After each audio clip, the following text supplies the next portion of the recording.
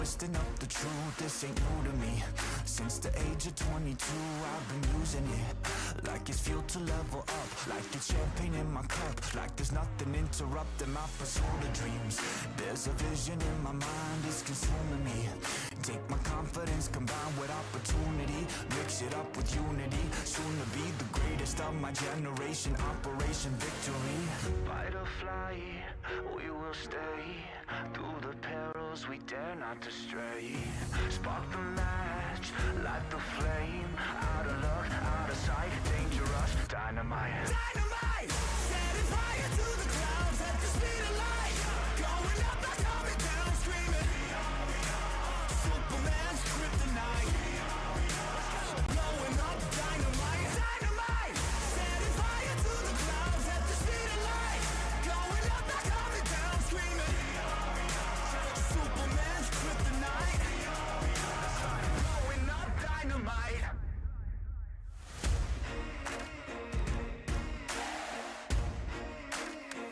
Check it. Troubled days, lonely nights, lot of tears, lot of fights. Big dreams met with bigger lies. It ain't what it seems from the outside. On my downfall they pray, will I surrender or will I betray? Given the trauma that lives in my brain, or use it to fuel up the fire in my veins. I never complain, I boss up and do it. If there's a battle, I fight my way through it. If the wind blows, I thank God that he blew it. Cause what is a blessing depends how you view it. The fruits of my labor are in abundance, indispensable, I'm not redundant. Incomprehensible the way I've done it. When the struggle pushes me, I'll shove it. I rise above it. Fight or flight, we will stay, through the perils we dare not to stray. Spark the match, light the flame, out of luck, out of sight, dangerous, dynamite. Dynamite! Setting fire to the clouds at the speed of light.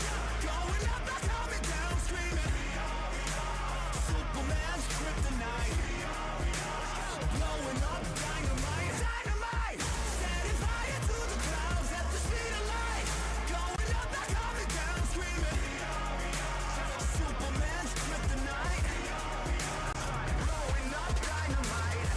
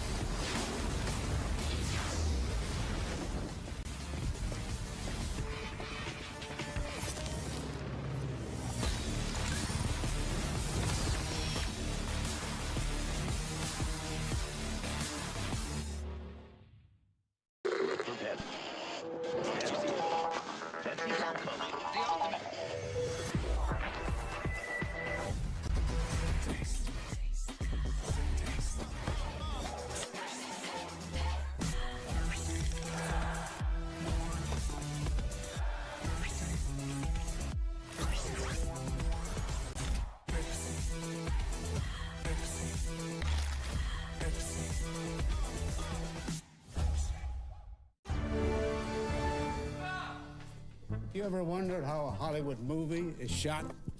On a Sony. You review it on a Sony. And how do you make that sound epic? You record it on a Sony. Lunch break on a Sony. So why wouldn't you watch it on a Bravia by Sony?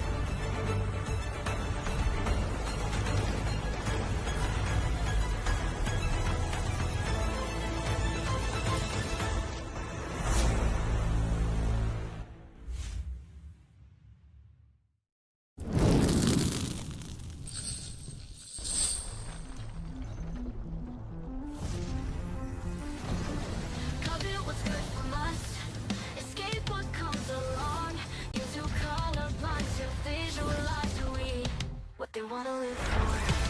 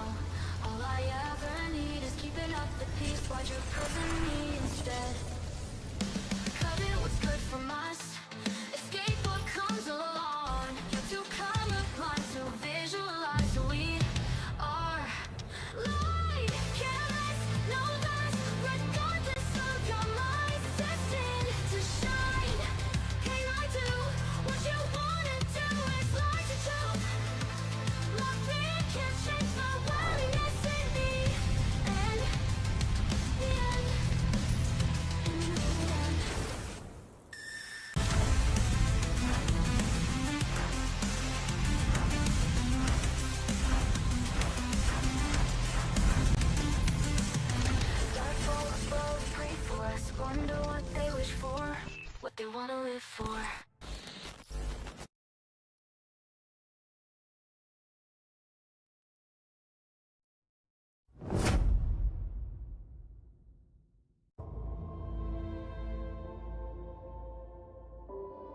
Welcome to PUBG Mobile version 3.3. In this update, we've added a new themed mode and items, and improved the game as a whole. Let's explore this new version together.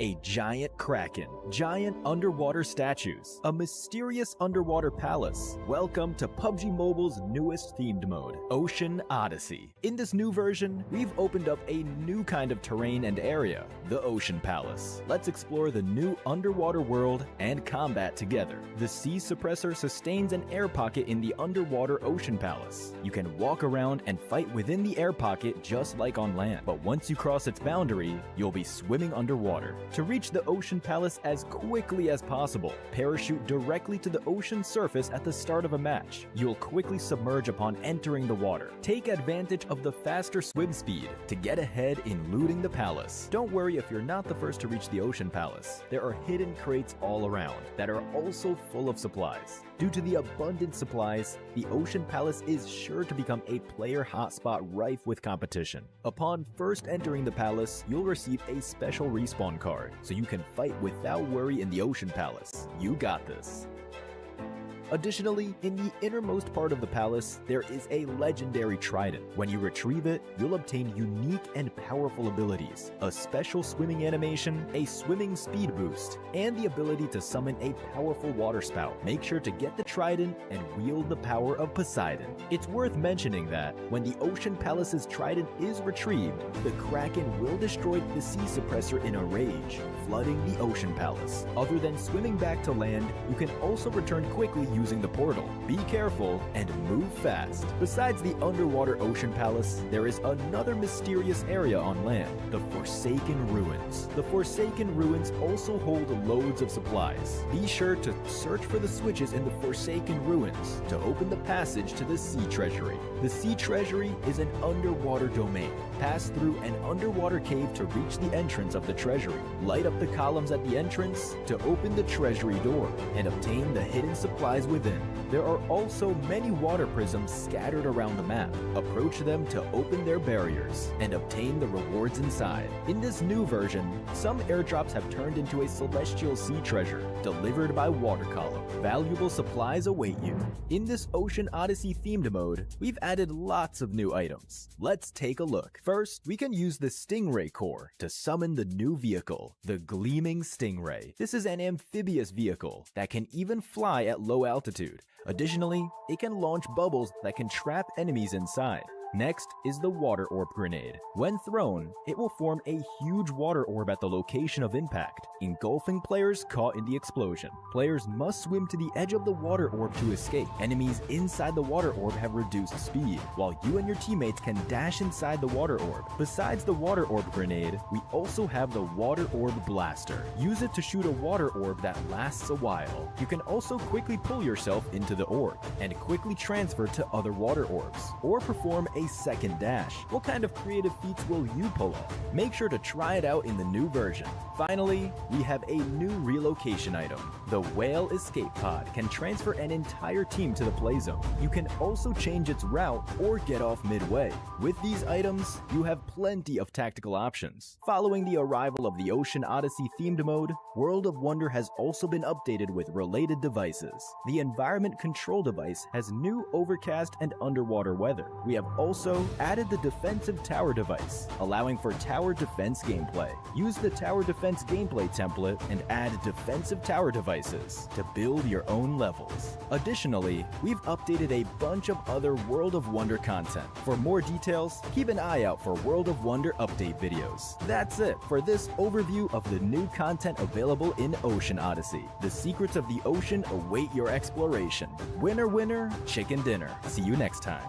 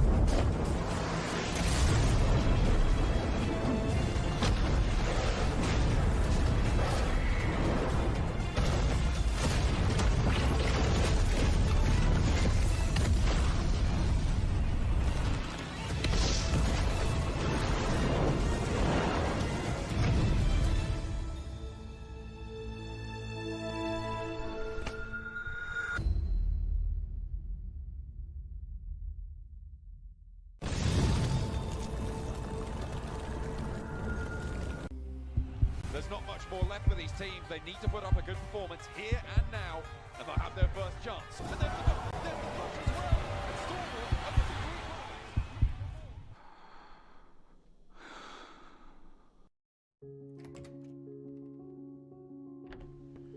Хүндэт аав ээж хоёртоо сайн байна уу?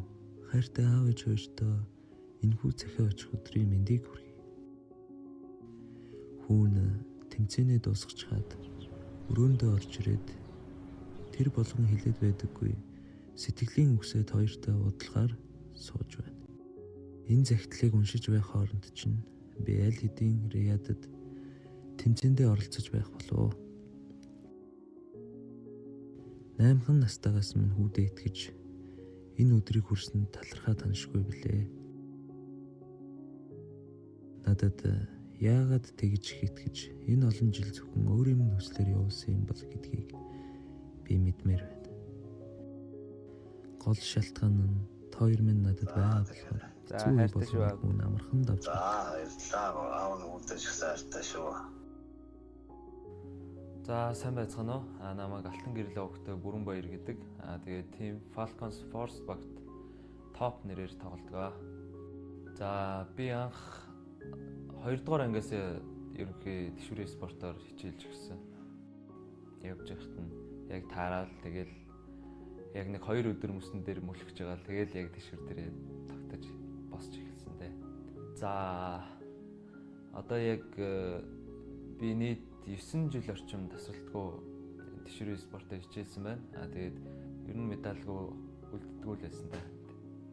За би яг тэшүүрийн спортоор хичээлэхэд ерөнхийдөө нийт нэг 50-аас 60 медаль одоо цуглуулсан амжилттай байна да. Яг сүүлд бол шигшээд байсан. Тэгээд яг одоо хамгийн анхны гэх юм бол энэ би булганых тэгээд Булган аймгийн авраг одоо шалгаруулах тэмцээнд яваад хамгийн анхныхаа хүрэл медалийг эндээс ингээд авч ирсэн юм байна. Одоо цалин мөнгөний асуудал ч гэдэг юм уу. Одоо ирээдүгөө харахад жоохон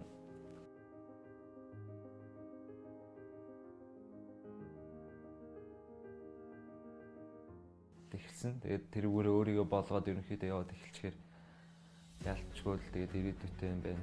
Гэхдээ яг өмнө сонирхогч байхдаа бол тэгээд бас өөрийгөө ингээ мэргэжлийн төвшөнд ингээ очиход ингээ боломжтой юм байна гэдгийг ерөнхийдөө харсан байсан. Тэгээд шууд шийдсэнтэй. Тэгээ багш маань ч гэсэн намайг дэмжиж одоо наадах руугаа ингээд орж байгаа юм бол эцсийн үзэрэй гэж хэлээд намайг явуулсан. Тэшүүрийн спортоор орхиж та хоёрыгаа эргэлзүүлсэн дуучлаарай. Тэр үед өвн хүсэл мөрөөдлөө л дагсан юм шүү. Тэр олон жил хүүтэн мөсөн дээр голоож болгоход мэдээч тийм дуртай байгаагүй гэдгийг хүн мэднэ. Ээжээ хүн таныхаа хэлсэн үгсээс урам зориг авч ухаантай явах ёстой гэдгийг ойлгож амьдралд алдахгүй тулд хичээж яваа шүү. Та минь хэлсэн. Миний хүү хар багасаа л их мундаг хүү байсан гэж. Тийм болохоор л хүүдээ санаа зовлтгүй итгэдэг байсан баг. PUBG-гийн мэргэжлийн тамирчин болохоос өмнө намайг яг юу хийгээд явааг ойлгохгүй л байсан. Тэр үед санаагийн зовоож байсан дуучлаарай хүүгээ. Хүсэл мөрөөдөл минь хэтэрхий том байсан учраас та хоёртой яг яаж ойлгуулахаа сайн мэдэхгүй л байсан. Монгол тэмцээн биш, гадагшаа өөр улсын багуудтай тэмцээнд орж авраг болж e-спорт гэдэг зүйлийг ойлгуулахыг хүссэн. За миний аав бол одоо тээвэрчин хүн. Тэгээд насаараа одоо том дэрэг барьж байгаа тийм хүн байдаг. Тэгээ миний хувьд миний аав бол угаасаа тэгээд үгээр хэлж одоо ингээд юмар барихгүй тийм хэмжээний л ерөнхийдөө одоо насаараа одоо ингээд том тэрэг бариад явдаг жолооч хүн байгаа. Тэгээд одоо энэ амьдралыг те одоо ингээд хоёр хүүгээ ингээд юугаарч дутаахгүй одоо ингээд өсгсөнд хоёр хүн ингээд маш их баярлж явдаг. Тэгээд цаг заваа ингээд ажилдаа зориулаад ингээд бүх зүйлээ зориулсан. Одоо тэгээд аав ээжээрээ ингээд амар их амраасаа гэж үздэг байхгүй. Тэгээд анхандаа ааваас айсандаа ээжээс гуйдаг байсан. Ээжээ намайг аргалаарай гэж хэлээд бэлтгэлийн байрлал уучиж багийнхантайгаа бэлтгэлээ хийдэг байсан. Тэгээд эцэст нь анхныхаа Азийн авраг болж маш их баярлсан. Одоо л аав ээжтэй ханиулъя. Одоо л хүүгээ юу хийж явааг ойлгосоо гэж хүссэн. Гэр бүл ойлгож дэмжихгүй бол угаасаа амжилт олоход хэцүү. Тэр цагаас эхлэж хүүгээ дэмжсэнд бас ойлгосонд талархаж явдаг шүү өрнө.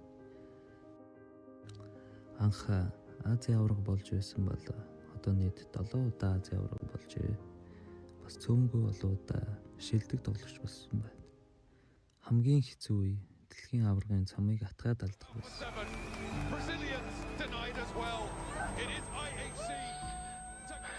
Тэр үед ээжийн хийсэн үгийг бодоод тавьширч байсан да.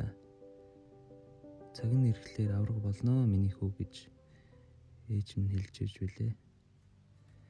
Мэргэжлийн тамирчин болоход миний хүсэл мөрөөдөл намайг хөтлсөн гэж би боддог. Одоо бол яг миний ажил гэж бодож бүх сэтгэл зүрхээ зориулж ажиллаж байгаа.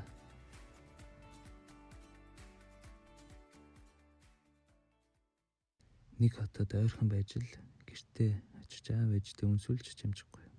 Хүүн одоо нөгөө яриад байсан том тэмцээндээ явах гэж байна. Тэгээд хүүдээ захиж хэлэх юм байна уу гэд. Тэгээд амжилттай олцоод Монголынхаа нэрийг дуусгаад ажил наалаасантаа амжилтаас аваад тэгээд амжилт гаргаад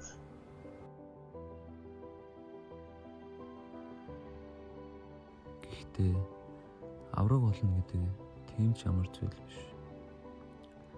Хоёрыгаа хүүгээ ойлгож байгаа гэж найдаж байна. Надад шантрах олон үе байсан. Миний аав ээж энэс илүү зүйлсийг даваад гараад ирсэн байхад миний шантрах хажууд нь юу юм? Би заавал дэлхийн авраг болж аав ээжийнхээ ачийг хариулна гэж хүн дотор байнга бодож явдаг юм шүү.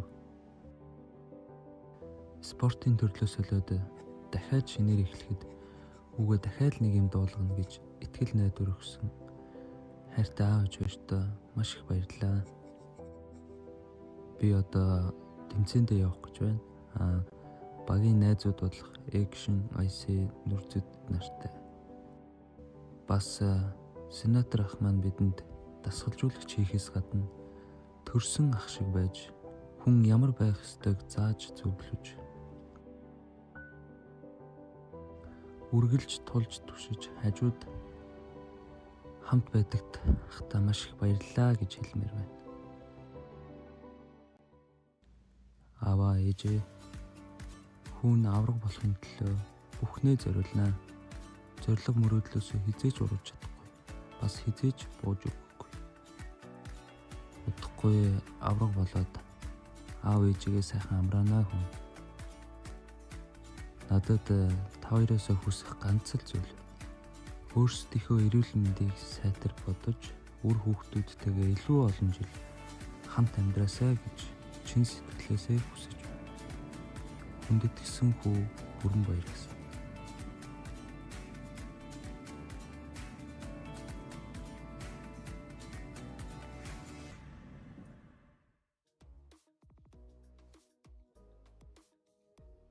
We're here for predictions. PUBG Mobile is right around the corner. We're going to be putting the teams in order as to what we think is going to be at the top. Some of the teams obviously not going to be so lucky in our estimation, I think, guys. We're going to be chopping and changing some of their hopes and dreams, I think. Should we just dive straight into it? Dust this prediction leaderboard off right now. Clean it right Let's go. Give it a dust off. We're going to get into the archaeology of it all. Right, let's pick a team. Let's put them on the list. We've got a tier list to get through. I'm thinking Mad Balls to start off. What are we looking at? I'm going to say probably an A team here. The problem with Mad Bulls is that I think they are a good team. However, they have just been marred by very bad tournament after very bad tournament. And I feel like there was a point in time where they were kind of the creme de la creme, but the team kind of got gutted a little bit. They've lost some of their best players. I mean, I just don't see them doing terribly well here. I mean, they definitely lost some of their players to some of the other rosters here as well, who are going to be trying to push them even further down than 18th here. Jackie, are you agreeing with the 18th? I think 18 sounds reasonable. I'd be more willing to go for a 17th. I think 18, as numbers go, I don't like the fact it's so even towards the end there. That if is they were true. 17th, that would be 17th. acceptable. Should we go for 17? Let's knock it to a 17. Tiamba? I want to say maybe like, let's say 16th. I still trust in the Chinese teams. I still have some trust. Let's go for someone I think will probably be putting more towards the top, IWNRX. I think this is a team that kind of took EMEA by storm. Let's put IWNRX around about, let's say 5th place.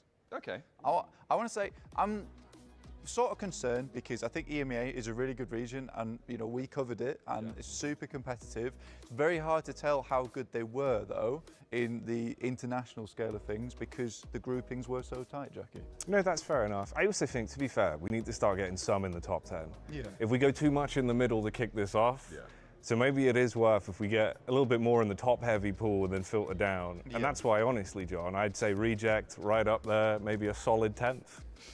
Yeah. I mean, sure. Yeah. Let's go with that. Yeah, I like that. You know, the big boys from the Brazilian Open, like, smashed it. Get them in there. Yeah. Alpha 7.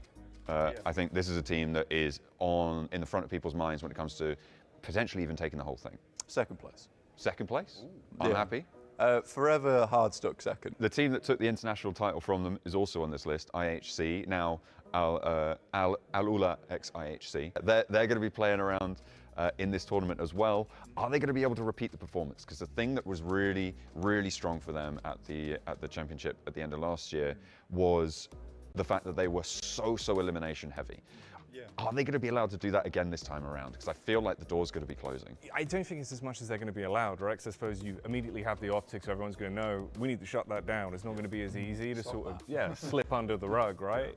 But I do think they have the talent to do it again and would like to see that happen. I definitely have a lot of time for IHC. I don't know. I think a solid 6th place for IHC would be fair. I would maybe push them down a little bit from 6th. I feel like top 6 is quite prestigious. I feel like 8. Okay, I think 8's reasonable.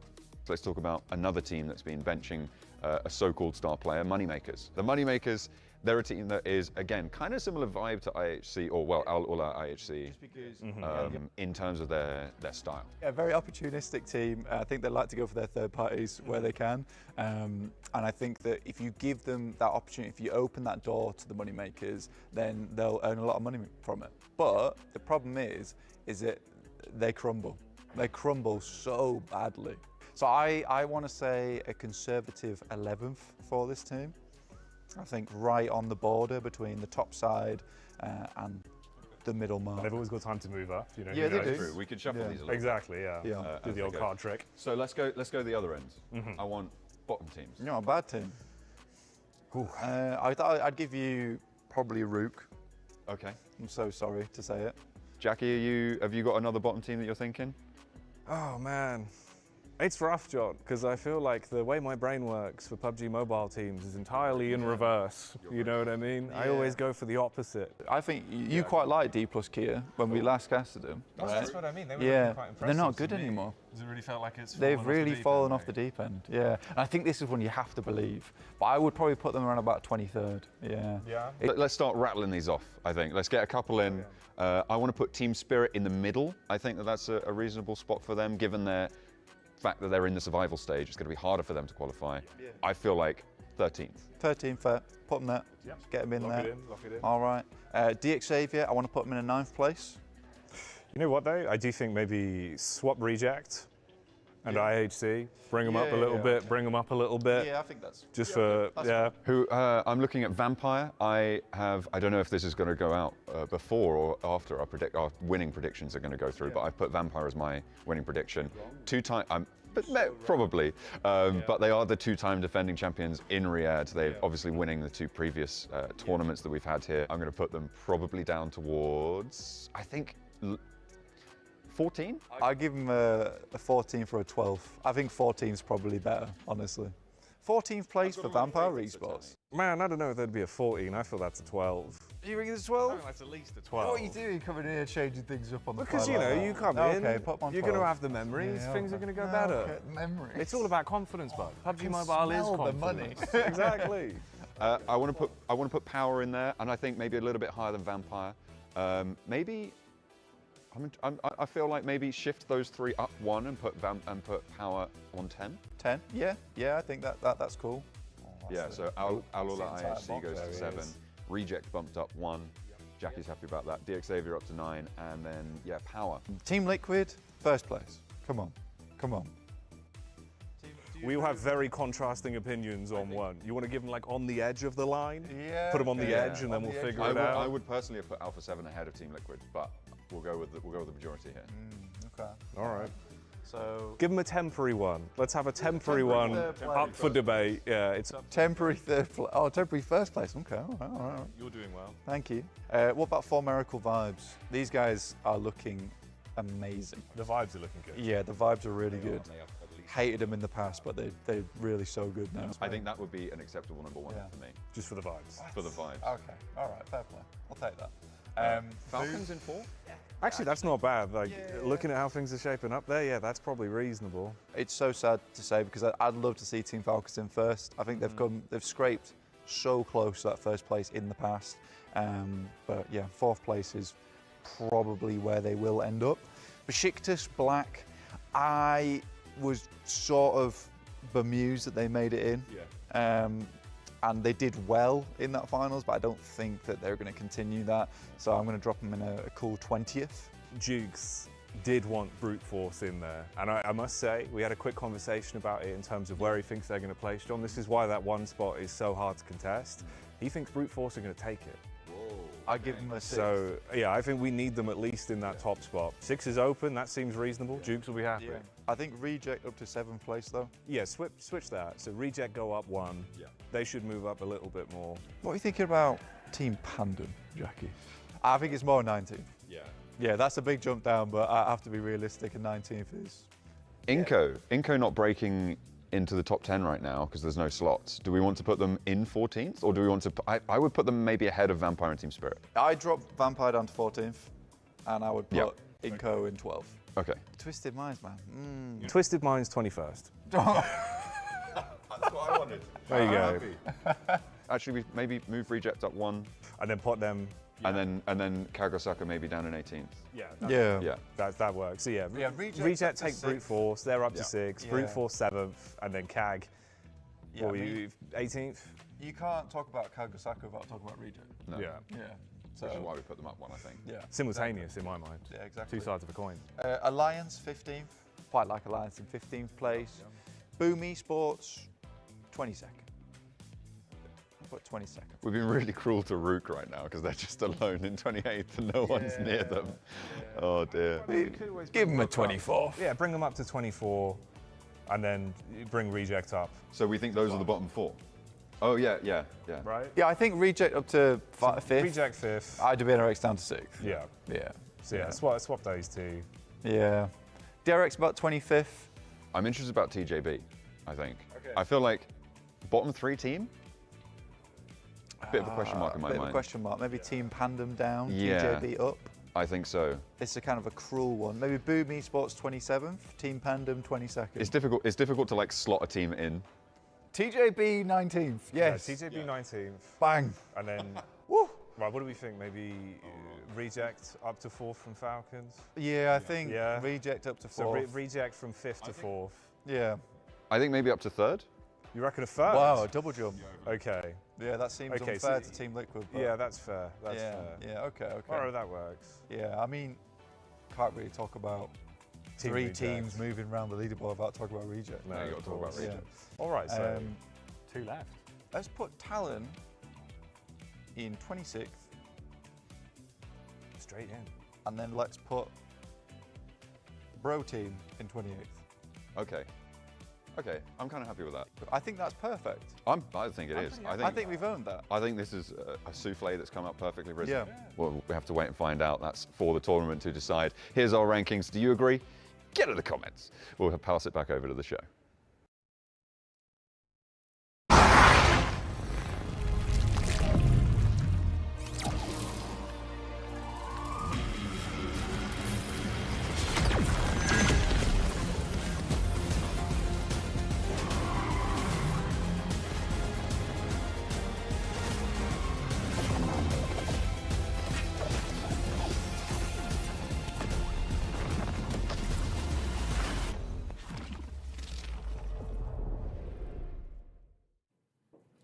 Hello, everybody, and welcome to the final day of the survival stage here at PMWC. I'm Ginny, joined with the 7WG. And we're going to be sending 12 teams home today. Ooh, we're finally going to be crushing some keys here at the PMWC, but 4 teams are going to be going to the main tournament. So stick around and find out who goes to that main tournament and which teams are going to be going home. See ya.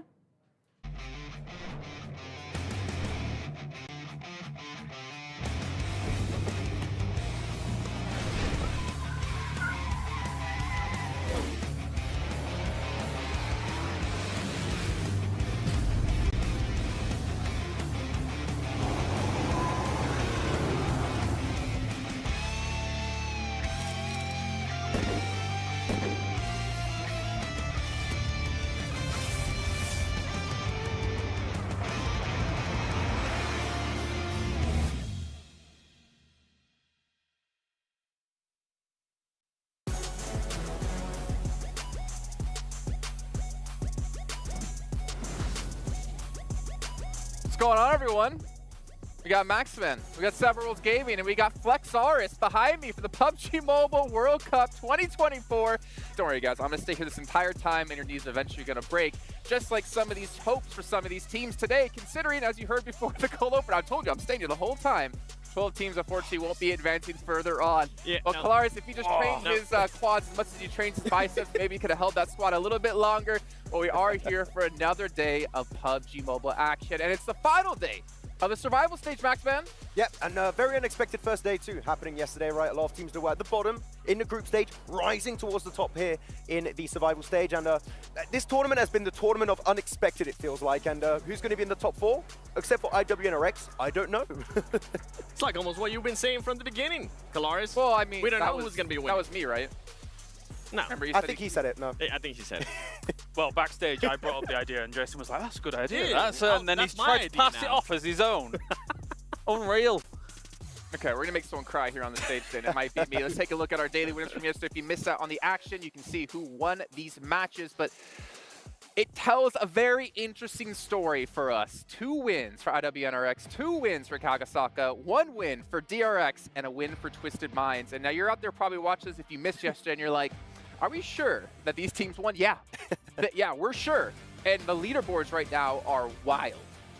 It's weird. It's a weird one. I'm not going to lie, Seiji Osaka, didn't really expect them to pop off the way they did, right? One really stronger angle, one Miramar on top of the mountain, just sniping down everyone. It's a great time over there. So the thing is, it could still be completely different who's going to be in the top 4, right? So sure, they had a great day. You still have 6 more matches. If they do a D plus Kia, downhill. Yeah. I'm not expecting that too much, though, right? I feel like, of course, IWNRX, almost certainly safe, 99.9% chance here. Kagasaka, I feel like we're at the 90% mark for them, right? I don't think they're going to have a D plus Kia scenario. I think all Kagasaka needs to do now is sit in a compound, sit pretty, sit happy, and they're going to be into the main event. Do what they did during group stages, but just maybe fight a little bit more, right? That was the biggest question mark with them and also DRX. There were teams that were actually willing to fight, and it was a big surprise yesterday when we're like, okay, wait, Kagasaka, two chicken dinners? Okay. I did actually hear, I talked to them on the way down the elevator, and they said if Kalaris gives us another flex on air, I think we're going to make it into the event. But don't worry, you don't need to see our reaction about his giant muscles. We're going to take a look at the players' reactions from yesterday's matches with Pepsi. Take it off. Chill.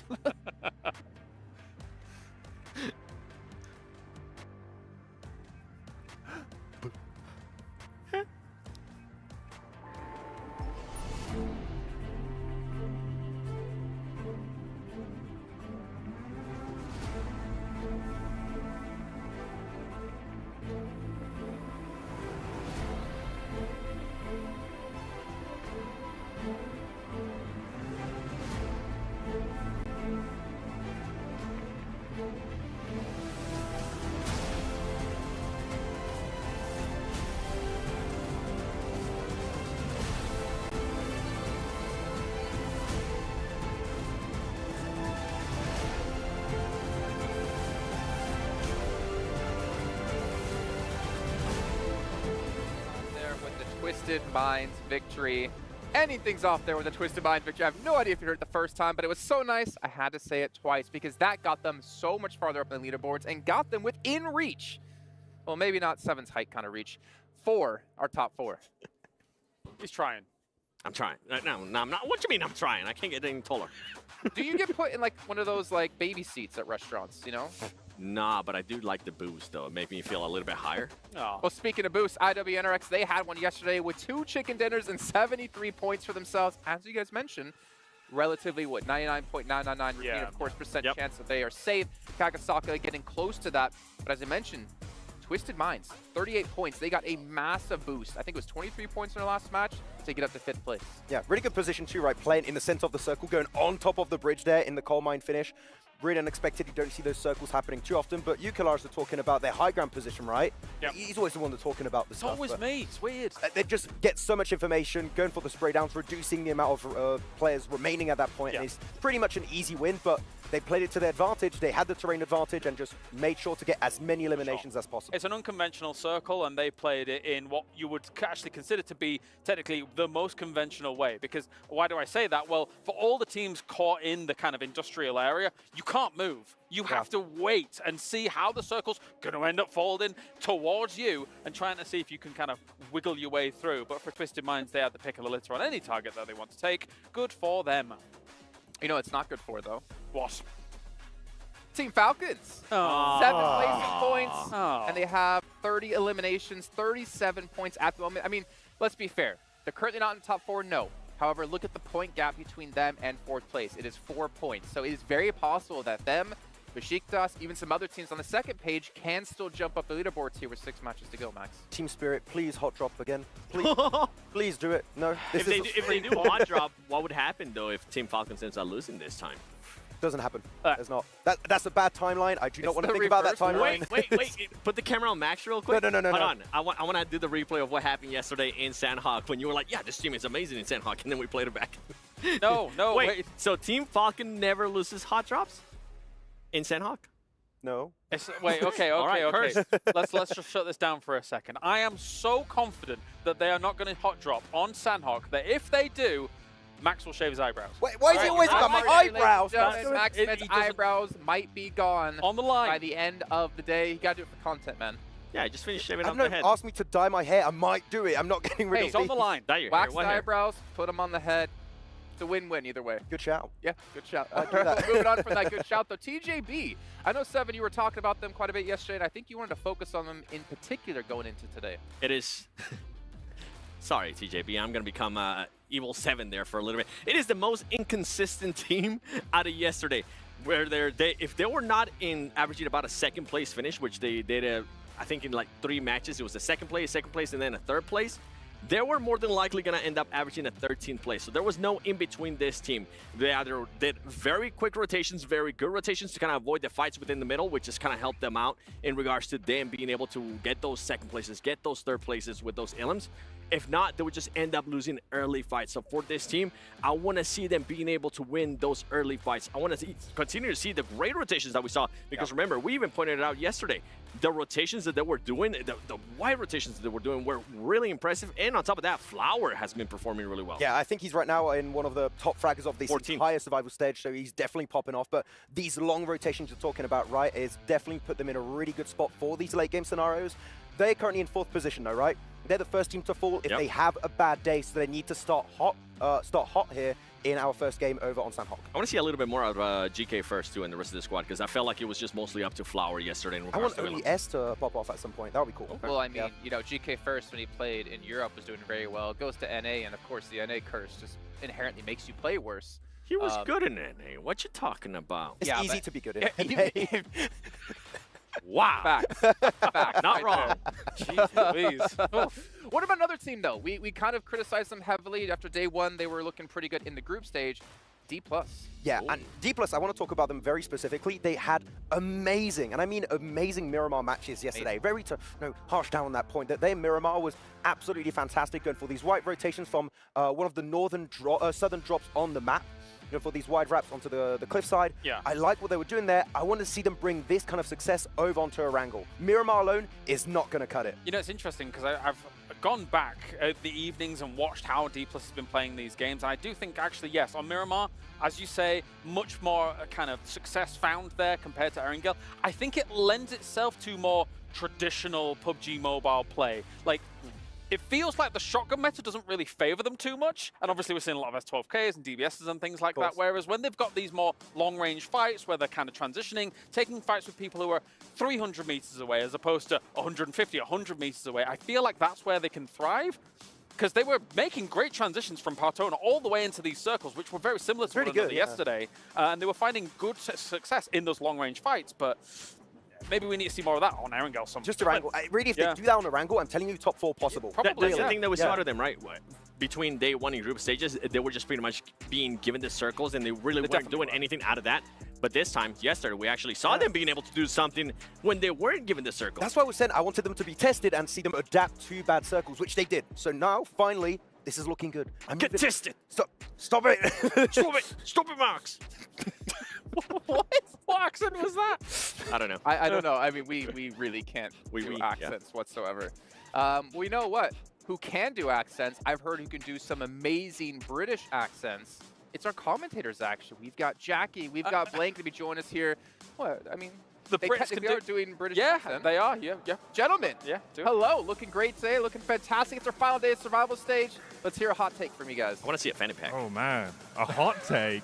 We always keep it hot, Jason. And you're right, we're actually Australian. We just do the English bit for a laugh, don't we, Blank? It's just funny, really. We're actually from down under, 100%. But some teams are down under on the leaderboards. They need to bring things up just a little bit here in this tournament. You got Team Spirit sat right down towards the bottom. I don't think they're making it. But there's a lot of teams towards the top that have that chance. But CAG Osaka, man, did not expect that from yesterday, and IWNRX just bullying the lobby. Oh, yeah. You had Tongjia Bao making everyone bow down as well. It's very exciting to watch. I'm just looking forward to it, Jason. Survival stage is closing today. That fanny pack is so awesome from Jackie. Yeah, but gentlemen, I don't think they noticed that Kitsune is right behind them, and I don't think they're going to make it off the survival stage into the caster booth, because he was looking at them when they said they don't think Team Secret or Team Spirit are going to be making it. Did they say hot drop? Maybe. Well, they've brought Falcons, we're coming for you. Well, it's very nice. Yeah, very nice. Yeah. You know what's also very nice? What's that? Our team in first place, who had a massive turnaround from group stage to yesterday. IWNRX, I don't know what they did from their day off, but honestly, it is not easy to pull that kind of switch around. And honestly, it kind of worries me to see a team be able to play that hot and that cold. Yeah, coming in so much so that those dogs were taking pictures of them. That was unbelievable. They had cameras and everything ready to go. But IWNRX, I really like how they were able to perform yesterday. Obviously, I think that what we expected of guys like Z-Wolf, and again, even in Miramar, we got to see the Mini 14s coming out and absolutely blasting with them. Bring me more Mini 14s. I want more DMRs on the battlefield. Maybe on Erangel one day. Maybe one day. Probably not. But like really cool not fact. today. Also, when you're looking at the top 5 fraggers, 3 of those are from IWNRX. So you got Kane, Swain, and Z-Wolf, which you would expect. But also, they've been successful on every single map. They got that chicken din on Sanok. They got chicken din on Erangel. They got, of course, a really good finish also over on Miramar. So doesn't matter the map, doesn't matter the scenario. They will perform, get consistent points. They know they're qualified, but they're just trying to build momentum to head into the finals with a good start. And something that the other teams need to watch out for with IWNRX is, at this point, I mean, we've been saying, they're already qualified, right? They're going to be not having to really worry that much, but I'm going to be looking at Team Falcons. I'm going to be looking at some of the other teams that I might not want in the main tournament. If I'm IWNRX, I might make their day a little bit harder. That's it. Like, is there any tournament ever where we had an opportunity that you could target a Falcons? It happened. I don't think it's going to happen, but have you ever, I mean, really, have you ever seen a tournament where you could literally maybe ruin the chance for Falcons to qualify at the biggest stage? We know what this team can do, right? Yeah. Maybe at the end, if they're still not in top 4, just... We saw it in, I mean, we saw it at PMGC with S2G and Alpha 7, remember? S2G started targeting Alpha 7 because they just didn't want Alpha 7 to win in their home country. If you've got an opportunity against some of the very biggest teams that are having a bit of a hard time, it is worth it if you know you're qualified. Yeah. Oh, you know, it's also worth it for you guys to head over to stcplay.gg and get your predictions in for the event in general. You heard obviously us talk about the teams, maybe do a little bit different in our predictions and keep us happy here. But speaking of happy, we got 20 seconds to go here. 7 in 10 seconds or less. What's your hot take on the day? Inco Gaming is gonna qualify. Just kidding. It's a bit that we're doing, guys. Is it? I don't know. They're not gonna qualify. They're not gonna. No. Long, but it is time to head down to the stage. Let's kick off our final day of the survival stage. cut it. Yeah, sorry.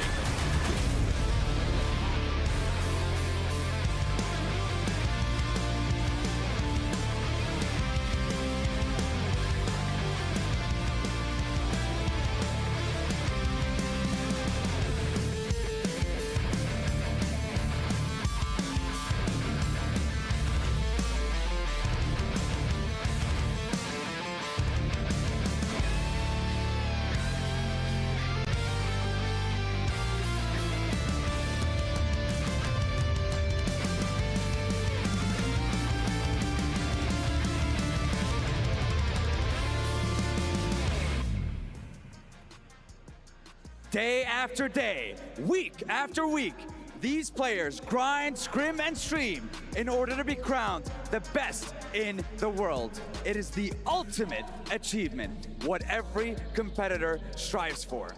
And for today's games, for today's survival stage, 12 of those teams will end their journey. Yes, indeed. Just 6 maps remain in our survival stage. 6 maps to prove that you have what it takes. 6 maps to stay in the race for the trophy. My name is Barney Banks and I am your host alongside Sandstorm. And welcome to the PUBG Mobile World Cup at the Esports World Cup. This stage of competition could not have a more fitting title, because today is about one thing and one thing only: survival. Who will survive and who will make it to the main tournament? Because the teams coming in today, most of them will have a target on their back. Can they handle the pressure? Ooh, can they handle it indeed? Rest assured that every single player here believes that they can be champion, but today is the most important day of competition that we've had so far in order for them to make that happen. So, with that being said, it's time to introduce our teams to the STC Arena for the final day of the survival stage. Starting off with Brute Force. D plus Kia. Istanbul Wildcats next, Ruya. CAG Osaka. Team Falcons. Inco Gaming.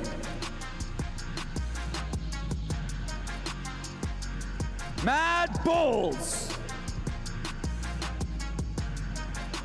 Harami Bro. Besiktas Black.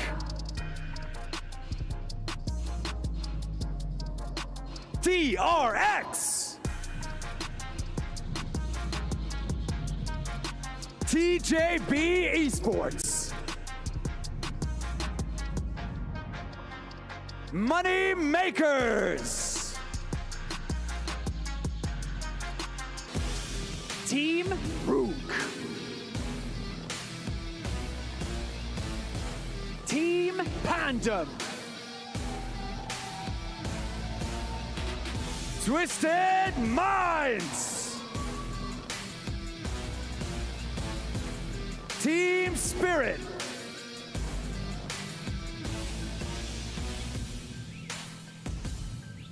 These teams have traveled all across the globe to be here, fought tooth and nail to stay here. But only 4 teams can join us in the main tournament. Who will rise and who will fall? That's right. They've had 24 hours to make adjustments, and now it is time to bring it home. Ladies and gentlemen, it's time to find our final 4. Casters, over to you. Oh, thank you, Banks, and thank you, Sandstorm, for setting the stage with your magical words that really do bring the pace and importance of today's games here in the survival stage.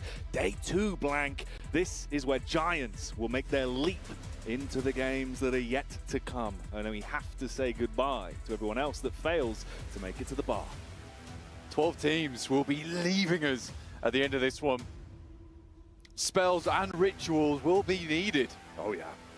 Sigils drawn in the ground, trying to evoke some kind of performance from today, because some of these teams have just not had that oomph that we were expecting, Jackie. And I think Team Falcons, so far, they were impressive on some maps yesterday. Where was that in the group stage? maybe they can bring it home. For one team, we know they're safe. IWNRX have absolutely nailed this survival stage. These guys are already living it up in a house, central heating, aircon on. They don't give a damn about the electricity bill because they're making the money with their plays. And honestly, mate, I think there's still more to be said for them. I think with how they've been playing, how they've been bullying the lobby, which is the word that I think really is underlined, right? Because they came out swinging. Sure, group stage was one thing. Maybe they didn't look like they put their best foot forward. They weren't playing with the pace, weren't playing with confidence. But you cannot take away how damn good they have looked on the stage just over the course of yesterday. It felt like they were always in the forefront. It was only the final game where it looked like they even went down towards the starting moments. Yeah, I mean, for IWNRX, there was just not a single game that really seemed that bad. There was games where it felt like they were having fun. This is not the stage for fun, Jackie. This is the stage for really high-octane performance and moments, but it just felt like they were in Longhouse, fighting against 3 teams. They kept trying to come in. They kept telling them no. We don't take any kind of knockers on doors here. And they just sent them back, and it was great. It was really good to see. And it really did feel like a moment came where everyone was like, Longhouse is taken. Yeah. We can't go in there. There's a new landlord in town, and I think rent is due with how they were playing, mate. They were kicking everyone out and not allowing much room to breathe. There was a few sides as well that it just felt really underwhelming from how they were playing, and it was a shame to watch them consistently stumble and falter. You know who we're talking about. It kind of feels rough to bring it up again and again, but it's a big focal point. If you know, you know. Yeah, if you know, you know. Viewers, you'll be aware with those eagle eyes. Yeah, absolutely. I do think that some of these boys are a little bit more eager to get into it than others. Brute Force, I think that they rallied around Freezer yesterday. Yeah. So proud of that guy on that team, honestly. From what was a rookie startup towards the beginning of the year into PMWC, sort of carrying a lot of these engagements, Freezer has a long road ahead of him, and it's going to be a successful one, I can guarantee that. The optics for that man's career look fantastic, especially with how he's playing now. You know, these benchmark games where he's able to pull ahead of the pack, kind of just makes you think if everyone else could fall in line, if they can pass the baton a little bit, the level of lethality they could have, yeah, that could be through the roof. And the roof's pretty high. I don't know if you've seen, Blank, the SDC Arena, that's a tall roof. I mean, I've been exclusively looking forward. Today, I looked up and I was surprised at the magnitude of the arena. The sheer stance of it. The sheer stance of it was intimidating, yet also awe-inspiring. Well, there you go. That's what they've got to go through. All of these players on that grand stage. If you look up, you better not be afraid of heights, even though that would be looking down. But in this instance, you might be afraid of verticality in general. That's why they call it heights. Verticaligo. Other fears are available, of course. What, the sky? What is that? It's a roof. I hate it. Really bad let's fear, bring that. man. Let's bring that down a notch. Yeah. Yeah, you'd have to live like in Hobbiton, wouldn't you? Yeah. That's all you could live in. God, it'd be rough. The Bouncing Shire your head would off be fine. the, Anything that's else what I'm probably saying. a bit much. Hobbiton. The Shire. Yeah. I knew what you were going for. Yeah. You know. You knew what I was saying. Yeah. The beacons are lit.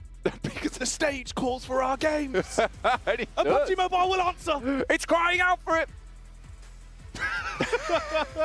You can see it's going to be a good day here at the survival stage. EWC calls for aid, specifically in the caster room. That's where you want these games started.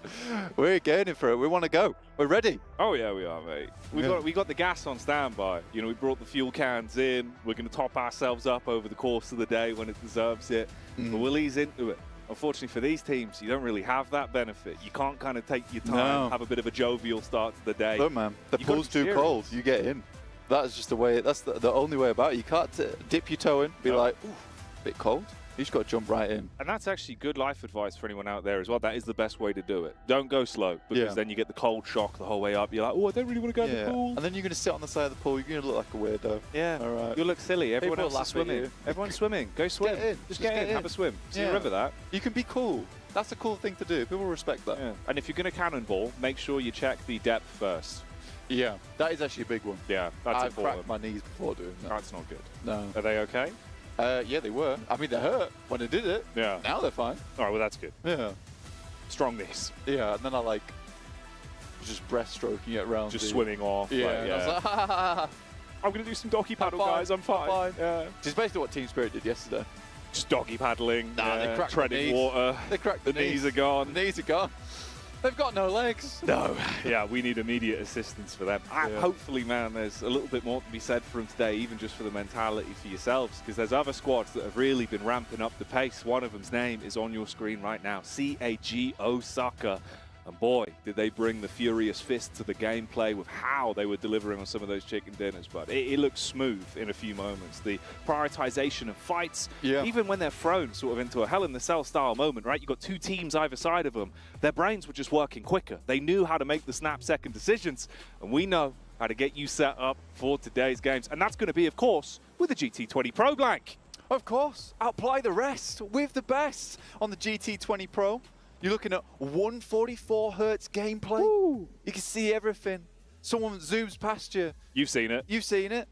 You can spray that down if you wanted to. Yeah, they're not getting away. Max that response design. time, man. Bezel-less. They based it on the way Maxman's brain processes information about professional PUBG Mobile. They studied him for months. They got it was one of the first brain scans they've ever done, where they got the entirety of the consciousness. Maxman's consciousness is in the GT20 Pro. It literally is. They said it to him, gives you tips. We're going to put you in, you'll be like an AI. Yeah, but just pretend you're not Maxman. No, you actually, every time you use the phone, it rings Maxman. Hello, this is Max. Yeah, that's a good alarm. Wake up at 9 a.m. Bye-bye.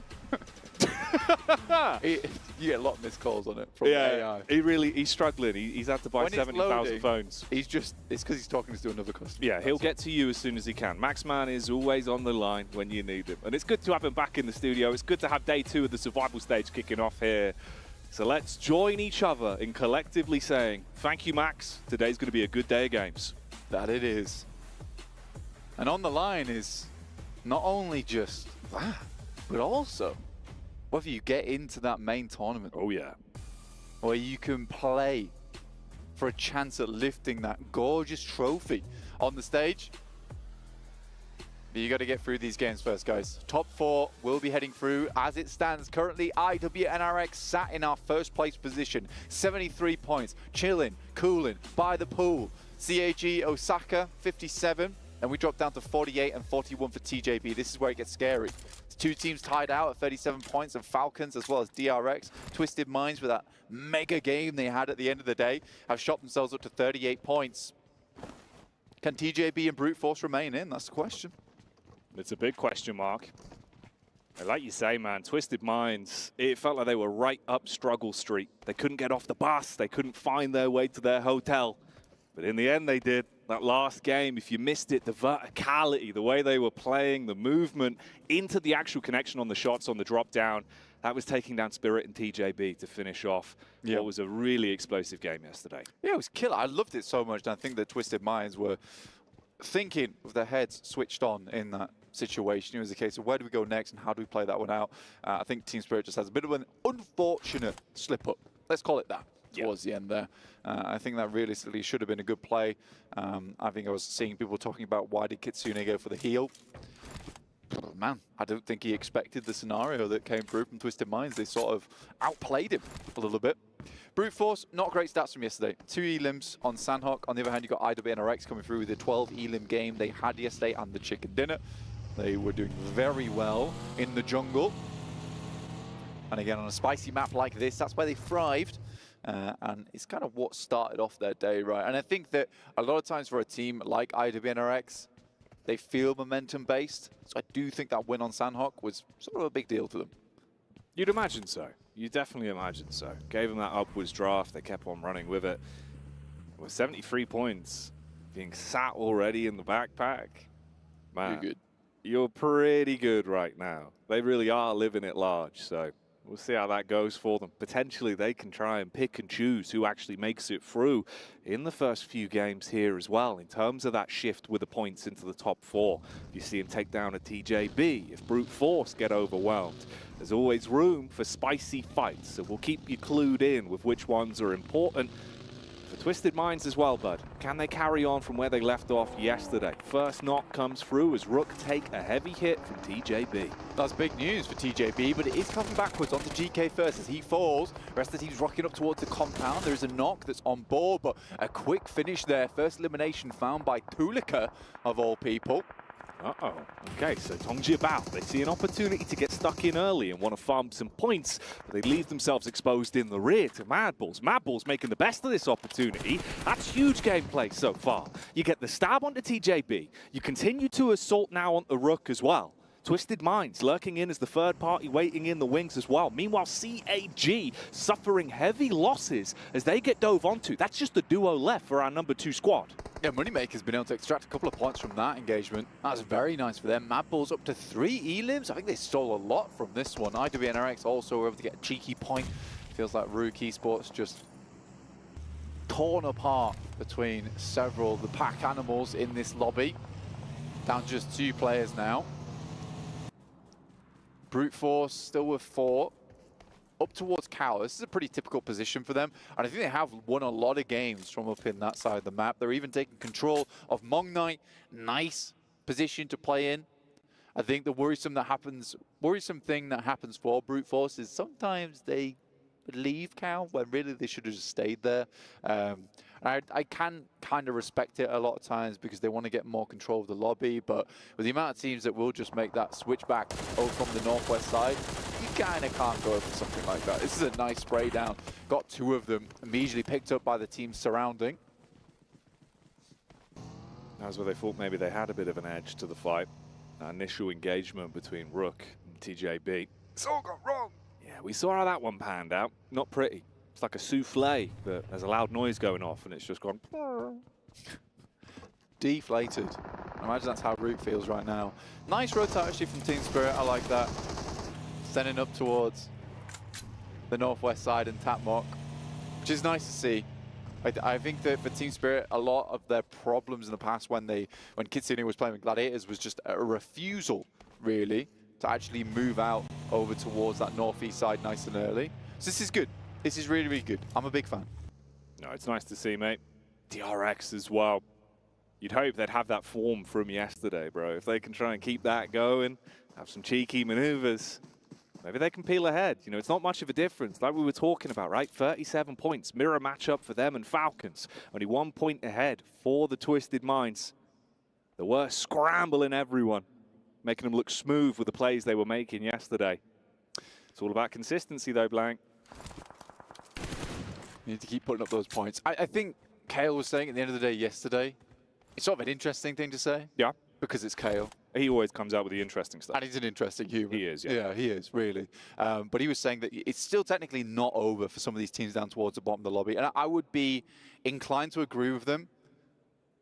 But it does require you to make that performance happen early in the day. Yes. So for any team down towards the bottom side of this lobby, they need to get themselves into a fighting position on this game and also hope some of the teams towards the top don't have themselves a good game either. Here's our shift on the circle over towards that eastern side. If we take a look at what's going on right now, you've got CAG Osaka currently in boot camp trying to hold out some of these teams as Inko tries to flow around that south side. There's definitely an opportunity there for them, but I always find this quite a difficult position on the map to play.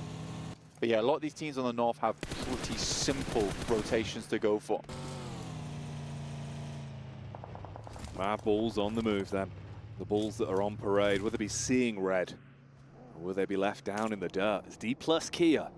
One man lurking behind the geometry. Potentially a bit of room to find some chip damage, but he's going to know they're all there. Doesn't want to overcommit. Of course, you are just a solo. That output, that firepower is more reliant on your timing, and that's a good one to take the first hit. Zerich going to buckle. If he could actually prioritize this somewhat, there could be a few more stabs, but the problem is they've got close grouping. They can go for the pickup onto Zerich when they feel comfortable. Fleek is going to make that move now.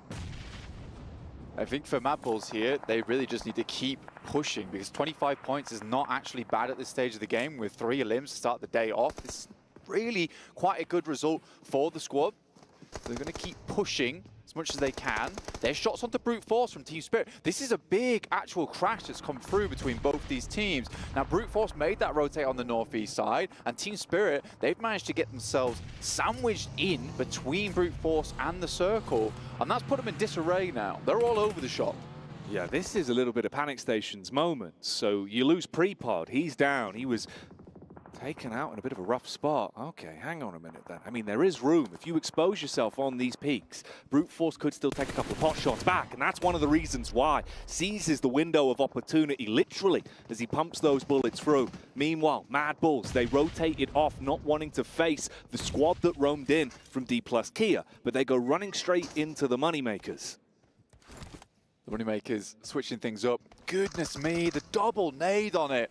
It's so readable as well on the res, but a wonderful play there. That drops them down to 2 effective players. I think the rest of Brute Force is coming in to finish off Team Spirit and probably finish off their chances in this tournament. Another insane grenade over the top. Just Kitsune and Nomi to back it up in the action. Ooh, I mean, Nomi does get the first off at least. Big Papa Pump makes an introduction as he'll hit with that one. Be able to commit onto it, so Brute Force now in a similar position. It's all down to the battle of the duos. Little peek on the sideline. Nade through the door as well, trying to keep the pressure on them.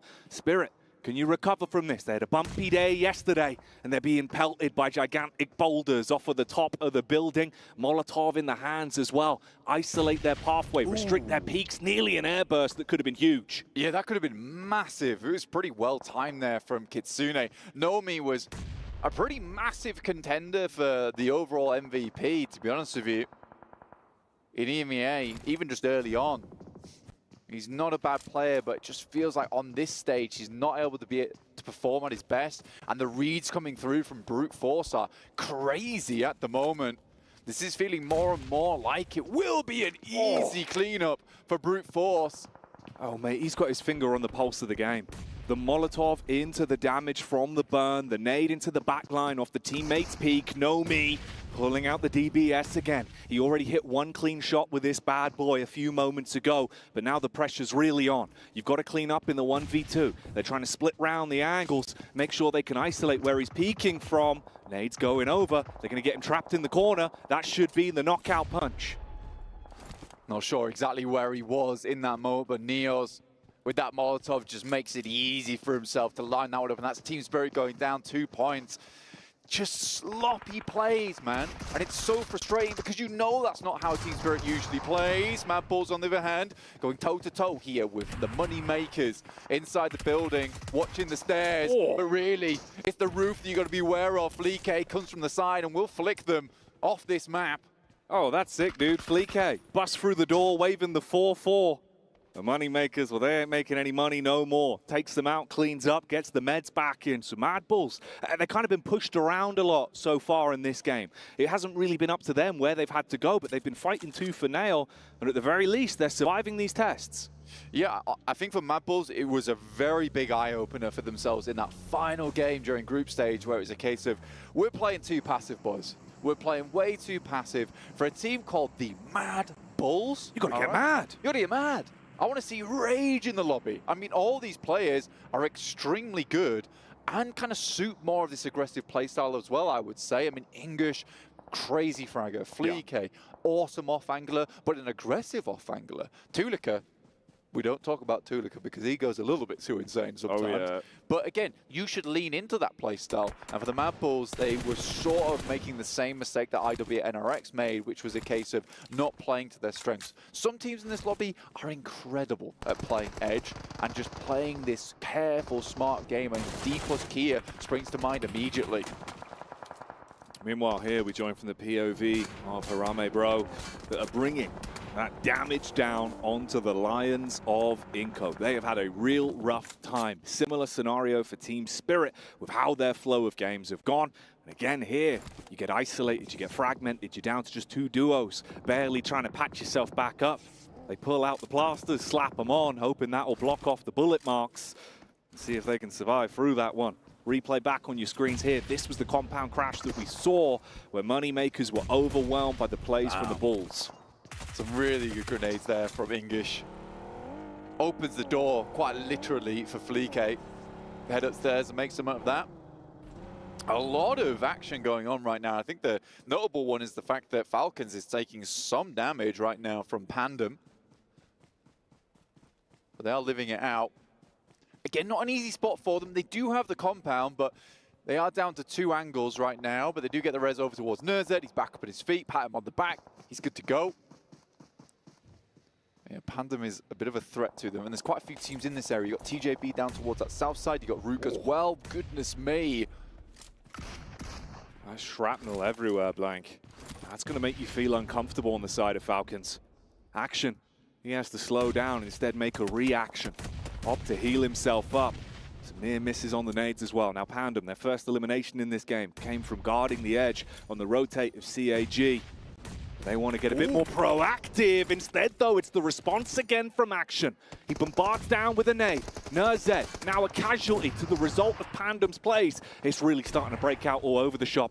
Action. He's been lucky to keep himself in this one. Backpedals around the corner. Opening the door for the info by the window. He's seen the head. Knows the location of the player pushing up. Trying to play on the off angle. Wants to go for the peek and get a little bit closer into it.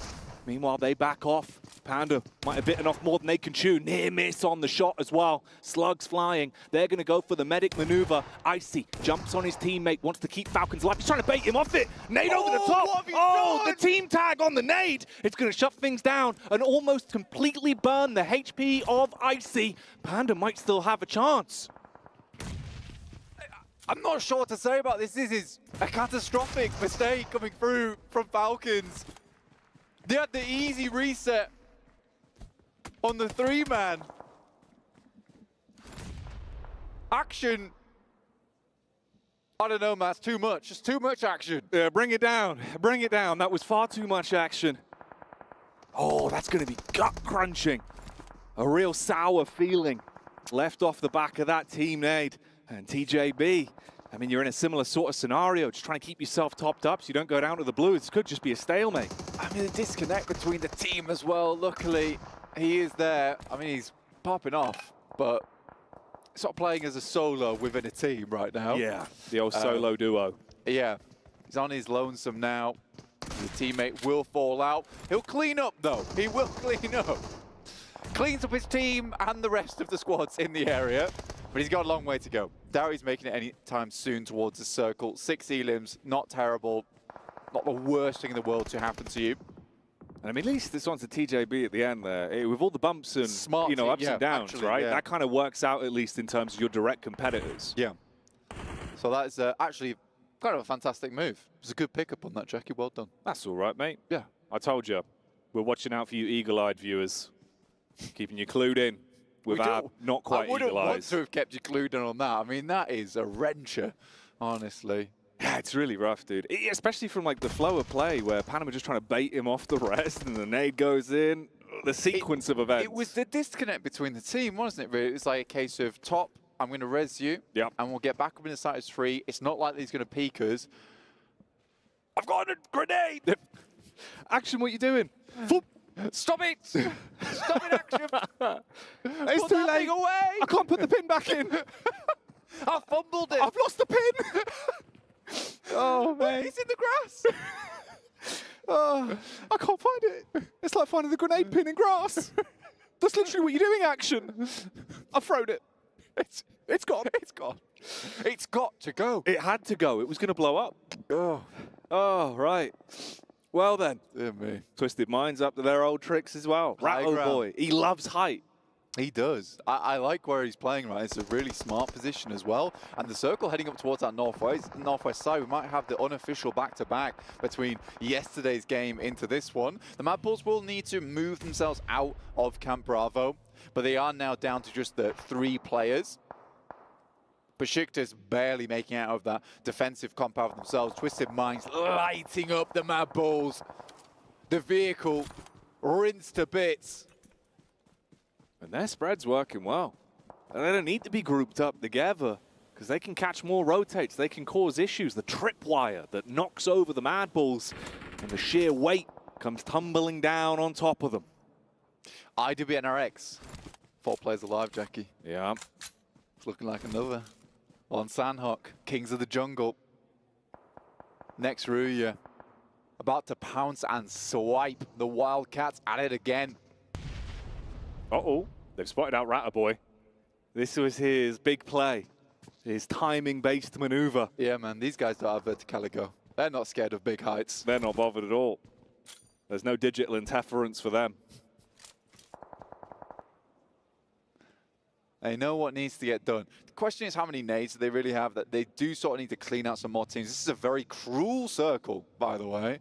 Heads away from practically everyone. There's that slight ridge side, though, which could be an interesting feature of this map because it might give D plus Kia and Bro Harame a massive opportunity just to take pot shots over towards this northwest side. And you know what? Max was mentioning this during the pre-show that D plus Kia have been fairly impressive. Some good rotates, some very stalwart plays, at least over towards Miramar itself. But even so, looking here on Sandhawk, like they're making it into the endgame fairly frequently.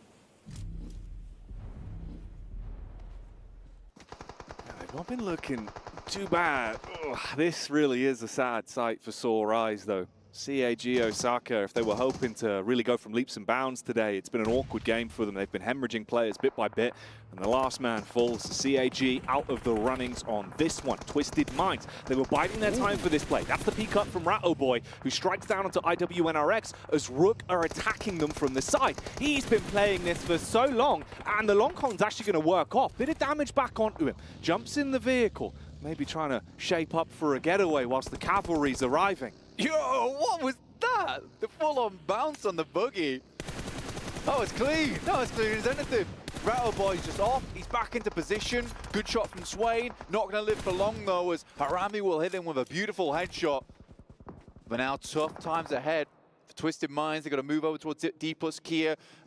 Osal just went for himself on the loot crate. The circles come to him. This could not be a more perfect opportunity for D plus Kia to take a game here. 8th place right now, 39 points, but not far away from 4th place with 44. However, that is Twisted Minds, and they're just pumping these points time and time again. Another knock comes through.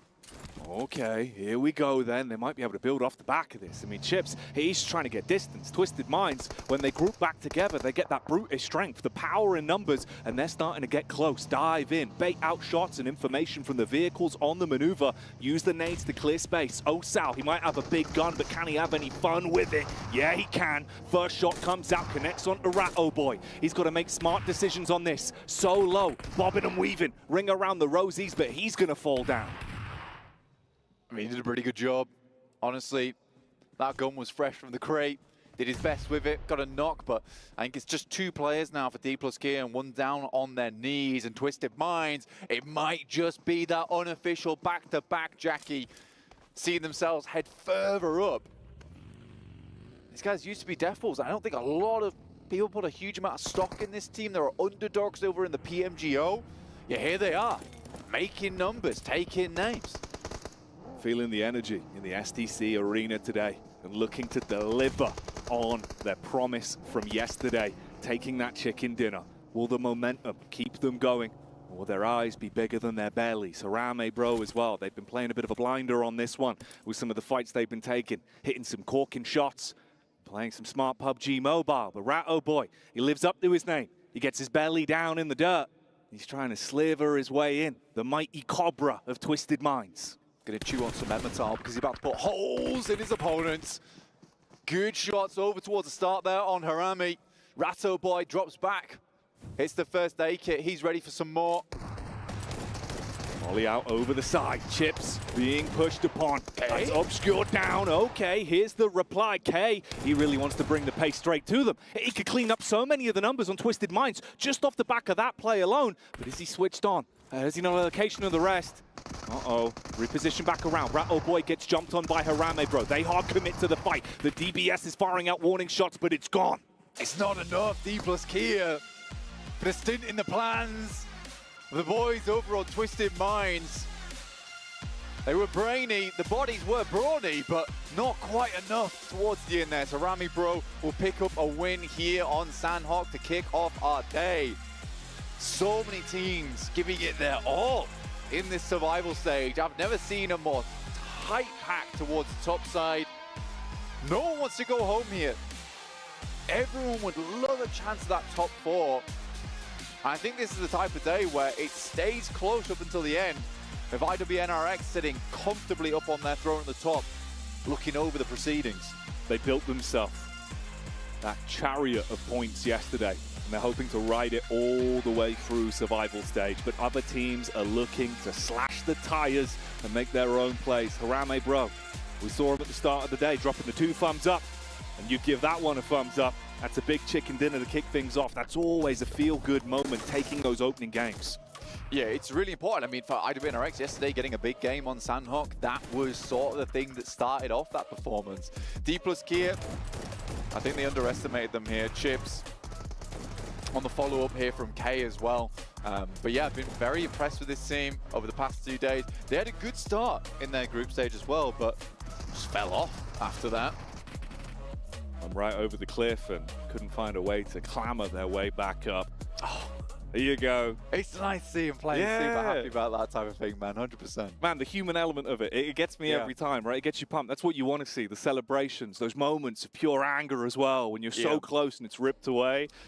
It's cool to see, and there is so much more to have your solo peepers peeled on as we get through today's games. Join us in a few when we're back after the break. For thousands of years, my wrath has burned in the waters of the deep. Its power awakens me. The kingdom will fall once more.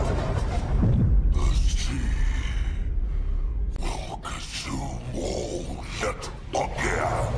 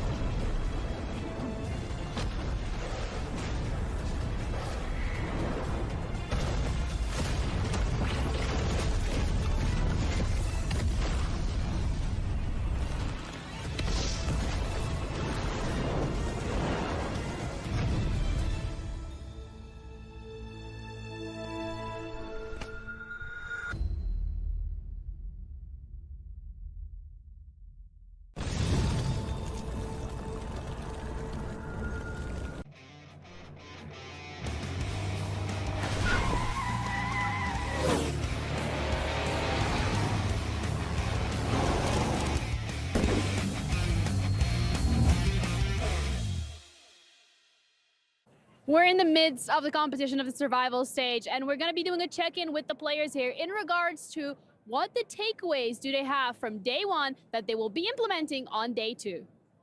Today we do some mistakes, because of that we lose a lot of points. Tomorrow we will check our mistakes, change them, fix them, and tomorrow we will show our best. I learned day one is like we were lack of confidence, and maybe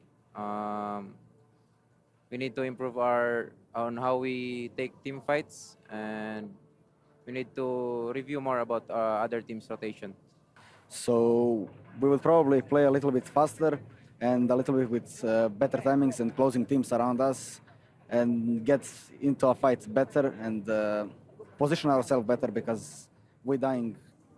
Hello guys, Kitsune here. So I think for our team, the biggest lesson we learned today is that we need to play a little bit faster in the zones that are hard for us. So we will readjust our gameplay for tomorrow and hope it will work out for us. But I mean, we've got just so little amount of points, and we will have to do like really insane job tomorrow. Hope guys you will see it and see you in the games. 첫째 날에 미라마에서 페카도 쪽을 털면은 상당히 저희가 힘들게 푼다는 걸 알았고 2일차부터는 페카도 랜마전을 해서 랜드마크를 뺏어낼 예정입니다. Aslında çok bir şey öğrenmedik yani bugünden. Sadece grup aşamasında kendi oyunumuzu oynamamıştık bazı şanslılıklardan dolayı. Burada da yani aktarabildik yani. İkinci günde aynı şekilde aktaracağız ve en iyi oyunumuzu ortaya koyacağız. Para amanhã é fazer tudo o contrário que a gente fez hoje, entrar e jogar o jogo, porque hoje a gente não entrou, o resultado foi vergonhoso. Vamos tentar dar o nosso melhor amanhã. Tamo junto, Brasil.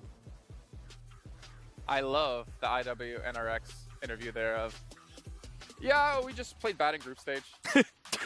I mean, like, look at them, right? They didn't learn anything today yesterday because they dominated yesterday. It's all not wrong. Yeah, we'll take it. Yeah. And they got some extra points here in Sandhawk as well. They Yeah, did. there's nobody gonna... They're qualified, all right? They're going to main tournament. Well, you know who's still in the running, who's trying to chase that top four? Harami Bro taking home the chicken dinner. Though I think we kind of agree, they didn't have to work too hard to get it, but they did get it nonetheless with their 17 points. Obviously going to help them quite a bit in the leaderboards, but it's all about Ratto Boy and Twisted Minds. Well, for Harami Bro, kind of skirting along the high ground alongside what was a very important combat for D+ Kia meant that they weren't going to be impeded in a lot of their approach towards the later circles. D+ did a smart thing in terms of moving beyond that compound, making sure that you don't get locked in there by Harami Bro, but eventually that fight had to ensue, and eventually they were able to win it. So I like the moves actually from both teams, but Harami Bro comes out on top. I was a little bit surprised that D+ Kia didn't want to engage in a fight with them. When they Earlier, were just earlier, because they were together for a very long time. I think they were together for like the last 3 circles, if I'm not mistaken. So it was a bit of a surprise to see that. But overall, I mean, we got a chance to see D+ Kia from day 1 of group stages, right? Being able to hold a compound, being able to get those eliminations, being able to get those points that ultimately is trying to get them to the main tournament. It's one of the best compounds. Like in that circle, as long as you know that you're not going to get locked in by a high ground team, it is one of the best compounds. But once it navigates north, you have to leave. Things become a little bit dicey, and well, we saw how Twisted Minds was playing this out, Jason. Yeah, you know what? We don't know when Ratto Boy got on top of that rock, but the position was so good for them. Yeah. It gave so much information. Go ahead, Kosh. That's what you want to do. He found some cheat. I was like, well, what do you want me to do? He like scrambled up there, Ratto Boy, doing what he can. Yeah, there you go. It was cool though to see that kind of position. What was awesome about it, and I thought maybe, okay, when is he going to leave? Because I really don't want him to leave too early. You could, even if you sacrifice yourself to blue in that moment, I still think it's probably worth it in a lot of instances to do that, be able to take out the entirety of NRX effectively, and then allow your 3-man to sweep it elsewhere. Because it was such a strong position. It's rare you get to see it used actually on Sandhawk, but here we are. And for Twisted Minds now, another great game here in Sandhawk. They had one good yesterday, now being able to back it up here on another day. And Rataboy, 696 damage. But even though it's not a lot of damage, it was what happened due to that damage. They allowed the team to do so much. Just the information he was able to gather. He kept an eye on IWRNX. He also was able to help eliminate them as well. Really well done by Twisted Minds here. And again, I think, you know, before Survival Stage kicked off, we kind of almost had them written off, but I will say this because I want to give myself credit. Seeing what they've done in this year has been very impressive for like a new coming team. Seeing them get into PMGO, like passing the prelims, get here into this, as Death, we'll see them qualify for this event, and now putting themselves into, I believe, top 4 as well. This has been an insane run out of this new team this year. Yeah, that was good. I mean, this is a great start for them to start moving up the ranks here for the day as a whole. Again, consider, well, how do I describe it? The position, the compound and the high ground that they had might have been one of the strongest positions, split positions we've seen all tournament along. And on a Sandhawk, that is interesting. You can't stay up there because eventually if fights go on against teams in the south, foliage coverage of the trees isn't going to help you, and also it did get pushed out of the circle. But yeah, so eventually you have to come off, and it did at a good time. The big question mark for me for this team is, as I mentioned, yes, they did have a good performance yesterday in Sandhawk, but after that, in the middle, in between all those matches until the last Miramar, we really weren't seeing them much. It was that last Miramar that kind of gave them that big boost to be currently towards the top. For them to be able to follow up the Miramar they had yesterday to end the day here in the first Sandhawk, it was great, but I don't want to see the same performance from yesterday because we know that some of the other teams are going to start getting hot. I mean, Team Falcons, even though they really didn't get that many placement points, which they haven't, they were still able to back it up with those elimination points. 0 placements, 6 elims, even with nading your own teammate. I think there was actually nading top, and they're still able to pull it off, but not enough for them to get into our top 4. You can see Twisted Minds have squeaked through at 53 points now into 3rd place. Kagasaka still holding on to 2nd, but this is where it gets really interesting. Again, the gap, 7 points between 3rd and 5th. Not much farther behind that with 10 points between Falcons and potentially qualifying, and even TJB there. I feel like we're going to go into the last half of the day still unsure of which teams are going to make it through, except IWNRX. It's so crazy to see Team Falcons being the only team in that first page with less than 10 placement points. It goes to show how much they are currently being able to frag out. But boy, I just want to see them being able to focus a little bit more towards the later stage of the map, because the elims, I feel like they're just going to become easier for them. There is something, and clearly we don't know exactly what it is, that is not clicking for Falcons at this tournament right now, right? It didn't click in the group stage, and it's ridiculous to say this considering they're in striking spot of 4th, the top 4, but this is a team that we not only expected to click, we expected to challenge for #1 at the end of the main tournament, the championship here for PMWC. Right now, they're looking a far cry away from that. It is a little bit disappointing. They've got to still fix things if they want to try and live up to our expectations. If I'm one of the teams that are currently towards the bottom of the page, I'm going to start getting a little bit worried. I mean, Inco Gaming, if anybody's scouting them, it's such an easy tell. That team rotates so late and they become pretty much free points. You have players, I think, getting knocked due to the play zone. So if I'm any of those teams that are towards the top, you know what? Just try to get those points. Try to get those points and try to get yourself the Violet Thunder set here for PMWC. You can pick this one up right now. I know MaxBen was sporting it yesterday while we were playing our matches. And based off the design by Ailu in the PDPX Esports Outfit Design Contest. And it incorporates aspects of the trophy. You can see the W on the trophy, you got the W on the back. It looks sick. And speaking of Ws, that's all we've got for you here today in the studios. We're going to head into our first air angle of 3 of the day.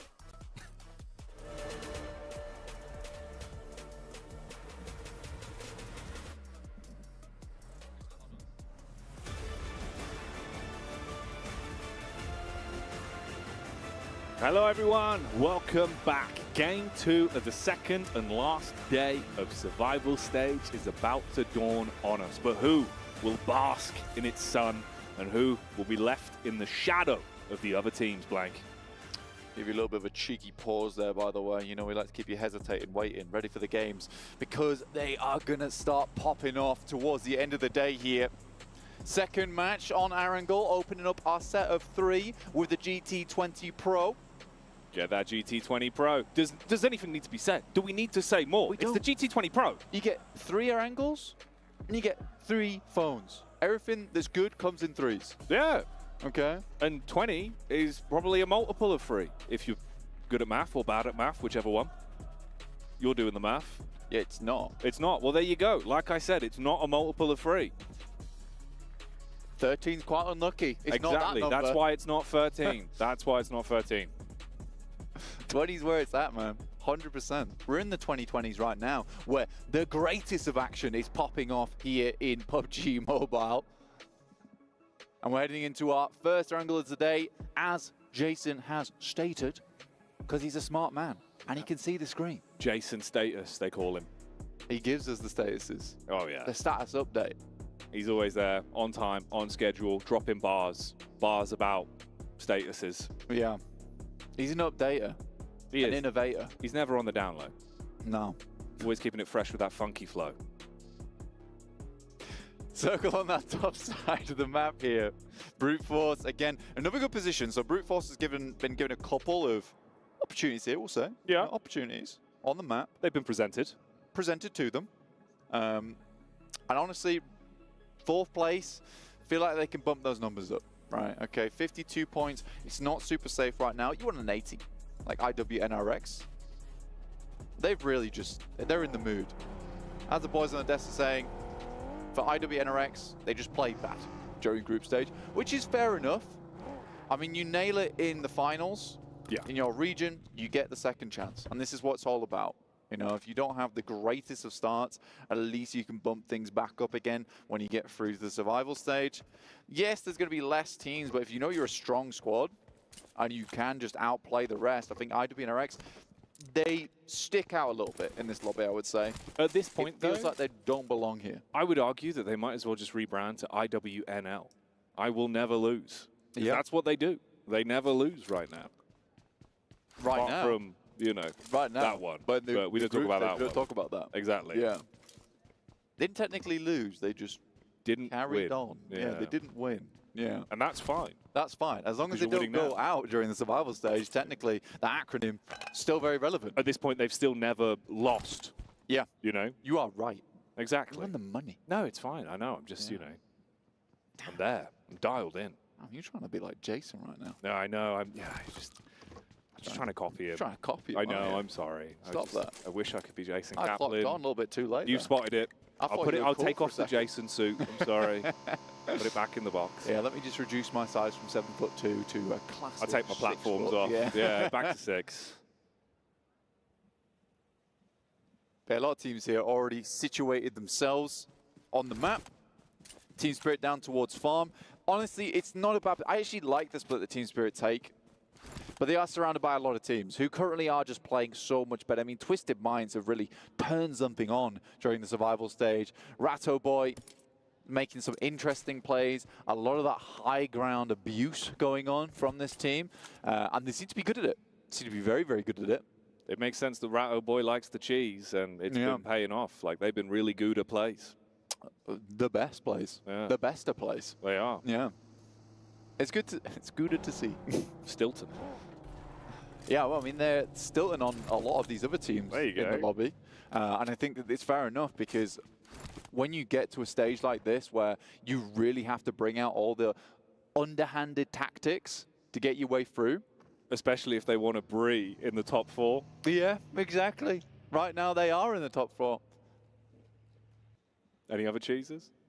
It looks like they're not falling further B-rind. Oh, okay. Yeah, not bad. Yeah, not bad. Not bad. Look at... We can workshop it. We'll bring it back later. Everyone will forget. We'll workshop it. Let's take a look at Paul Allen's cheese. Oh. Right, we'll put the cheese away. Put that back in the fridge. Yeah, for now. For now. Don't want it to get warm. A little bit dusty. Not nice. We're going to dust off some of these positions on the map, though, real quick, because there is some interesting developments happening. We are having a big glut of teams towards the center of the map here around Rozhok. Mad Bulls, typical position they play in North Rozhok. It's a nice spot. You get some good sightlines over towards the northern side of the map, so you can check out those rotations as they occur on the other side of the river. So I do like this position. I think the unfortunate thing about that spot is you have so many teams around you. Talking of people surrounding someone, that's unlucky for Rales. Man's out on his lonesome. Yeah. This is off the back of obviously just taking a chicken dinner in the last game for Harami, bro. You've run into Spirit, and you've lost the man immediately. He's completely gone. I think the frustrating thing for me right now is Naomi is such a... All of these players are so good. Right. All of these players are individually awesome. And as a team, they were awesome as well. Like, they were very, very team-orientated. There seems to just be some really sloppy plays coming out from this squad. It's frustrating to watch, really. And I think that we do have a lot of Team Spirit fans in the chat, usually for these events. And I apologize to every one of you guys, because I think both me, you, and Jackie all expected more from this squad, and they have not been delivering. As Kitsune said, they would have to have a blinder of a day to even think about getting in. Inco called their gameplay shameful. And I think that shameful maybe is a strong word in this situation. You are playing against some of the best teams in the world. You've got all the way to survival stage. I think that is still pat on the back for yourselves. Yeah, but you can see obviously how much it means to Inco with them being a little bit critical of themselves and wanting to present more, not only for them but for the fans at home as well. And we know they've got some of the talent there, like we've seen it, right? It's good caring. Yeah, exactly. It's not as if they were completely down on themselves. It seemed more like they wanted to light a bit of a fire under the bellies, get themselves back in. It's a fine line sometimes, though, of keeping yourself sort of in that flow state and hyped up versus overcritical. Rather than just, you know, giving yourself some twists on the wrists when you get home to the hotel. I need to do better. I must play better. No, it's just a case of do some VOD review, figure it out, talk to your coach, figure out what's gone wrong, come back in. This is the difficulty with survival stage. It's just 2 days, so you don't really have that midway point where you can like look back and have a really good discussion of what's happened. It is just a case of we fix mistakes on day 1, and if it doesn't work in day 2, we're done. Someone coming in the door. I thought so. I thought someone was coming in. It's just how intense the action is. But hello. No, I think we're fine. Hello. Safe for now. Well, there is a bit of rumbling going on. Oh, is there? We'll let that occur. But yeah, man, it's really interesting. I think, especially as well for me coming into today, it must be hard for some of these teams to sort of prioritize either unpacking the bag and thinking about like how do we reset for day 2 a survival stage, or how do you just keep yourself just drilling on, keep it going, you know, not get over critical of anything and just focus on the individual, that gut feeling. Because sometimes you can plan for something, but the games themselves go a whole different way, and it's just about relying on your mechanics and your decision making in those moments. We've seen some teams are really shining today and yesterday as well with IWNRX with the way they're communicating. Even CAG Osaka, like the way they were calming inside of fights was so clean to watch. Totally different from the group stage. And I think that if you look back on yesterday, there were some games that really went awry, like in terms of the positions on the map you had to play. A lot of it was pretty unplanned approaches to those games where we haven't seen matches end in those positions before for quite some time. So it's difficult. Circle does move up towards the northern side of the map, towards shooting range. Brute Force about to be getting hit with a brunt of squads who are all moving over towards that north side and have to hold them back at the barricade because this is going to get a little bit tight towards the northern edge inside the forest that surrounds shooting range and this little overlook they're currently playing. Hello, Rook. They always seem to find themselves in some sort of trouble. And it's Inco that find the bonnet action to shut that man down. Yeah, Rook's just been moved from place to place and hasn't really found a decent home. But again, I think for Rook, this is an unfortunate rotation. The fact that Inco is still chilling around here, the circle is so far over towards that northwest side. I would imagine this is a planned move, a planned play from Inco, waiting for a team to move through. Moneymakers, IWNRX, tough fight for them, considering this team is on point, on form. Oh yeah, they are. And they could add even more points to that big old bag of points they've already found. Icy Boss takes a heavy hit and he's down. The rest of the squad, they kind of scurry out of there, looking to get themselves into whatever covers around. It's not much that they can work with. Bit of a rock blocking the bullets. But if they can get the off angle on him, that's an isolated fight. Could be another freebie. Koa and Co backed off massively as well. Cheeky peek up on the top of the rock. Does at least get the initial damage off. Koa's coming for the recovery. Looking to see if he can pick up his boy. Has to be quick with though. I think he understands this team is just not missing shots. An instant reposition as well from Kane. Get the high ground. Oh, the timing on it. Just for the peek down. Bad. Barrage of bullets starts to connect. The Moneymaker having their cash flow cut off. As damage is done from the elevated peak, they thought they had the getaway, but not today.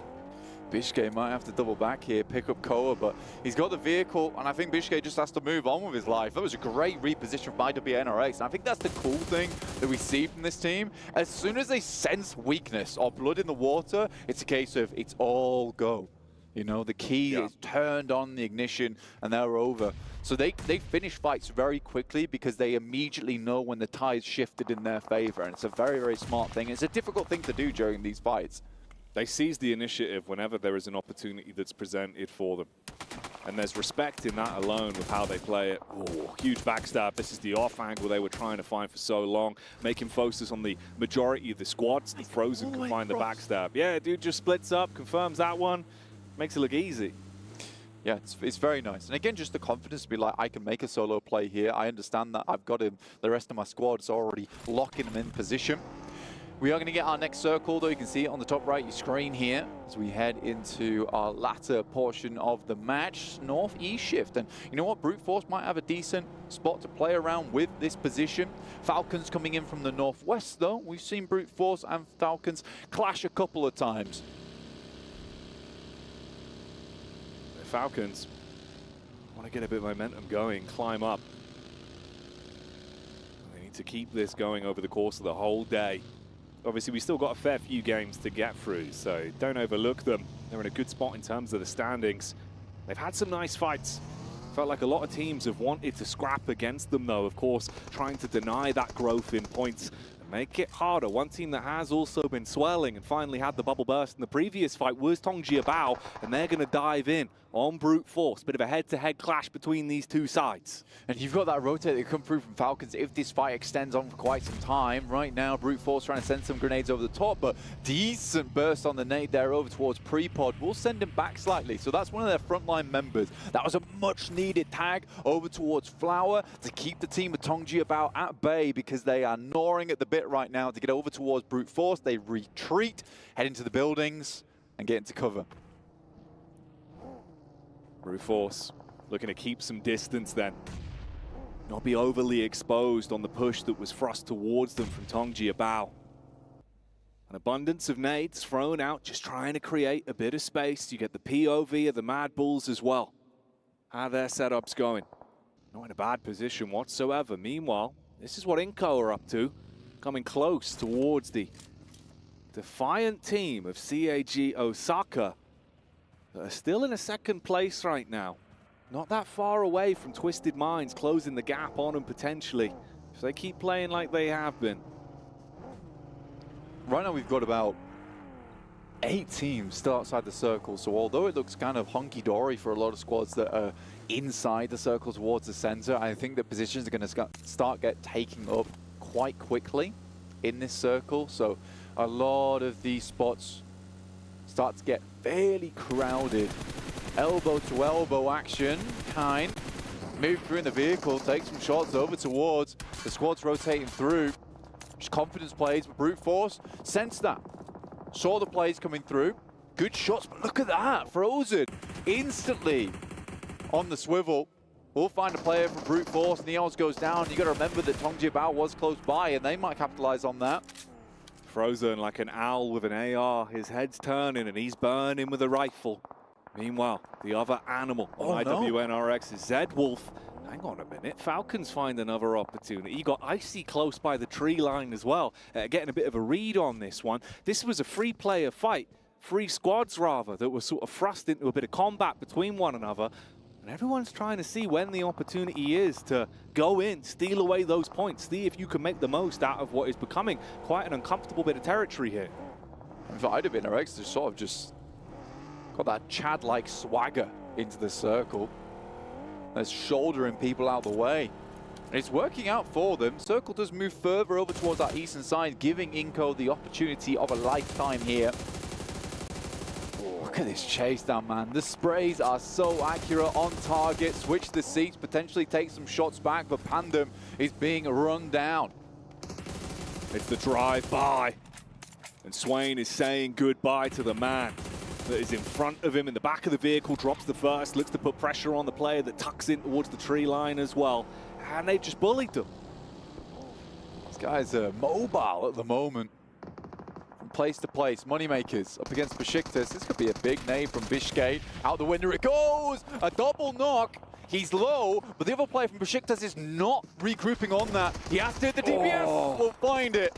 And luckily, these players might be able to get back up their feet, but they're surrounded by so many squads in this area. Looks like they are getting flushed out. Panic stations. The difference a millisecond of reaction time could have made as well on the close quarters engagement with the shotty.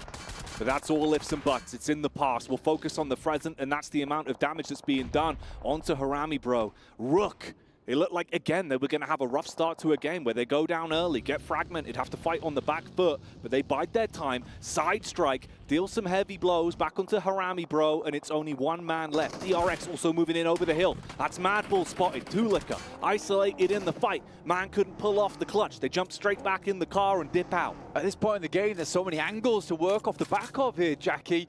It's so uncomfortable to play. Mad Bulls can't quite find themselves an area that they can call home for the time being. This is the team that came from North Rozhok, so they haven't had a long way to go whatsoever. In comes Yumbin. Zerich unloading from a distance. The Mad Bulls, they really have to step up to the plate here. The amount of nades that are barely missing them. Shrapnel, sand, dirt being kicked up in their faces, and they're just looking to defend. Fleek trying to play with the timing on the nade. Swings it wide. Bit of splash damage back onto him, but they're being pelted, aggressed upon by DRX. It's like if they could clean up here, man, it could be huge. It's like battleships right now. They're just testing out for the positions on the map. Where can they hit these nades? And it looks like Yumbin's found a location, a mark to work with, and not too much damage is coming back across to DRX. So their battleships are firmly floating in the water, whilst it feels like Mad Bulls slowly start to sink here.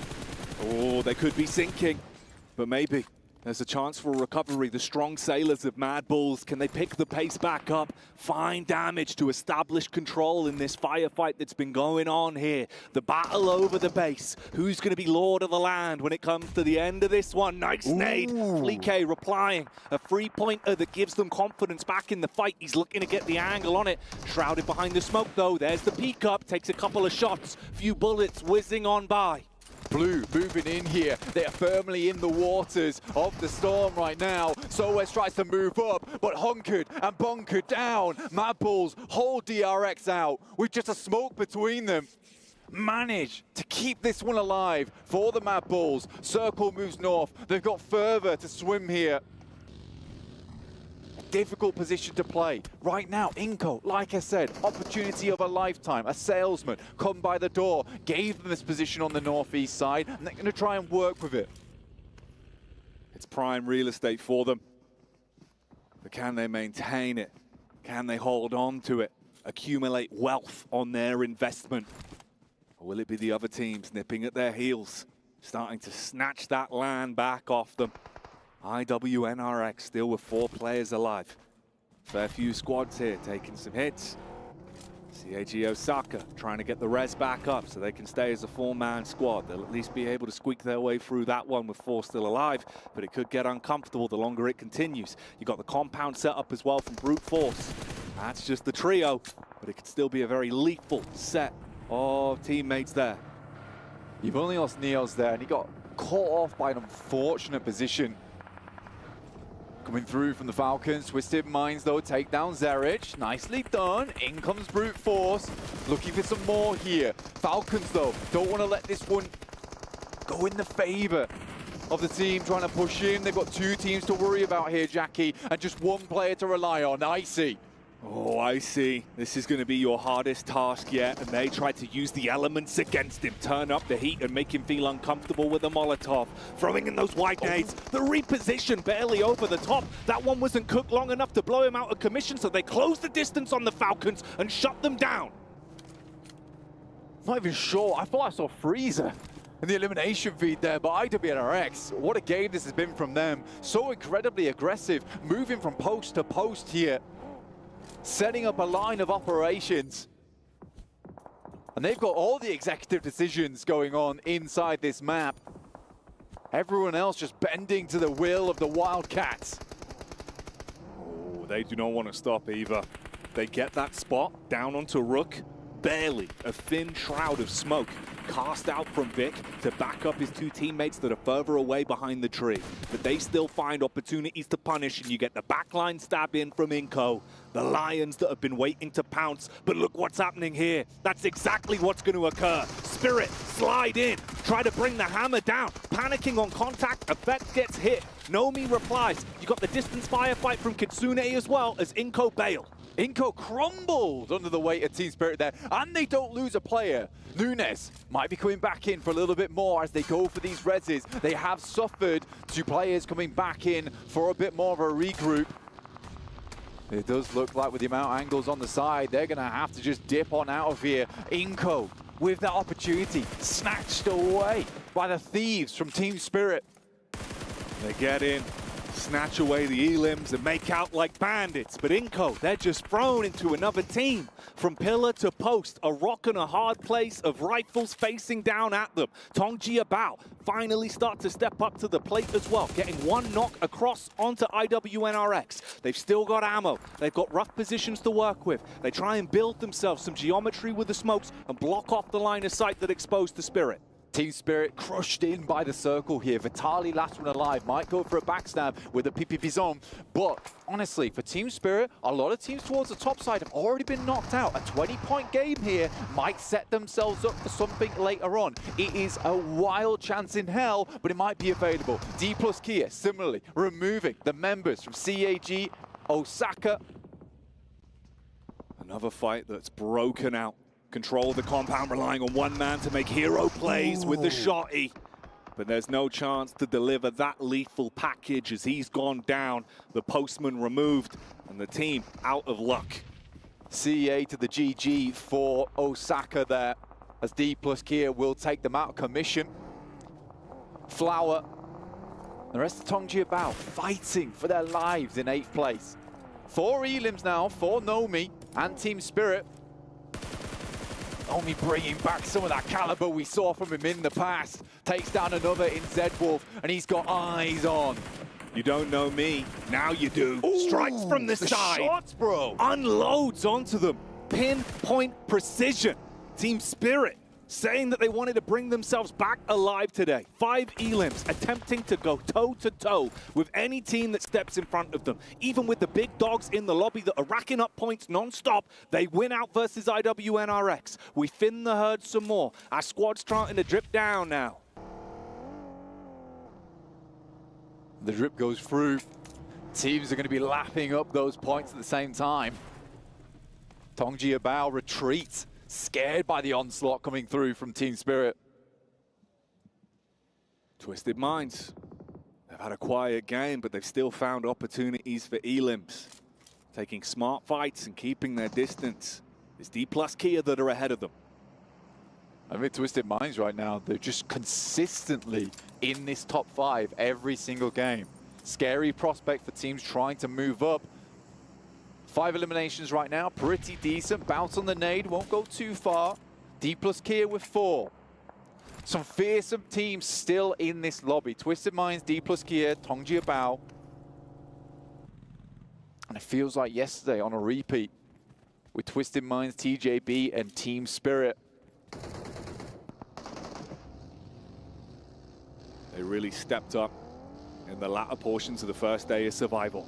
And now we're starting to step up the pace. The roam in, the aggressive crash down onto Twisted Minds. D plus Kia, can you make this play count? The first connection comes out from Rattle Boy, but there's an instantaneous trade back. They're going to be able to get that one off. There's nades primed over the window. He might just run in, a little bit of splash damage on the side. They're thinking if they want to go for the res on Wholesale, but the nades make it awkward. They take the peek again. Obscure, prime time nade. Hits that one in, and he's not content with a single pickup. He wants to wipe them away like a spilt drink, and D plus Kia down and out to Twisted Minds. Tough position, space taken away from them instantly. In comes Tongjia Bao trying to capitalize off the back of this one, but Team Spirit got all of the circle on that north side. But they cannot afford to have a low elim game. This has to be a banger of a match for them. Although they might be feeling scared from yesterday after that game where they thought they could win, but they just couldn't go toe-to-toe with Twisted Minds. Tongjia Bao know this. They realize they've only got the 2 elim points to play off in this current matchup, so they got to think more about the longevity, the bigger picture. The devil is always in the details, and that's what they're going to be aiming for. A bit of a lull in the battlefield. What remains of Harami Bro, trapped dead center amongst all of these squads that are playing with passion. Looking to secure their positions. 3 stories on the go at the same time. Twisted Minds maintaining their position in that top 4 right now. TJB looking to leap up into it. And Team Spirit, they're playing for a hope in hell. This morning, Kitsune was saying, we need something big, and we hope we could show it And this might just be the beginnings of that greatness, of a comeback. It just seems so unlikely. Kitsune drops wide, spots players rotating in, gets a bit of a tag on, but will back off. What's this? Max has found one from Twisted Mind. An opportunity presents itself. Oh, saved again by the backline of Obscure. But this is what we were waiting for. TJB sees that opportunity. They see the moment to go in for the side sweep. It fragments the setup from Twisted Minds. Obscure's down all the way towards the backline. So Spirit, barrage bullets, unleash the hellfire, trapped on the players towards the middle. Some big damage coming through, softening up everyone that's stuck there. There's a reply back onto Tong Jiabao. Good connection on the first, looking for the distance shot as well. Nomi still putting bullets into Twisted Minds. Effect from the side here, getting a lot done. Both teams absolutely battered and beaten. Can Team Spirit pick up the eliminations they need here, though? This should be a free game. If they can keep this rolling, keep it ticking on over, Team Spirit could finally get their hands on a chicken dinner and put the bad times behind them. So important. Guizhou will find himself only from TJB. 2 teams remain, and Team Spirit, they have the lion's share of the circle. They need even more. Naomi, the nades were on point. This is more what we were expecting from this player. One of the best naders in the game. But again, Guizhou, out of nowhere, in the smoke like a phantom, finds the pickup, and there's no answer. Naomi is no more. Man down for Spirit. Twisted Minds, they know how to play from the back foot, swinging with the full weight on every punch that comes out from Guizhou. He's got so much to do on this one, and you're penned in the middle. 2 lethal squads either side, Nice. The nade stripping his HP away. Second won't do it in effect. He's out of nades, he's out of util. 1 stun grenade in the back pocket, gotta make it work. Playing hidden. Nomi, 5 elims on this match. 4 potential more for them.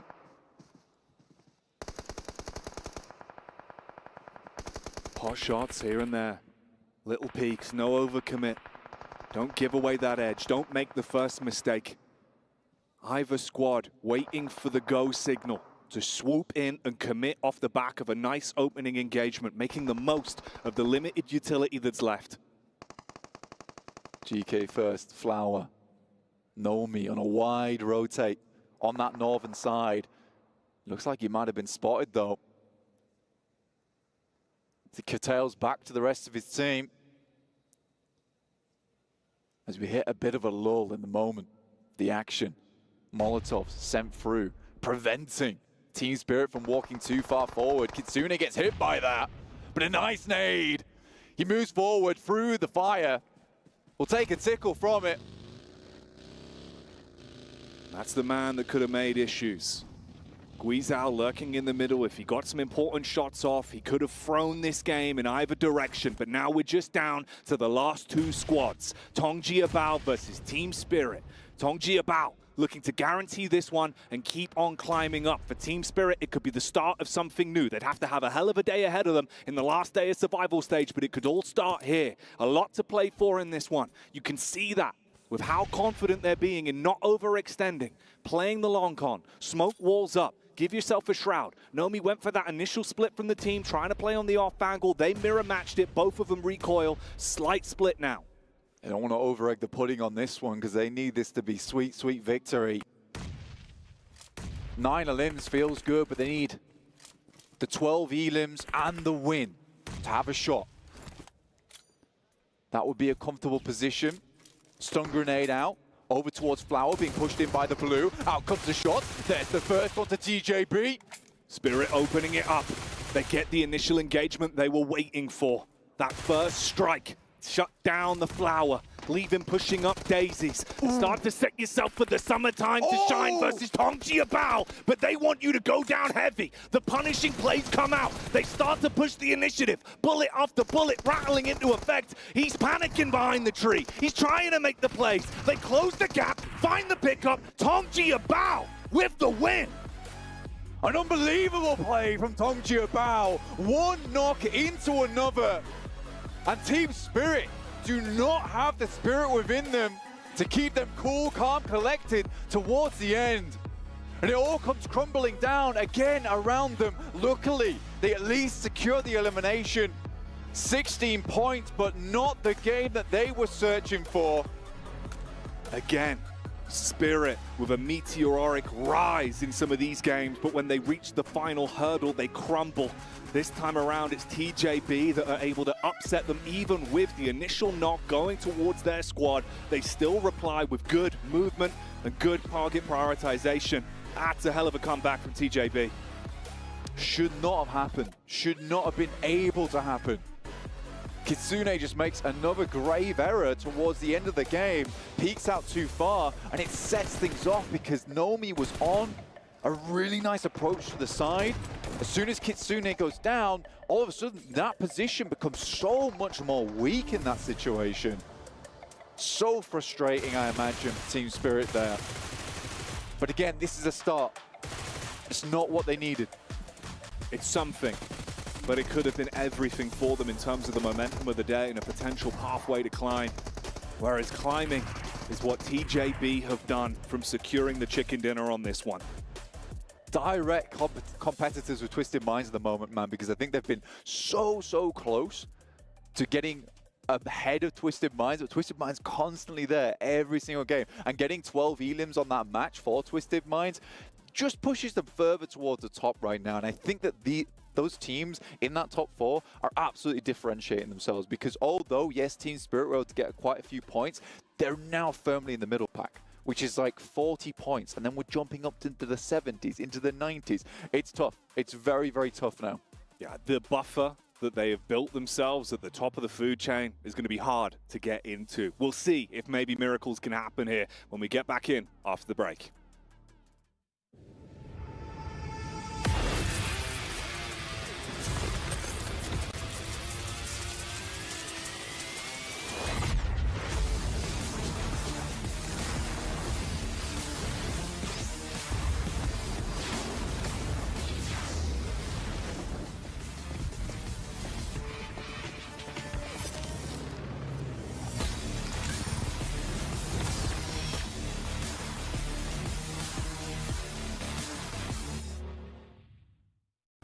لحظات البداية عاشت معنا.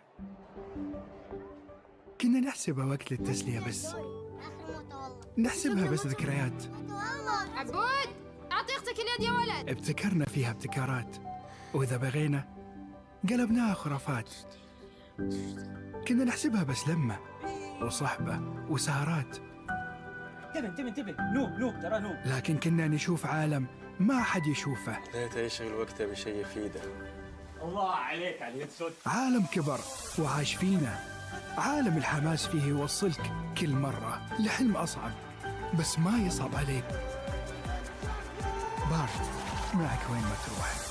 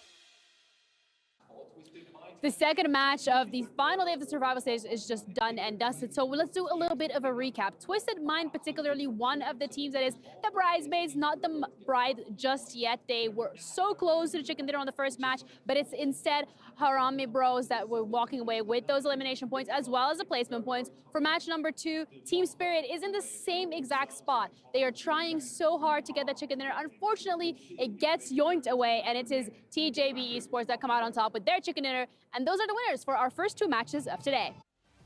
T! Yeah. Oh my god, come on. We practiced this. No, we didn't. I say T. Is Max here on the desk again? Like, yeah. Hold on. Oh. I just like that we both left him hanging. That was amazing. That was really good. What? Oh, Max almost came up here, actually. He got up and ready to go. But TJB take the victory again. TJB outside the top 4, trying to get themselves through, trying to lock a position in. But then again, we've seen a... You good? Yeah. Twisted Minds. Channeling my inner Max. Able to hold on against a push out of D+. We've also had Falcons meet their unfortunate fate. By NRX. Yes. I swear, they are just looking for limbs, and that is a very scary thing, knowing that they're already qualified, and it allows them to play even more aggressive that teams have to watch out. We'll get a chance to talk a little bit more about what happened there towards the end of that match, but that was a big one for me. IWNRX fighting with Team Falcons. We've been kind of alluding it this whole time. You can see Team Falcons is currently here, not in the first page. It's looking so scary for that team. I honestly, if nothing changes within the next 2 matches, I don't see that team making it to the main tournament. Yeah, especially if you're running into IWNRX, right? It's not even just the fact that they're looking good right now. It's that today there's no pressure on them. They are like a wrecking ball in this lobby, and when they don't even have to think about if they're going to qualify or not, that means that they are taking these fights completely unimpeded by any nerves whatsoever. So great stuff by them to be able to do the way they did. And for Falcons, only 3 points. It's going to start to be not enough. Speaking of not enough, Brute Force, a team that was in our top 4 at the start of the day, only 2 points. Kagasaka is another team in our top 4, only getting themselves 1 point. And obviously you can have those mulligan matches still today with the buffer they created. But the fact is, a lot of these teams who are originally outside that top 4 are picking up a ton of points today. So if you're Kagasaka or Brute Force, you need to start picking up some team. You need to maybe be IWNX. Can you go for like these other teams for us actually and stop them from catching up to us in top 4? It's getting really risky, really rough right now for all these teams, and you can just feel that pressure mounting. Yeah, I can feel a bit more aggression in the lobby today and a bit more desperation coming out from some of the fights that we're seeing here, because honestly, as seeing with these teams, I think like Twisted Minds, for example, in a brilliant position to constantly be taking these fights after fights and looking good whilst doing it. They're forcing teams to have to crash onto some of their positions, and they're greeting them in strong fashion. So it's good to see. I mean, we saw the fight, right, between Twisted Minds and also D+. We've been wondering what this team's going to be able to do whenever they do end up crashing on the team. There was 0 smokes. They did, to be fair with D+, though, they did end up winning the fight against Kagosaka. That was nice to see, but that was in building. Whenever they actually had to push the action, it absolutely backfired. Twisted Minds, with the momentum they're currently able to carry, they're just continuing to perform really well. And I mean, look at those stats right there. 1,800 damage, 12 elims. That's what you want to see out of Twisted Minds. Inco Gaming, who is Twisted Minds now? You've given up finally on them. Yeah. Yeah, it's... Yeah. Never knew you were a flip-flopper. What? Yeah, of course. You know, at least Max stays true to his pick. Does he? Max, come over here real quick, Max. No. Yes. He's Come moving. On. He's moving. Max, is Team Falcons going to make it to the main tournament? I'm actually glad he did that. I don't know if his mic was even turned on. Yeah. As he ran away, he did say, yeah, Falcons are going to make it. I'm Max Ben. He could have mimed his answer. He said, no, my new team is Tiamba.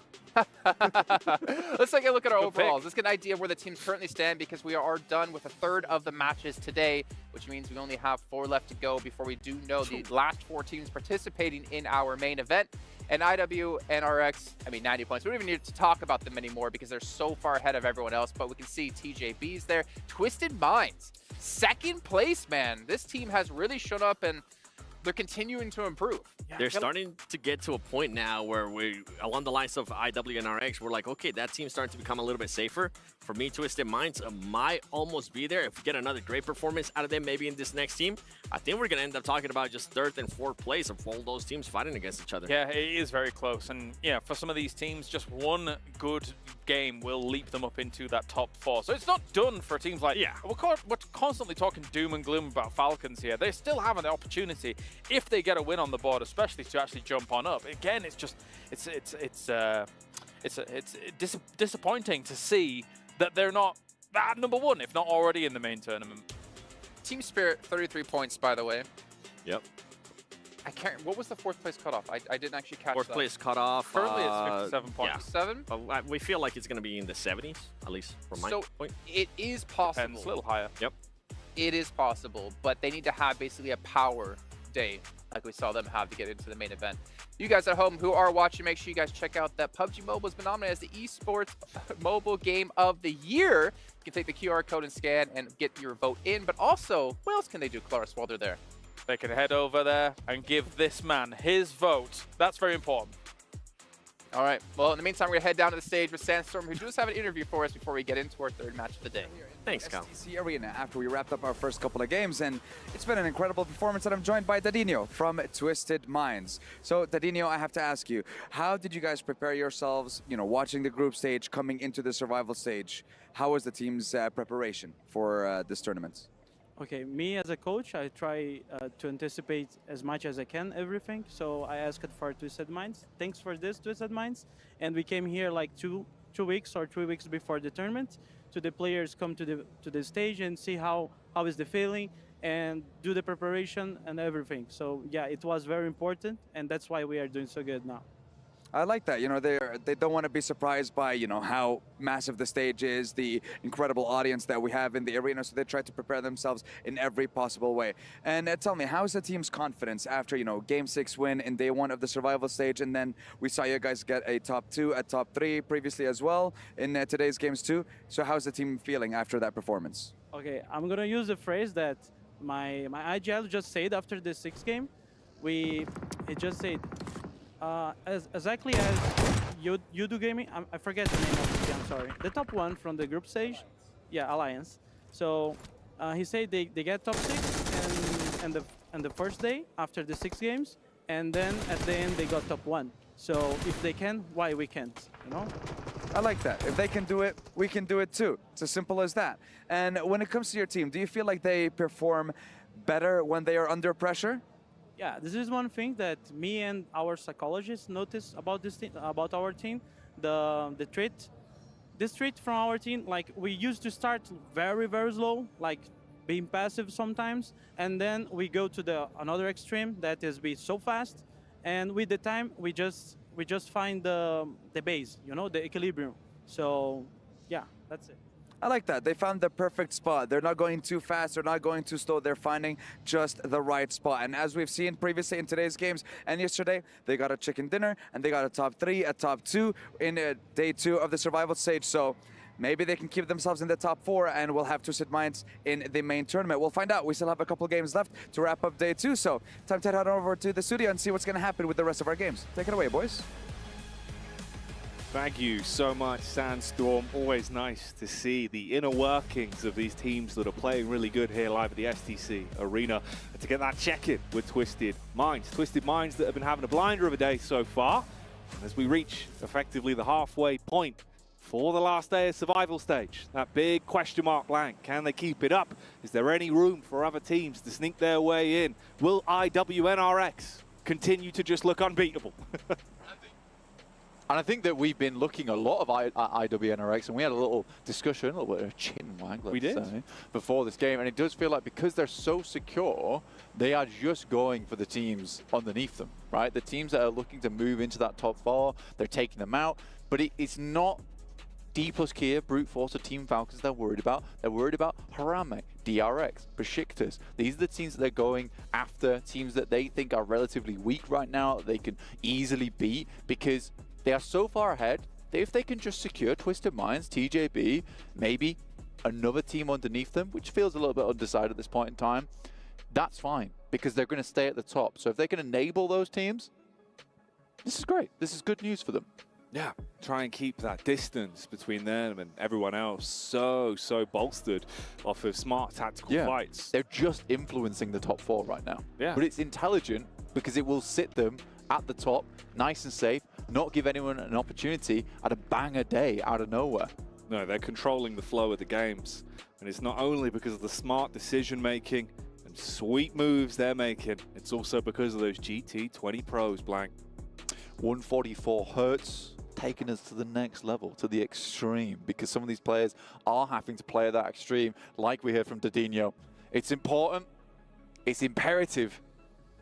And some of these teams, they have found that sweet spot, all right? The money position where you want to be in, where you're playing at the highest caliber, and you just feel in the game.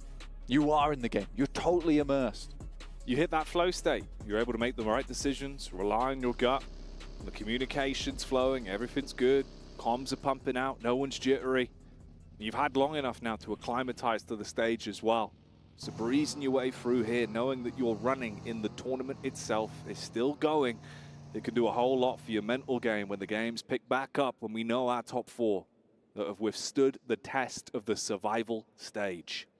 All right, now that top 4, basically between TJB, D plus Kia, and Brute Force. Falcons just seem to me be making too many mistakes for a team that is well known as an incredible squad. It just feels like some of these mistakes that they've been making, it just feels weird. It feels very weird to me. Yeah, there's been some little issues here and there, problems that have been cropping up, and other teams have been taking advantage of that with the fights they've been taking to them. Always feels like there's 2 sides surrounding them in every encounter we switch to when we get the Falcons POV. Never an easy fight. Moneymakers consistently dropping down the rankings despite what felt like some good rotations yesterday and getting themselves set up, just never hitting those big points. And Team Spirit have actually overlapped them now in terms of points at 33. But again, another good game from Team Spirit is what they're looking for. On Erangel, this is the best place to do it, a fair map to work with. But I'm still looking up towards that top side. D plus Kia, it would be nice to see them in that main tournament, representing Korea over on that side. Brute Force, though, could always just pop off, but it feels like they're being shut out so many times from these teams. Having some unlucky runnings. Got an X on their back in a few of the fights they go for.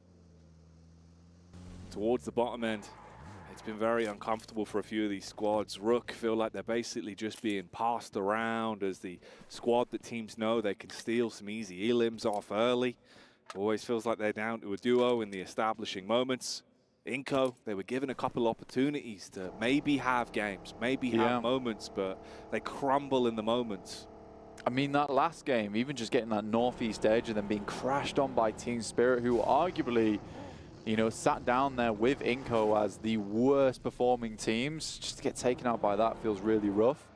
I mean, QXZ's not getting that vehicle back off. It's back there, fully turtled up. Hasn't got the momentum to roll side to side. Always a sad sight for sore eyes. The vehicle on its back like the mighty Galapagos turtle. The mighty, but not so mighty when it's rolled over.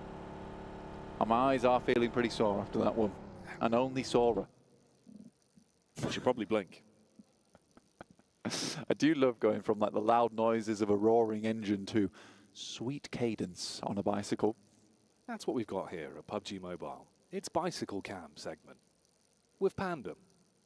If you enjoy cycling, make sure to get regular scheduled time outside, cycling around, getting that vitamin D, and enjoying the high life of exploring nature in beautiful Erangel. Make sure you get home as well, safe and sound, just like Pandem here. Don't forget to padlock your bike somewhere safe. Don't forget to pick yourself up a Pepsi Max. Yeah, stay hydrated out there. Yeah. Stay hydrated. Quench your thirst with Pepsi Max. That was good. We'll see. Maybe we can get you to do an ad read. I could do. Yeah, that'd be good. I'm a big fan of Pepsi Max, to be fair. I've been caning them. Yeah, there's a Pepsi Max graveyard under the car today. There is. There is, dude. The other day I was like, I think I'd had so many. There was a point where I went back and was like, there's no more Pepsi Maxes. And I only had me to blame. Yeah, you've taken them all. I couldn't even blame anyone else. It was my fault. It's ridiculous, mate. Let's see if this will be a maximum maneuver here, though, from D plus Kia. Taking shots uphill. Harame broke. They could buff that one out. Bit of damage to the actual bodywork of the vehicle. Bit of damage to the actual bodies, but still alive, still kicking. Yeah, Circle's kind of in a position where it could head down towards Sosnovka, but it's not likely to. So a lot of teams trying to pick up these compounds that sit over towards the cliff face, potentially even rocking up over towards the rocks. See what it did there? But yeah, there's a lot of opportunity to play some strong positions on this south side of the map, which I like to see. Falcon's already in one of those spots after moving out from Sosnovka on Novorepnoye way. Twisted Minds, yeah, it's been a nice survival stage for them. Consistently making good plays as well. I think that's the main thing to look at. Even that last game where, you know, they were dropped down to one member, he still performed admirably well in those final moments to pick up some more eliminations in what was pretty terrifying position for himself. Yeah, he was in a horrific spot. Was able to stretch out the game for as long as he could, try to squirrel away elims where possible. Ooh, talking of elims though, Besiktas Black, they're moving uphill. Ooh, hello, quick maneuver there. That was a Texas two-step. He's dodged the bonnet of the car, been able to turn on him. Uh-oh. This is Grand Theft Auto Blank, but they're taking the points with it as well. Nades back onto them. Topstick going to get that one right on target. And he's moving in with a shotty. Wants to see if he can build this back up now. This is a really big fight as well for D plus Kia. Losing members off the back of this one feels very bad for a team that is on the cusp of making their way into the top 4. Very difficult. I mean, they lose one player. It's not the end of the world, but Osal has been making some pretty clean plays to set up players like K on this squad. And Besiktas will just send away here. Still get some pot shots out the back of the car, though. A little bit of an angry play as they leave. The gangster move. Take a few shots, hop in the car, wave goodbye. The literal drive-by. Nice to see. See if they can post up cool. CAG Osaka won an elim on the game, but they do lose another player. And it feels like a lot of our squads towards the top side of the lobby are suffering quite a bit here, Jackie. Will they suffer much more as we get this next circle shift? And it's a hard one.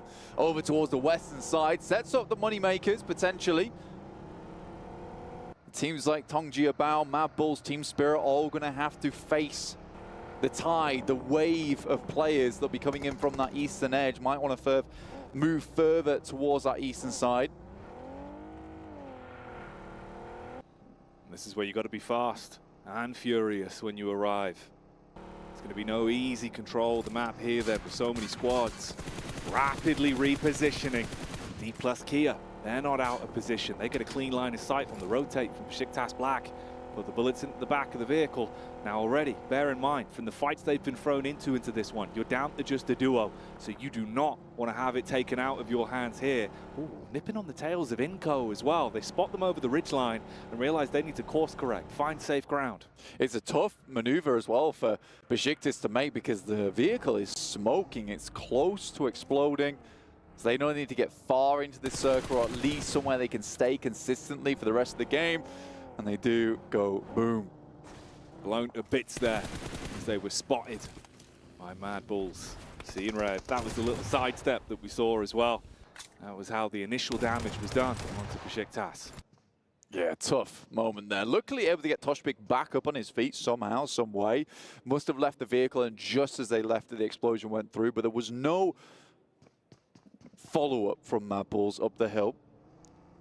Don't want to expose their position too much by taking a fight which might open them up to a third party. Brute Force spotting over towards Inco. But yeah, we are centering up around Pachinki at the moment. There's the fields over towards that western side. The chopsticks potentially in play late game. But this still can go all over the shop. Falcons cowering down towards the water side, looking over towards Twisted Minds, who just rocked up in the warehouses. Nice shot from top, though. Headshot from long range in the warehouse. It's a good opener. Takes the top off. Headshot. Man's been training to be a photographer with that one.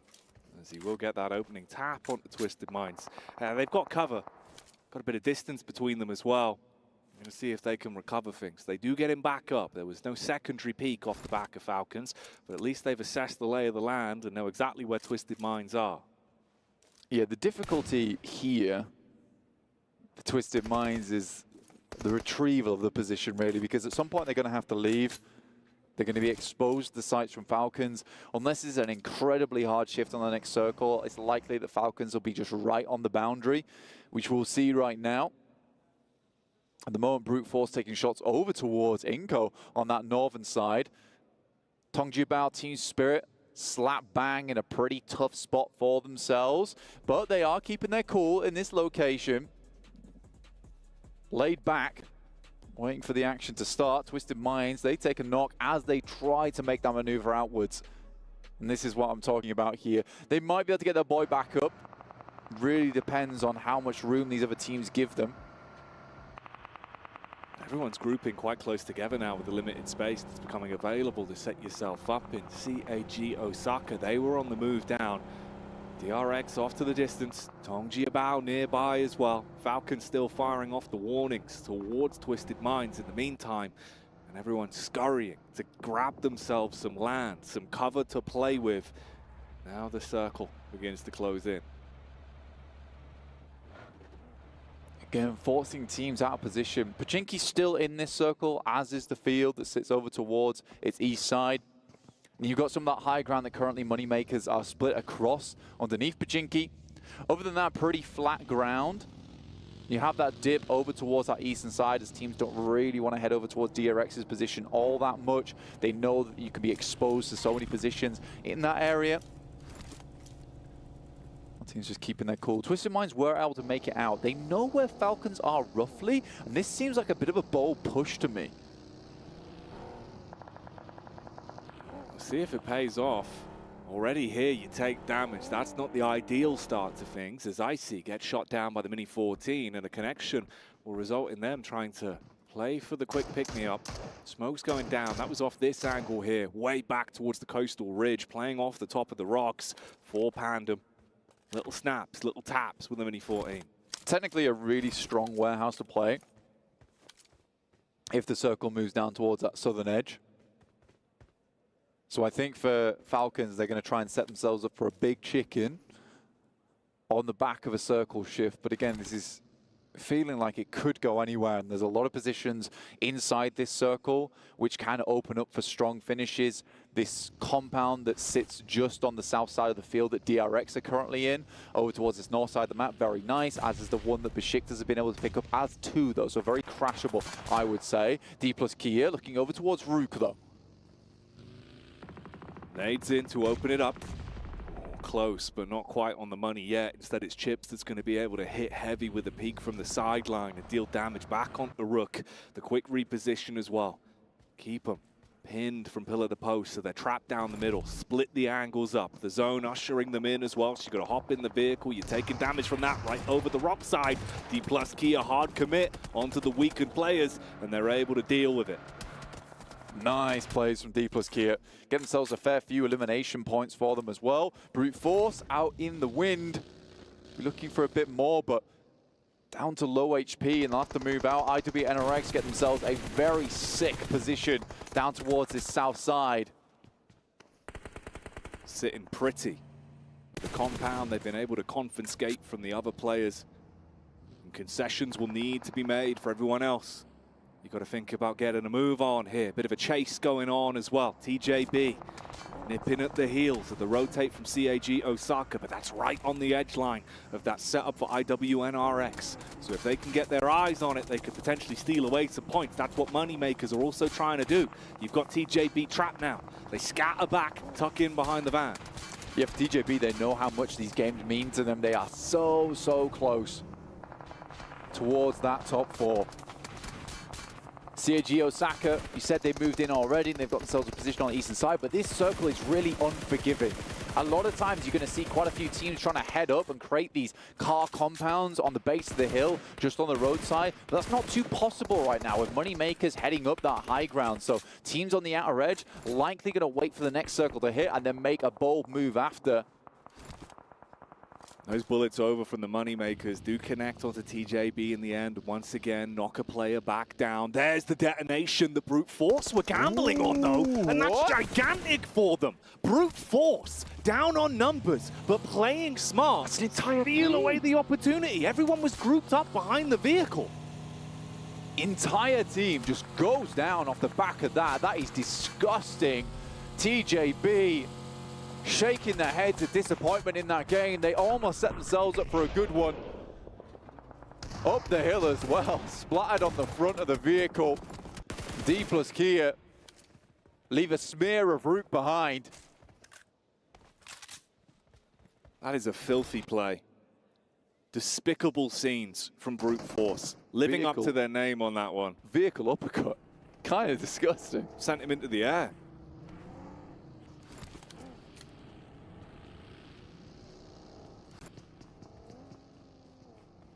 Arame, bro, though, close towards Spirit.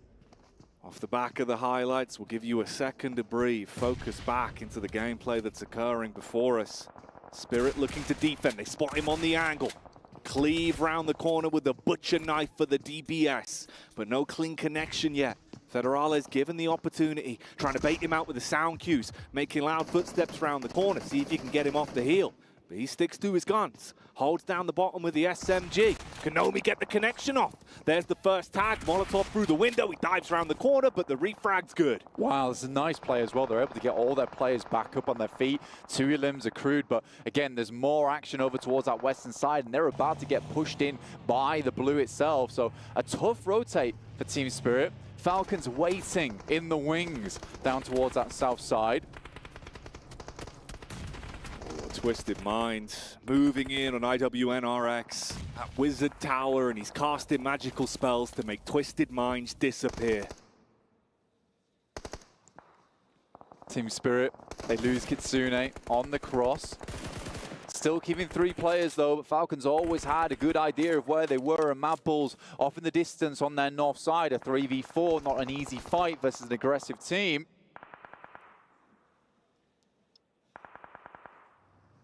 Spirit, limited cover to work with. Belly's down on the ground. Fleeke trying to get a bit of a spot on the ridge here from the vehicle. Ready for a quick getaway if he has to put the pedal to the metal.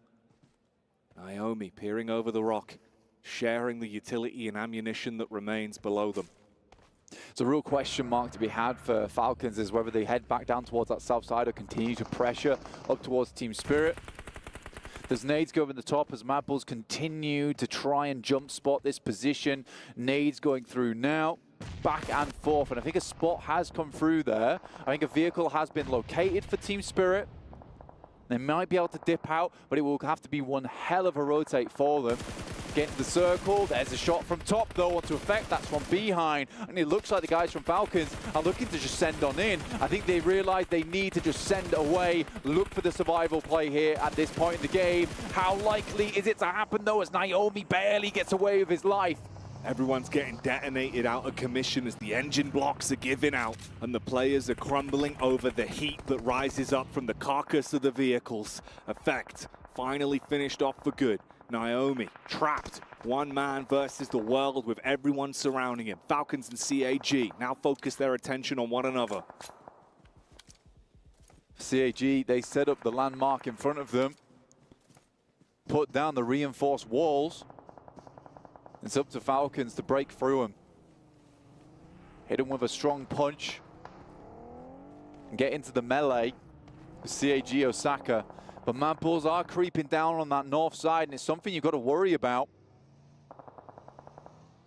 Smart from Naomi. I think he realizes they're in pursuit. Try to get out of dodge. The rest of the squad's moving up.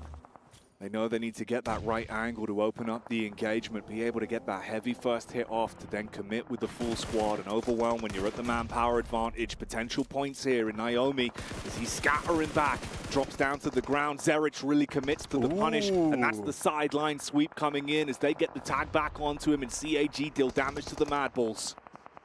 Naomi tapping big brother CAG Osaka on the shoulder saying, look man, They're hurting me, dude. I need some help, but they will finally go down in 9th place. So not many points accrued from this match for Team Spirit. And they are left down towards the dirt on the bottom side of the lobby as Pandem starts to get ahead. So do Mad Bulls with 4 elims on the game. Only really the top dogs at the moment is Falcons. Now, a lot of people have been waiting for a performance here. And Falcons look a little bit more on point, but that nade is nasty. Ah, it's a filthy one. Primed and on target. Blows away their opportunity to aggress initially. Now they're starting to hemorrhage players. The nades are ruining them. Falcons, their wings blown off. Their chance to keep pushing on this opening being ripped away. The DBS up close. Silences the driver. Needs to look for the rest of the squad as they just pelt him with nades. Oh, I see. Once again in this position where it's just him alive, trying to keep his team at bay, but the shots coming through from the sidelines. Nurzed desperately trying to keep the Mad Bulls at bay, taken by the horns here, but it's just not working out. Matten even taking huge amounts of damage as Mad Bulls are capitalizing off the back of this engagement. Oh, English, he's getting up close. I mean, he's found the opportunity to close the distance, but there's so many targets that he's got to be aware of. He takes the correct play, hits the head back onto another one. Little bit of damage done now as the Falcons start to get absolutely torn to shreds. English still bobbing and weaving. CAG, they might be down to a solo, but they're not out of the fight. Fleeke, however, will be removed by DRX that have now arrived on the scene. DRX hear all is fine. They can't let it just happen. They need to get involved. This is a big fight that they're hearing on this side. Oh. Lovely nade will take down Fleeke, leaving Mad Bulls at just the one player now with English. This was the smart move from DRX, and a lot of the aggression that we lacked from this team in the group stage. Sort of just let things happen around them as opposed to having any kind of influence on it. And they've had such a good position for so long, but now it's time to spread that influence on the map. Can they build from the stepping stone they presented for themselves here? If they could rack up the elims, play for the big picture of the chicken dinner here at the halfway point of the last day of survival stage, DRX could still show that they can go toe-to-toe in the middle of the cell. The nades are what's giving them edge here. English, the last man for the Mad Bulls, might be blown to pieces. He's trapped between both squads. As Nurzed's lurking in the wings. The solo on top of the other solo, waiting to see if he can punish on it. As they push up, he could have a prime time to peek. Deal a bit of damage back onto DRX. That's the commit on the engagement. He doesn't want any piece of the pie. DRX not in a bad spot actually on this game. 46 points. They have a position to climb here on the ladder. The difficulty is whether you're going to get too much further into the game because IWNRX setting up towards that central position of the map. A team that is fearsome, terrible to come by. They can really inflict some big blows. And Inco surviving deep into this one. But do they have the overall flow to make maneuvers? That's the location of the last man for Falcon. Spotted out, DRX taking down their competitors. As Falcons are finally removed, you can restock, reset, and see if you can build from this then. So this is what we're left with. IWNRX, are they going to be in position again to have a power play, steal away another win, further inflate the points they've already racked up here in the survival stage? If they win this game, they're done. They've basically got themselves safe into that top 4, and they will be going through to the main tournament without a doubt at this point in time. I mean, it was already shaky, to be honest with you, whether they would even go out. But I think after this game, we can pretty safely say that there's no way they're going to be dropping out from the top 4 at this point. But for Inco, this game, again, is much akin to what we saw from Team Spirit on that last match. It's such an important game to set themselves up the last 3 matches of the day, where they would have to have banger games back to back to back. But with 2 elims, it's really not going that well so far. A nasty bounce on the tree. The geometry works in their favor. Oh, that's huge for them. Get those elims build closer to potentially getting the chicken dinner and having points to play with. Inco looking switched on right now. They've got a good assess on where everyone is, where they can take shots from, trying to push further in towards IWNRX after fragmenting the squad and leaving them down to the duo. But they start to suffer knocks back. Sideswipe from DRX. They see that they're going all in, and they want Inco to start to crumble. They attack the Lions, take down one, move up from IWNRX now as well. They're starting to get back over, looking to see if they can save Zedwolf, but he's so far out of position. They've not got the smokes to work with on it, and DRX are taking on both squads at the same time. I like that from IWNRX, though. They don't invest the smokes that they know they'll need for later on until it's kind of secured. They're going to pick up Zedwolf, but with the way that the boys from Inco bouncing nades off the bark, sweet trigonometry for them. Hyunbin, another nade goes over the top, puts the hurt into IWNRX, and this now looks like a game where Inco just might be able to squeeze some points out of it. They've played so slow, but now they need the chicken dinner on top. Are they hungry for it? Can the lion's claws come out? The caged animal show how powerful it can be when it feels threatened in a game like this. DRX, 4 players alive. They've got the battle of attrition on their side. They found opportunities to take smart fights, already racking themselves up 7 elims. If they can build off the back of it and take the chicken dinner, they'll be sitting pretty and try and push themselves up towards the latter end of the day. Try and have a pathway to stay alive and withstand the test of the survival stage that so many teams have already crumbled under the pressure of. And Inco so far, that pressure has been mounting, and like you say, caged without the key, scrambling around the dark, looking to see where it's been thrown. Hyunbin, more damage through to IWNRX, which is the true villain in this circle right now. Could be the cause of misery for both these teams, where they're sat at the top, grinning down evilly, having the chance to twist fates in this game for Inco and DRX on the sidelines. 7 moves forward in the buggy, identifying positions. We saw much of the same versus their endgame versus Mad Bulls. We're able to get a very clear idea of the lay of the land off the back of that scouting. And it was instrumental to their finish. It worked out to give them the info for the nade into the tree line. It means that DRX have backed off. Now they switch their attention. Nice. And that is on point. A big nade. Claps down on IWNRX. Pressure already starting to mount. A bit of panic station scenarios now, and they're going to keep throwing in those nades. They want to hard confirm that one. Get another all-important elim and leave it just on the one man. He scatters. He tries to dip out. DRX from the back, but they can't get the initial tag out. That's going to be snatched again by Inco. All on the head-to-head. 3 versus 4. Is there anything that you can do here, Inco? If you can bring it back, or will it be DRX that make their move up? Start to farm those points and grab that chicken dinner. There's the move in from 7, baiting out the crosshairs. Wants them to take a peek so his teammates can get the shots off. They wait for the move. Nice nade over the top. Nunez eating the majority of the damage, goes for the backup. There's the tag onto it. They first for it as well. Down to 2 now. The Lions crumbling to the might of DRX. A 2 versus 4, a difficult game. DRX brought the passive nature to this, but it was Inco with the aggression. But they've gone a little bit too hard on this one, and now they have a terrible task on their hands. The question remains, can they get an opener? These nades have been good so far versus IWNRX. There's the first one, a 3v4 now. Immediately hits the second. They got to pounce off the back of the opening you've given yourselves. So much damage done. They know they're weak. They know they can buckle them. But push up with the shotgun.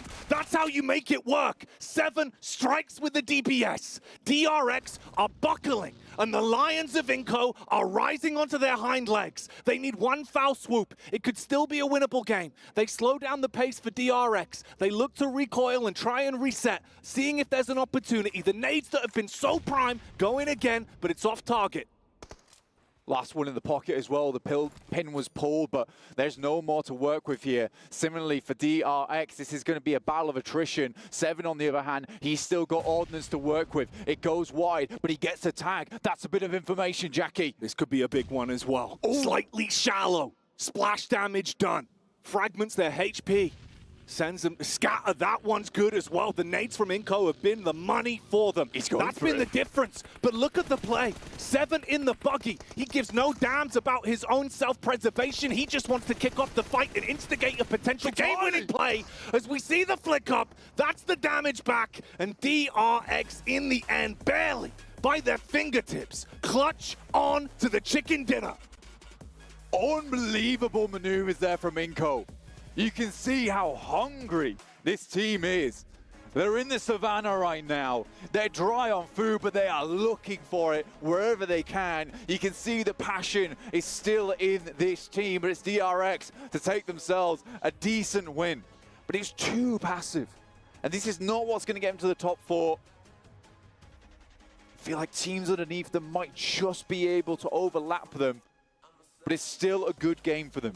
And they get ever closer to being in a safe position. But can they keep this up, Jackie? Yesterday, started off strong, dropped off towards the end of the day. It's a difficult one. The next 3 matches are going to be heated. Is it sustainable? Is it repeatable? Is it something that DRX can do again and again now? Give themselves that chance. Best out. Everyone in the survival stage, break the top 4. A long path ahead of them, but a start here, and Inco's recovery in the day, at least showing they can tussle. They can fight. They made that one look ridiculous with some of the plays that were made, showing just how good Grenadiers they have on this team. Yeah, it was nuts, the amount of good grenades, and the amount of grenades that could have just finished off this map here. And this is a spark in the night for Inco, and one that might just ignite into a bit of a comeback. And we have a lot of teams here down towards the bottom, desperately clawing their way up to the top. Hunger in their eyes. It's me. It is indeed. Wow, that was an intense one. You could see we were absolutely drawn in, mate. The quality of competition has been ramping up here in the survival stage. And like we said, that was the halfway point. The last 3 games of the day, the sheer level of intensity that's going to have to come out, you won't want to miss it. Grab your seatbelt, click yourselves in, and we'll join you after the break.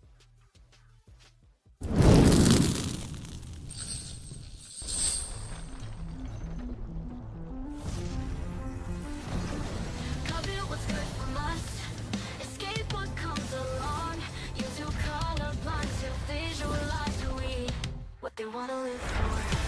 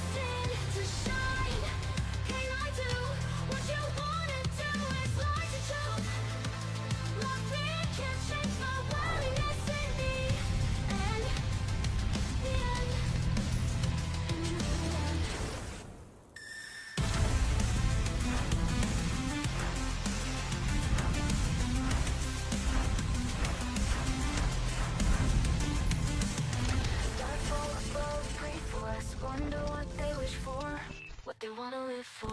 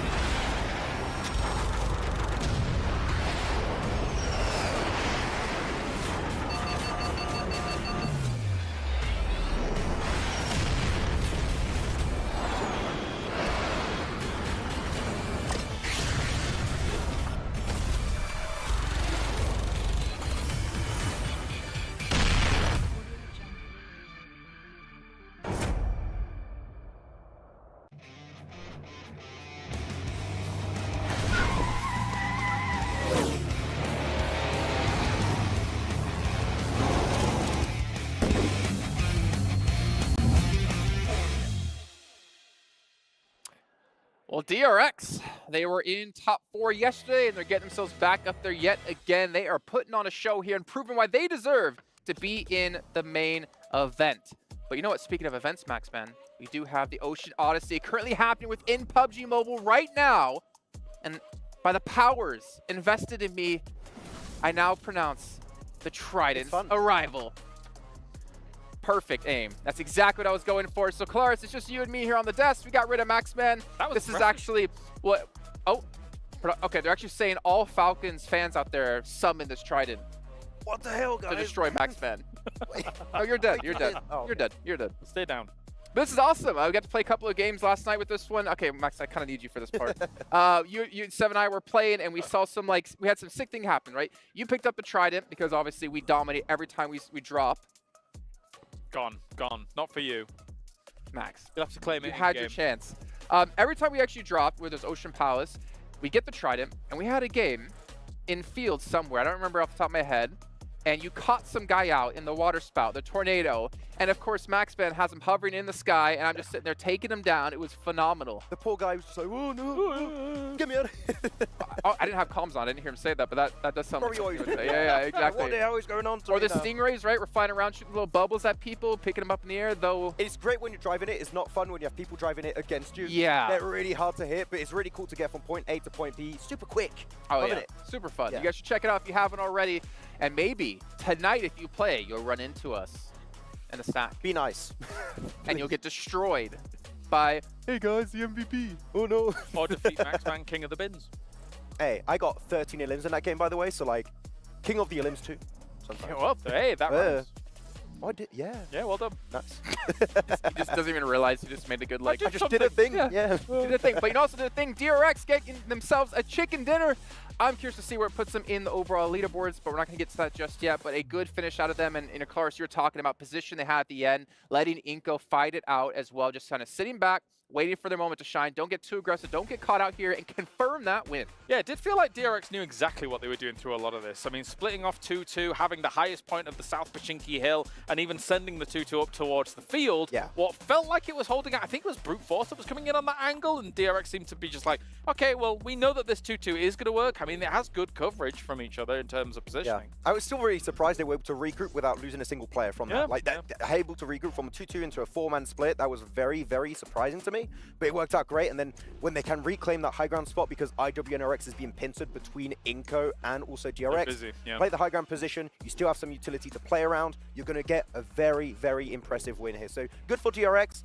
I want to see if there's more consistency, right? Not just a really big win and then they fall off. I want to see more after that win. But this goes to exactly what we talked about in group stage, Claris, that DRX were kind of gifted some of these positions, and yet they still were like, would be overrun. They wouldn't be able to lock down the eliminations they were supposed to be able to get. They wouldn't be able to lock down the position in general. And as we saw yesterday and today, it seems like DRX has been able to fix that. When they have the advantage, they're making sure to win out those situations. Feels like at these kinds of lobbies, they're keen for a slower play style. And this 2-2 into the kind of eventual controlling of a high ground like that South Pachinki position is a slower play style. They're more than willing to just say, okay, we're happy to take the util battle towards the very end of the game. Inko did actually come very close to being able to actually knock them with some of the util, but it was all for naught. Nunes in particular, like, he had some really good nades, and also running around the buggy the entire time, just trying to get some good positions with 7 and get some info onto DRX. It didn't quite work out, though, as we have a few of the clips here.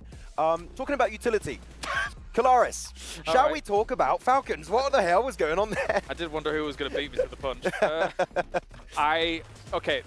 I have a personal issue. You had an issue with utility. I had the rotation one. So, yeah. So the utility usage... Okay, so when Falcons actually goes out, and obviously we're still focusing on them very much so because they came in as a big favorite for the tournament, so it's understandable. When Falcons went down, even just between 2 players, Nurz and Icy, they had 11 frag grenades. Never mind all the other utility that was across the team. 11 frag grenades, and they were not throwing them over on the east side of this map.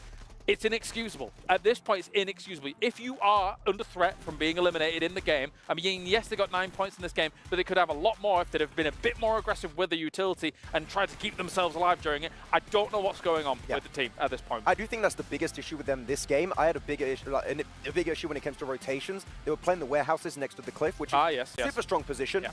They enter into the circle, not even quite in the circle. They play outside the circle on the east, and they just let Mad Balls rock up in a way better position that was free out from the get-go in that position. So I don't know, it's weird. It seems like they're not using utility. The rotations are a little bit wacky It's all from off. time to time. It's off. It is very off.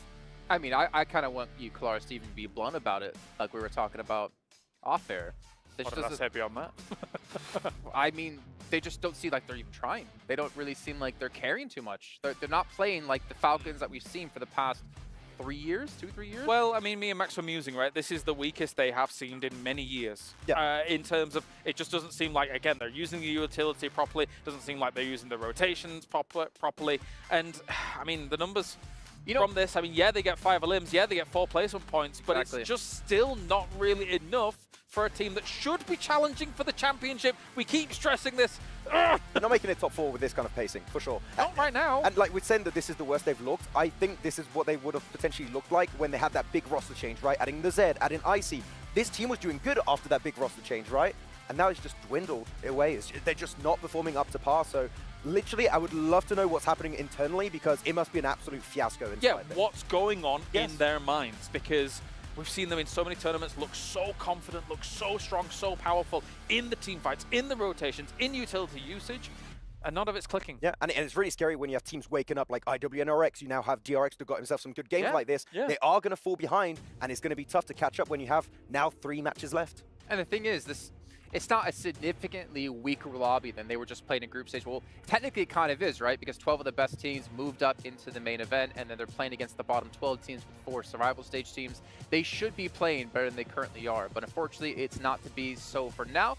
But we do actually have, as I walk over and get my daily steps in, a check-in 3 steps with our new commentators. Yeah, that's actually the most walking I do in the day, is from there to there. We got Hot Jukes and John Allen, the red duo, coming in for the final 3 matches. Gentlemen, it's looking grim for a couple teams out there. That's right. We wore our red shirts for a reason, buddy, and that's because 3 games left, and we're going to see quite a few guys go home. And it's so surprising to see the squads that we still see at risk here. Yeah, absolutely. And obviously the big story over the last 2 days has been the emergence of IWNRX, or rather the resurgence, given their performance back in EMEA. They're looking too good right now. That's for sure. Let's go ahead and take it back to Jason in the Cube to talk some more. Speaking of looking too good, the Cube. The Cube is very ominous. Is this a cube? I mean, I feel like if you say we're in a cube, we're kind of like trapped, but we do have the ability to walk out of the cube. Have you seen the film The Cube? Yes. Good film. Anyway, pretty cool. Cool. It's very good chat. Good chat. Let's take a look at overalls, because this is what it's all about, right? We have 3 matches left to go. IWNRX, yeah, they're through. They've been able to make it. Falcons even getting 4th place in that last match, ended up in 8th place. TJB has fallen out of top 4. DRX has been able to get themselves into top 4 yet again.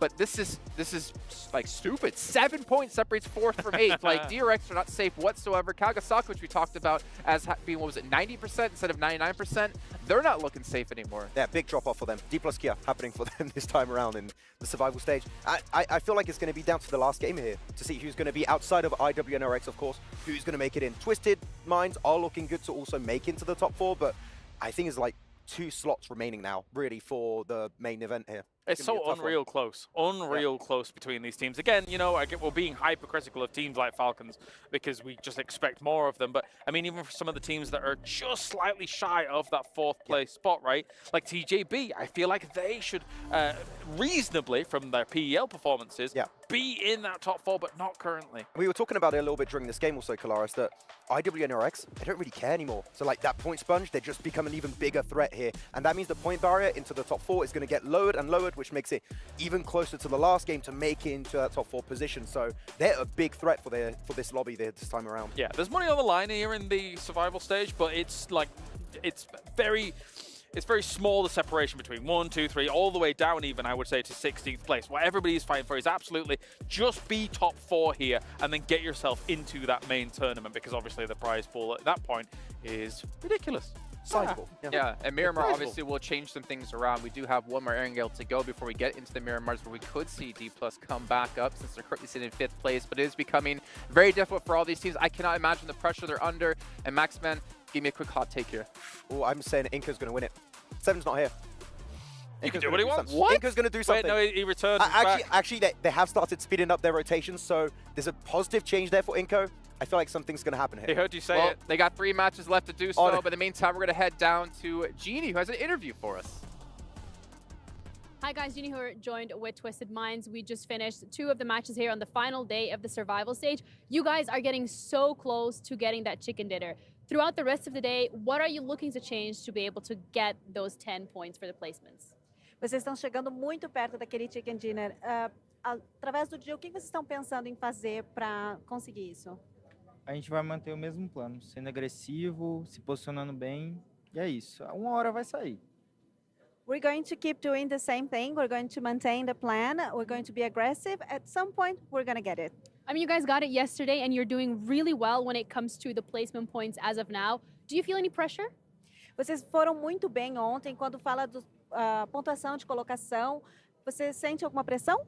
Não sinto pressão nenhuma, nem eu, nem meu time. Estamos tranquilos. Estamos só executando nosso plano.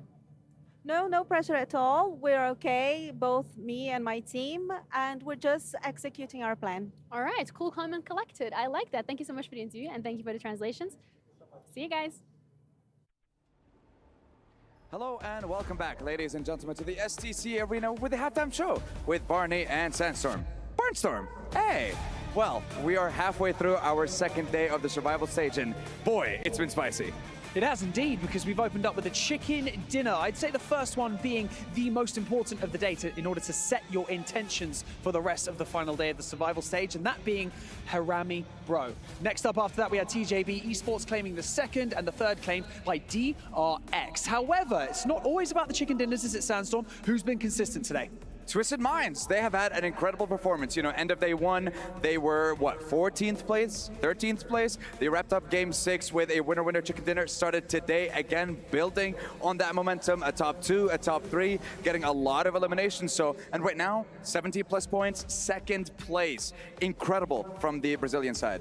Yes, that is true, and it goes without saying that every single player that's here that's competing puts their everything into this esport, much like the documentary piece that we saw earlier with Top from Falcons Esports. Absolutely unbelievable. And if you want to see that entire piece, just head over to PUBG Mobile Esports YouTube channel to check out the whole video. It truly is amazing. But for now, we've got 3 more maps to go today. It's going to be absolutely unbelievable. So we're going to throw it over to our casters so that they can go into our final Erangel of the survival stage. I'm not too sure about Barnstorm. I think we're going to go with Sandy instead. I feel like that's a better amalgamation of the two. We are, of course, the arbiters of the portmanteau here on the caster desk, but we're also going to be the arbiters of getting into this next game. That's right. We're not starting it just yet. Just a few more moments, and we'll be right with you. Oh, baby. All right, guys. So here we go. The 2nd half of today. We've now reached the final quarter of the survival stage. This is what it's all about. It's definitely going to start to heat up. And with dual gaming chipsets and 144Hz AMOLED screen, the GT20 Pro will equip teams with up to 120 FPS, which is also the first batch of supported devices, offering esports level performance and visually stunning experiences in the 2024 PMWC. Playing path on our screens now for the final Erangel of the survival stages. It is all to play for. We're going from Milk to Power over towards Georgia Pole. Clean playing path for this one right here. And just to remind folks who could have just possibly tuned in right here, right now, there are only 4 slots available on over to the main stage. A solid prize pool is here in this survival stage, but an even bigger one is coming up the day after tomorrow. So these teams are doing everything they can to get one of those 4 golden tickets to that main stage. And let's be real, John, it's still possible for any team to still make it. It is, right? Yeah. And in order for it to happen, and I'm talking about even the 16th place team, you know, Rook, which has currently 29 points. Right now, the cutoff is going to be DRX with 62. That is going to be a 33-point differential, right? Yeah. If we're going to see a cross like that happen, we would need to see double-digit elimination chicken dinners for all 3 matches coming up. Definitely big games necessary, and we've seen Team Spirit, for instance, denied a big enough game. I can't believe that one. On their attempt. Oh dear, Pandem might be getting into trouble with the best team in the game right now, IWNRX, and they've managed to get the inside track. The Micro Uzis, the knocks coming through with the knives. IWNRX not out of the woods just yet, and another one is found. They're slicing straight through. Pandem are carving themselves up a turkey. Slice and dice, baby. Frozen's hiding for everything he's got right now. Are you kidding me? And this is what I kind of talked about yesterday. When you do so well. He's hiding. Do they know? Do they even know? I don't think they do. Ooh, could get dangerous. He found M16. One good shot will do it right here. Is he going to be able to get that knock? He doesn't. But this is what I was talking about, right? When you do so well, you can do whatever you want in this lobby. You can hot drop certain squads. You can take risks, right? You can, if you don't feel you're fully prepared on certain strategies come finals time, use these next 3 games, right, to utilize it. Because let's be real. You know, IWNRX have already done so well, they're going to the finals, right? So at this point, there's pretty much, unless we see something crazy in the next 2 matches, we'd have to see that from multiple squads to see IWNRX get knocked out. But at this point, they have pretty much sealed their ticket, and now there's pretty much only 3 other slots remaining. And that's what you're talking about, right? Is that differential from 4th to 16th is 33 points. You know what's more than 33 points? 4th place to 1st place right now. That is currently sat at 37 points. That is a big, big jump up that is going to be really difficult for, well, not only that team in 4th place to jump up, but for everybody else around them to also have to jump up on over. That's correct. More shots. Oh, yeah, Frozen just say, you know what, why not? Let me get down from here and do that. And you can do that. You literally can do that when you're on the top of the leaderboard. So yeah, to see NRX go down, we would have to see 4 teams do that. And that's not going to happen, right? That was, this, by the way, I think is the hot drop that took out Team Spirit. That's right. In day 1, right? So IWNRX also finding out that Pandem, so for some reason, just really good at that one building, you know? If you go in that building with Pandem, you're not coming out most likely. And Pandem really needed those eliminations, right? So Pandem currently in 11th place are going to start off strong here. So if we want to see a team like Pandem, you know, cross into that top 4, again, double-digit elimination chicken dinner right here, right now is needed. And this is what is going to make it so much more difficult as this tournament goes on. There's 2 more matches after this. And once we get to that last match, I'm telling you, teams, we know for a fact they're mathematically not going to make it, right? IWNRX are going to be solid. So there's too many factors there to think you're going to play a regular game of PUBG Mobile towards the end. So if you desperately need those points, I think it's do or die right here, right now, especially in Erangel, right? And they were certainly able to do it. This is a crazy fight for them to be able to win. Against the weapons as well. Remember that IWNRX actually got inside first, right? They picked up the Micro Uzi. I think they got a pistol or 2. But the knives just came out, and Pandem were like, well, we better do something. And they made it. They took their destiny into their own hands there. I love to see it. They add up 3 points on their tally, which puts them up at now 42, and are 1 step closer towards that bubble. Oh, they say don't bring a knife to a gunfight, but don't bring an IWX to a Pandem fight. That's right. That is right. Take it to the bank right there. So a good position for Team Pandem to be in right now. Now the zone does go on over to the west side of the map. So we have Chopsticks in play, Hospital, North George. Moneymakers are going to get a good circle right here for their final Erangel. And they're all the way down at 14th, so they need every advantage they can get. I'm looking at Team Spirit. Team Spirit is currently near Quarry right now, so they're trying to center up the best they possibly can. Yeah, trying to get a little bit more central here, just to the south of those Gatka fields, near that Quarry sort of area. We'll be trying to make this one work, but Besiktas are getting taken down, and that point's going to go over to TJB. Just the 1 player goes down, but this is around Everest, right? And on the northern side of this circle, it is, again, a really important position on this side. Looking for the match. It will be easier to descend from this position if you can get rid of those players around your area. And that's what they were doing, opening up a point onto Besiktas. Yeah, you know, I want to see different play styles right here, John, from pretty much every single one of these teams, because they got to know that if we want to make it on into the finals, we want to stay a little bit longer here in the beautiful Riyadh, Saudi Arabia, they need to do something special at this point. So I want to see very, very calculated rotations, aggressive play styles, because let's be real, a lot of these teams, they're not going to be able to do it with just placements anymore. Like, they need crazy elimination. So it's about time we see all these teams turn on that full-fledged aggression switch. Absolutely. And the fact that IWNRX have managed to sponge away so many points does give them that opportunity, because they are sat, you know, clear 20, 29 points ahead of the next closest competitor. They've actually taken quite a lot from the rest of the lobby, which means that it's much more volatile. And that's why we're seeing the fact that Rook Esports could still technically make their way in. So when volatility strikes, that's when eliminations matter more. That's when their import increases exponentially. Yeah, and let's be real. As far as Rook having a possibility of getting in, it's only for this game, right? If they don't do a double-digit elimination chicken dinner right here, right now, they're done. Same for Inco, right? True. Same for Inco. And to be honest, anyone from Team Spirit down in those 13th through 16th places. I agree with that. They just can't do it. Unless you also have all of the teams around the bubble also going down early, right? Then with 2 matches, I mean, obviously we've seen, I think the highest eliminations we've seen so far was 20. Back in the group stages. So a 30-point game is possible. It's just highly, highly unlikely. It's very rare that it ever happens. Yeah, and it's really hard to happen, especially when you got your tournament life on the line. So many of these teams, tournament lives on the line. I honestly, I can't wait to see some keys get crushed. I'm not gonna lie. I don't want to. I am looking forward to just witnessing that, because that's gonna be crazy. But I know these teams and fans don't want to see their squad go out in that manner right now. So this is the game, folks. If you are cheering on your squad, and I'm gonna say pretty much 9th place on down, they need a big game right here, right now, as it looks like we're gonna head on all the way to the beach here. So a very interesting circle. We've seen this one already. So teams should know what to do when it comes to their rotations. Brute Force rotating around on the north side of Georgia Pole, potentially coming through behind Besiktas here.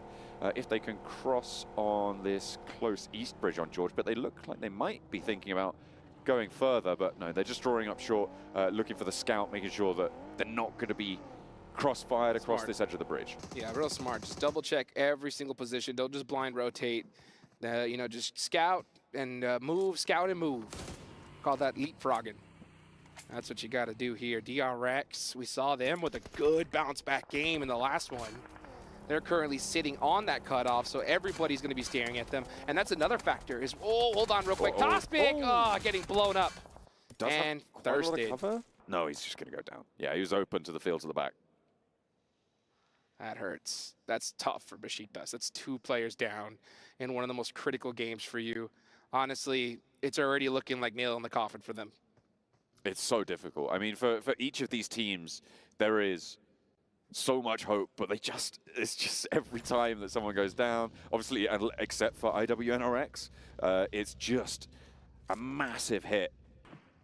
Because of the short style of this stage of the tournament, 12 matches only, it does get hairy. Nomi potentially going to be given a shave here as well, but the magazine empties and only 1 bullet connects.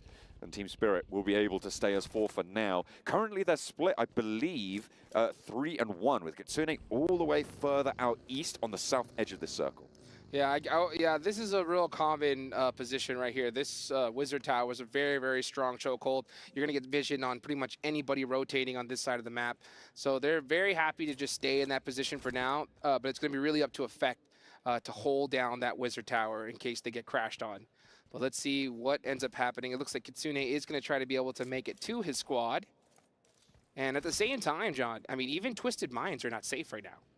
No, I mean, there's a lot of open ground around, certainly the northern point of Twisted Minds, a lot of fields there near that sort of swamp town area, just on the south edge of it as well for the rest of them. It's going to be quite an interesting hold on their western side, because a lot of teams on the south are close together, but because where Brute Force sit, it's not unlikely that teams start to skirt around on this western edge and try and push in towards that Gaka Radio area where they're currently looking to hold on the south side. Yeah, speaking of the south side right now, we're seeing a lot of congestion. Let's see where the zone goes, though, because you can see Team Falcons are looking to possibly get into an engagement here, but the zone goes north, so they either need to fight it out. They are challenging Team Spirit for this Wizard Tower top. Oh, with the double knock, can't get the last player. Effect is going to stay up, and he's going to be going for some thirst here in the next few seconds. Here comes Action, but it's just a little bit too late. Only one player, though. It's 1 versus 1. If Action can't get in with a good shot, it's going to be all curtains, and there's a third-party potential from Pandem. They could be rolling up as well, and that is going to be Team Spirit surviving, but Pandem are here to play. They've taken down IWNRX with their knives, and the weapons are drawn now as they scythe through Team Spirit and their hopes. Unbelievable. I cannot believe that Team Falcons took that fight. It makes no sense to me. If the zone did shift south, I would have totally understood it. But the fact that it went north, they should have just completely tried to circumvent them and avoid that fight completely. It ends up being a devastating play and decision for both Team Falcons and Team Spirit. Oh, and yeah, like with that game gone, Team Spirit, that's pretty much nail in the coffin right there. Might be. That is only 38 points now for Team Spirit. Miracles needed on Miramar. And they'll be looking for any help they can get now. Big miracles. Their first day let them down severely. And now they are reaping those rewards, as gloomy as they might be. Top of Everest, though, as we turn our attention to the rest of this match. TJB. Kalaris has been rooting for him with their PL results. I think he likes them. I think he looks for them going into the top 4 here. And with their position, it looks likely that they can make that happen. Yeah, they're right there on the top of Everest. They're going to have sight lines pretty much full 360 here. They just got to watch out for those pushes to see one team just kind of full send it on into them. If they're able to hold them off, they're going to be able to soak up some points big time. But you know, as a matter of fact, John, you and I, we were in the players' lounge here earlier, and we were talking to Sertani, the coach of Vampire Esports, and even he was like, he had Team Spirit to win this one. Well, I think I did too, to be honest. And I don't know what it is, man. It's so unfortunate to see them. They look like they're in disarray. They're not winning the fights when they really feel like they should be. I feel like they have shown much more mechanical skill in a lot of scenarios, but I think for the most part, it feels like just a lack of comfort here in Riyadh. Yeah, I'm not sure what happens. Or maybe Team Falcons were looking to get some revenge after those Sandhawk hot drops. Who knows? Who knows? But let's take a look here at Rook. They are currently sitting in last place. They're trying to make a hero underdog story. And in order for that to even be possible, 100% double-digit elimination chicken dinner needed right here, right now. They have Harami Burrow right next to him, and D plus Kia waiting right next to that hill. So it is not looking good for them. The zone does center up here, so not a ridiculously hard push for them to make, but they are going to have to battle. This is huge for Inco, right? On South George, on those crates, the fact that they catch a part of this circle is massive because they can hold this for quite a while. They're going to get some visitors, but Twisted Minds holding on their west, TJB controlling the entry from the south from the top of Everest. It's going to be a pretty decent chance for Inco to get a good match here. I feel for Team Spirit as well, man. They won this fight. It was the third party, which obviously when everybody's moving around, you know it's going to go through. And it just didn't happen for them. They weren't able to clean it up. A lot of that was because of the damage that Falcons did to them with that double knock. I think it was from top rolling up a little bit earlier on, able to find 2 of the Spirit players where by all rights he should have just been instantly on the floor. Yeah, that wasn't a misplay by Team Spirit at all. I mean, it's just Team Falcons that just full sent it on them. You know, there's not much you could do in that situation. So just an unfortunate fight for both ends of that spectrum. But there's still a lot of opportunities here. And honestly, that was a great opportunity for Team Panda, right? Absolutely. They've gotten a bunch of points already. That's 8 eliminations. We talked about double-digit elimination chicken dinners available. They've already got half of that pretty much already done so far. Yeah, but the other side of the coin is needed to get that chicken dinner. And That's right now, true. Pandem are in a pretty sticky spot right now. South side, not even skirting around Everest at this stage. They're going to have to push past Mad Bulls or flow out to that western side across some open fields. It's so hard for them. Rook trying to hold it together as Harami Bro trying to make sure that they come apart at the seams. Does not have the healing, and they are out in the blue. Rook lose a player. They'll get the res and play on as 3 on the east side now, but they're not in the circle. That could be their chance at the finals, too, to be honest. I mean, they need a massive game right here, right now. And for the next 2 games, if we want to see them even have a shot of making it into the finals. So as 3 players, they're going to have to go crazy here if they want to extend their tournament life. Teams are going to be worried right now because around the bubble, a lot of the teams still have most of their players. This fight for the top of Everest is pivotal. D plus Kia roll up, take 1, take 2 out of Rook, and they are slowing. Being cut through right now. D plus Kia on the east point of Everest will next have to take care of TJB because TJB are starting to extend their necks. Have a peek over the fence, see what the neighbors are doing. D plus Kia just crushing Dreams right now. That's pretty much said and done for Rook.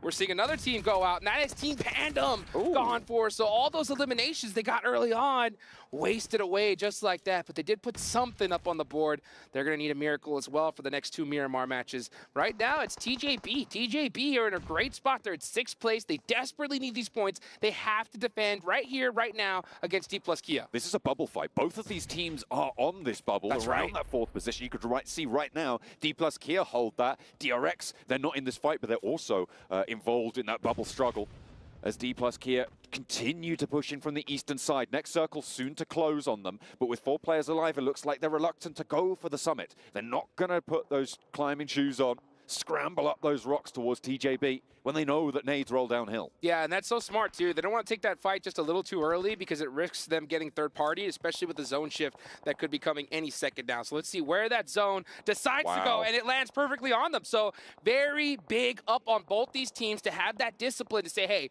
you guys don't even worry about it. And I think that smoke right there could even be a little bit of a white flag to say, hey, you guys stay there, we'll stay right here and fight each other later on to see who wins this thing. D plus Kia's position certainly smoked out quite a lot, but that's a nade over the top. Doesn't quite connect with the damage. K's taking damage. I think that might be for an off angle. Could even be coming from Inko. This is dangerous play. On the north side, another nade from high ground. Longs gets the knock. That's from the shots as well. And now you can see instantly pin pulled on 2. They want this confirm. Nolbu's there as well. He's going to divert, move away from this, and then he's going to look for the res, but his teammate is just burning away. The Molotov's putting the pressure on, and that is how you put them between a rock and a hard place. D plus Kia being bled dry by TJB. TJB saying, you know what? Now, especially that we know it's D plus Kia, we have to take them out. They're right above us on the leaderboards.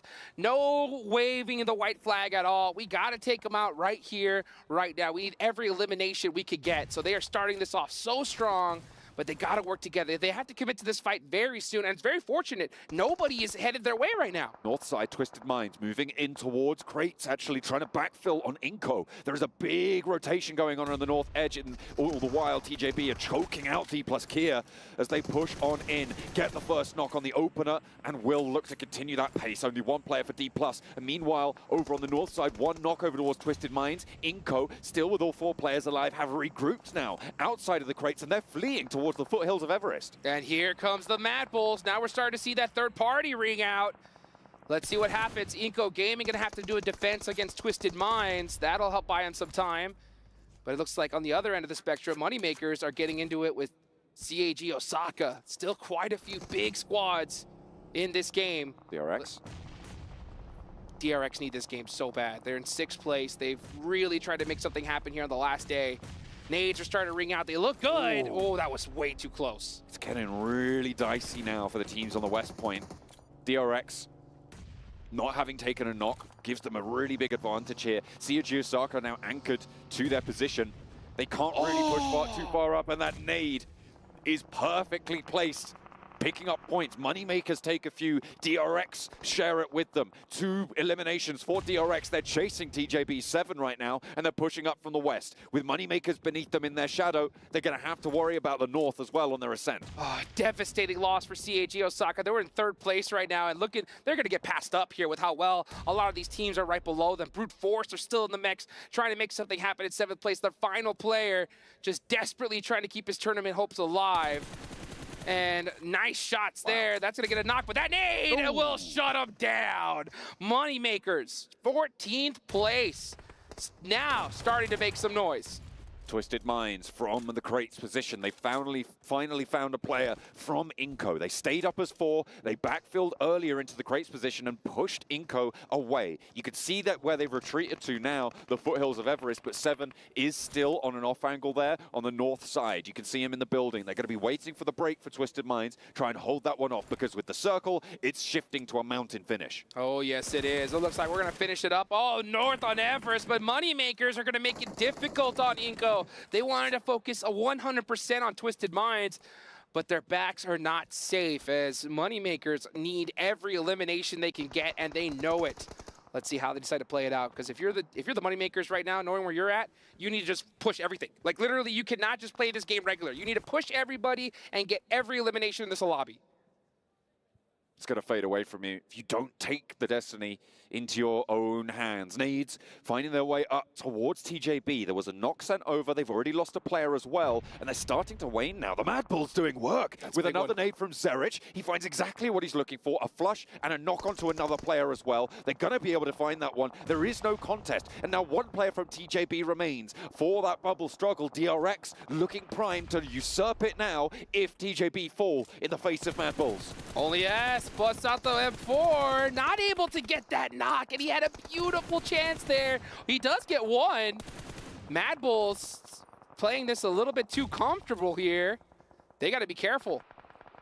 Only S is starting to look angry. Oh, but that's Twisted Minds. That's 2 players for Only S. Is he going to be able to wipe Mad Bulls all by himself? Mad Bull starting to struggle now in the scrap. The nade's high. It's a burst in the air. It tags on a bit of damage to Zerich, and in comes the push. The DBS, both ways. The shells are going to ring out now, and Zerich can't connect, but neither can Only S. Finally, he finds it, and a 1 versus 3 for TJB. Around the bubble, they put 2 digits on the board, and 10 eliminations is the mark to be made. But with only 1 player left standing, DRX now have a chance. They need to take him down now or risk losing that race.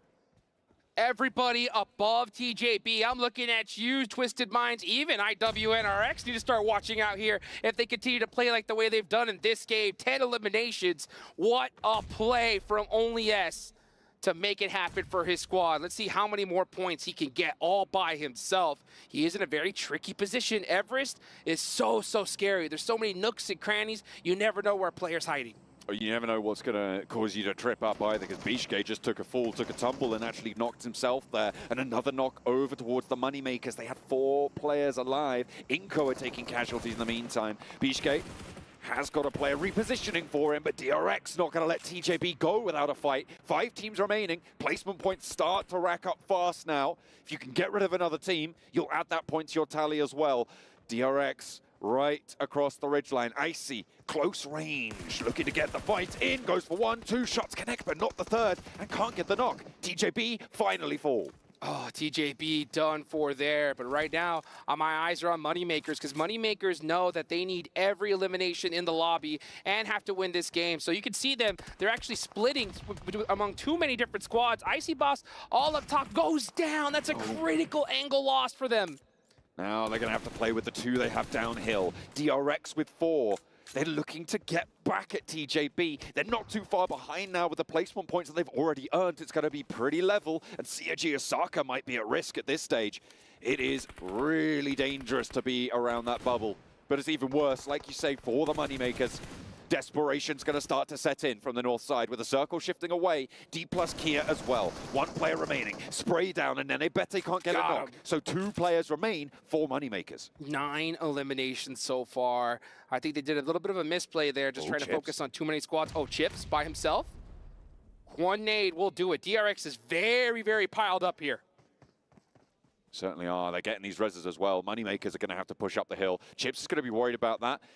Do you take your attention, turn it towards the Moneymakers downhill or to DRX? I mean, it's a difficult decision to make as the res comes through. DRX just going to bide their time. They're not getting too aggressive with it. They want to play securely. Yeah, DRX are playing this very safely. They're in a position that they can easily pass up so many teams, so they have no reason to go crazy. Unlike, you know, Moneymakers, where we should have seen them just full non-stop push, but they backed off just a little bit, and that was enough to lose a couple critical players. And now they have just 2 players left. They gotta win this one if we want to see them even have a close to a shot of making it to top 4. So as for DRX, playing a little bit split. I'm wondering about the nades right now. You can see no nades in the backpack right now for this player, but 11 for Koa. Okay, they know what they need to do then.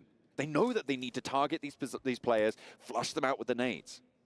I'm going to say it right here. Koa and Biscuit, they have to win this game. If Moneymakers don't win this game right here, right now, I'm going to say it. It's nail in the coffin for them. They're not going to the finals. How many nails are we putting in coffins on this match? I have no idea. I brought a red shirt for a reason. Oh, yeah.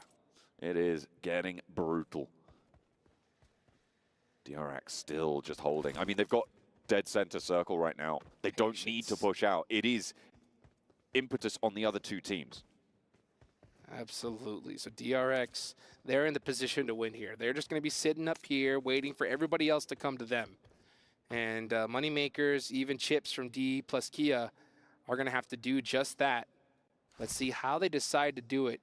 We're looking at a nice little 3-1 split here. I like this. I like Soez on this really hard off angle. The blue is right to his back, so he knows he doesn't have to turn around at all. That's going to make it very difficult. They know where Moneymakers is at right now. So, yeah, we're going to have to see a crazy shot from these two players here. Smokes are starting to bloom, and Soez moving back in. That's a bad smoke. To the rest of the team, I mean, that removes that off angle that you were talking about. That might allow the Moneymakers in a little bit closer to maybe have a chance here. If Chips pops a nade in at the right time, things can crumble, but still, DRX keeping it under control. I feels like they definitely know what's going on here. 2 nades, and they're looking to start to cook them up now. That's going to go maybe right on target. Just a little bit short, but that's going to flush the Moneymakers players out. They try and flow to the side. Koa, can he get across to the headland? I think there might be just enough cover here. Chips isn't going to peek it, but I don't know if Bishke is going to be as lucky. So it's all up to Koa now. Bishke goes down. Yeah, it is all up to Koa. DRX have this locked down. There's no way they lose this at this point. They're playing it so careful. They have the high ground. And they are not going to make any mistakes. I got a little bit worried when I saw that smoke bloom. I was like, if they're going to smoke themselves out, that could definitely lose them the game real quickly because they won't have any sight lines at all, allow these players to push up on them. But no, they are playing it well here. Now they know where Chips is. Great shots. Chips going to run into the blue zone to deny the point. And honestly, that's the right play. Yeah, moving out of there. That's going to leave just Koa for Moneymakers. 9 eliminations and a second place is still a good result for them, right? But it's even better for DRX. They've managed to rack up some points and look to book another ticket, probably the second ticket, in towards those finals. But it's still not done for them. There's a lot of teams ready to take that from them in the next 2 matches. They just need to finish this one out. That nade looks good. And over the top they go. DRX able to win out a chicken dinner, and the battle for the bubble rages on. A massive win for DRX right then and there. Clutching it up, very calculated. That's how they needed to win it. They just need to put up some solid eliminations and win the game. Everybody else in the lobby, we needed to see a crazy game from them. All we needed to do was see a solid one from DRX, and that's exactly what they delivered. They put that one up there. TJB as well, getting a lot of points from this. And even though DRX now, I believe, should be up in second based on that performance, I have to double check on the scores exactly. They're not safe. They're not fully safe just yet. They are no IWNRX at this stage, right? It is still very much all to play for those 3 teams that are going to be joining IWNRX. Obviously, still technically not confirmed, but very, very likely that that's going to be the case. It is so interesting to see it come down to the final 2 matches. Yeah, I mean, I honestly have no clue who the other 3 tickets are going to go to. I think IWNRX obviously haven't sold at this point. But man, Moneymakers, you can see them trying to make something happen, a little bit of magic going. But I think they stopped that aggression just a little too early on. We needed to see them soak up a lot more points than what they delivered on. Absolutely, it is unfortunate, and we are going to start to see teams not really having a chance at this stage. Given that the bubble teams performed very well here, that gap is going to start to yawn. It is going to be unbreachable for the next 2 matches. One or 2 times, they are going to have to put another performance up on the board, and you can see that elation that they've been given that opportunity now. Yeah. Oh, man, that is absolute craziness right there. We see IWNRX with the hot drop. We see so many squads in contention to make it into the top 4, perform so well. 2 more matches left to go, guys. Don't go anywhere. We're going to be right back.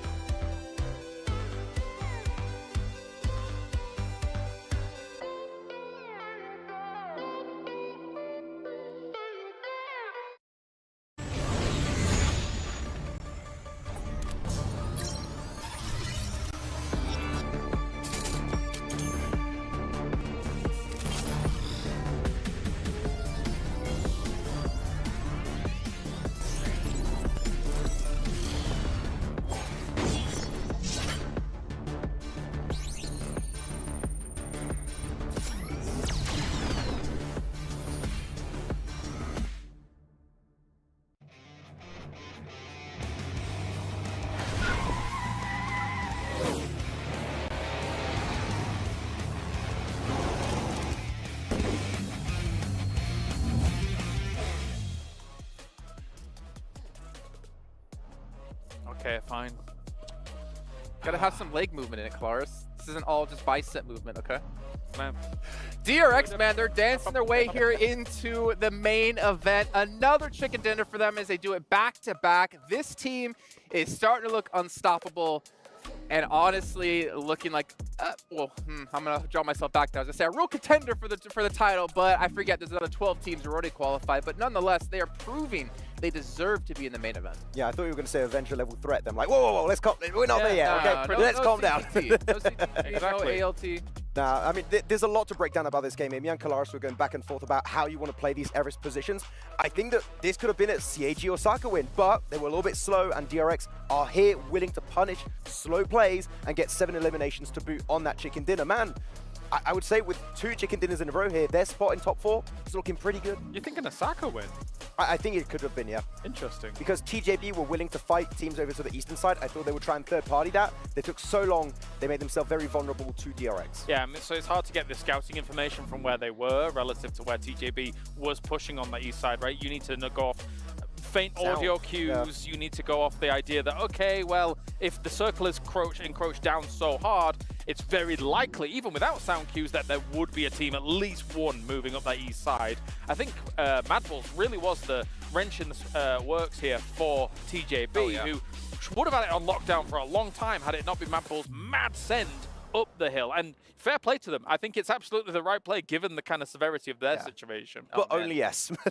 Sorry, just there, you're being reminded, Falcons 0 points because of the fight they had up against Team Spirit, and then Pandem crashed at the very end. But let's actually draw it back to the end, though. Everest play and this event, Kalaris, I feel like you've been a little bit tilted, but fairly, with how teams have been playing Everest and how they haven't been punished, or teams haven't taken advantage of the situation properly. I mean, at least eventually TJB did get punished, right? But for a long time, nobody was willing to make it happen. Sorry, ridiculous fights going on in this game. But TJB had a lot of room for a lot of time. And when that kind of thing happens, technically speaking, 2 teams can coexist on the top of Everest effectively, as long as you kind of, find one on the west, one on the east. But nobody's willing to take the fights early on. And then Rook and D+ find themselves in a situation where, okay, we're having to try and dash towards the east as quickly as possible, run into each other. Rook's the victim. Yeah. D+ did very well in that fight, actually. But just do it a little bit earlier, though. Like, that's the thing. Exactly. You coexist as 2 teams on the mountain on phase 2. Realistically, go there for phase 2, phase 3. You're going to be good for a majority of that match. But if you send it late game, guess what? You're not the only team that's going to make that decision. You're going to clash, you're going to fight, and chances are the team that's already on the mountain is going to third party and clear off your spot. Yeah, effectively, to boil it down, you're giving whichever single team is on the top of the mountain a free double-digit game almost every single time. And that is going to be able to, if you keep that in kind of numbers up, you're going to be able to get this top 4, no problem. We're taking a look here at DRX up against Kagasaka in that last game, and the reason we want to take a look at this is because Kagasaka had every opportunity to basically do what DRX could have or did do if they pushed up the mountain earlier on. They got overwhelmed. DRX just eliminated Kagasaka and then obviously took it into a victory themselves. The push itself of DRX going on to CAG Osaka was also very funny to me because CAG Osaka had a ton of utility. I think they had like maybe 5-10 nades all together, and they just go down in their little dip, just get naded to hell by DRX because they're just not willing to take the fight. And then DRX, guess what? They clear that space, get extra loot of CAG Osaka. They have all of the tools they need to go uphill, take the fight onto the remaining teams and win the game. So I think CAG Osaka were too complacent this match when they could have actually maybe not get the win, but at least get a solid top 3. Yeah, I think you're right. I think DRX is just more... How do you describe it? They're taking the initiative more. They're more willing, in being able to take this fight, realizing, okay, well, our only direction is up the hill. What are we going to do? We're going to go up the hill. Great stuff. Whereas Kagasaka, that really was their only direction. And they were like, well, it's going to be difficult. Admittedly, if you really if we really want to get nitpicky here, Kagasaka making the scale up the hill whilst DRX is still below them is a little bit harder because you know that eventually they would have line of sight on you when you want to scale. So it does slow down their eventual scale if they wanted to try for it, but they didn't, so it doesn't matter. Yeah, it's not going to matter anymore because that was our last Erangel here of the survival stage. It comes down to now, as you're seeing, Miramar for our last 2 games to play. You guys watching at home, by the way, if you haven't checked it out, go into the Esports client, make sure you check out PMWC, and make sure you subscribe to be notified when we go live and notified for any information out there. Max might even showed me it a little bit earlier on today saying, hey, we're going live. Also, hold the dance in, don't worry.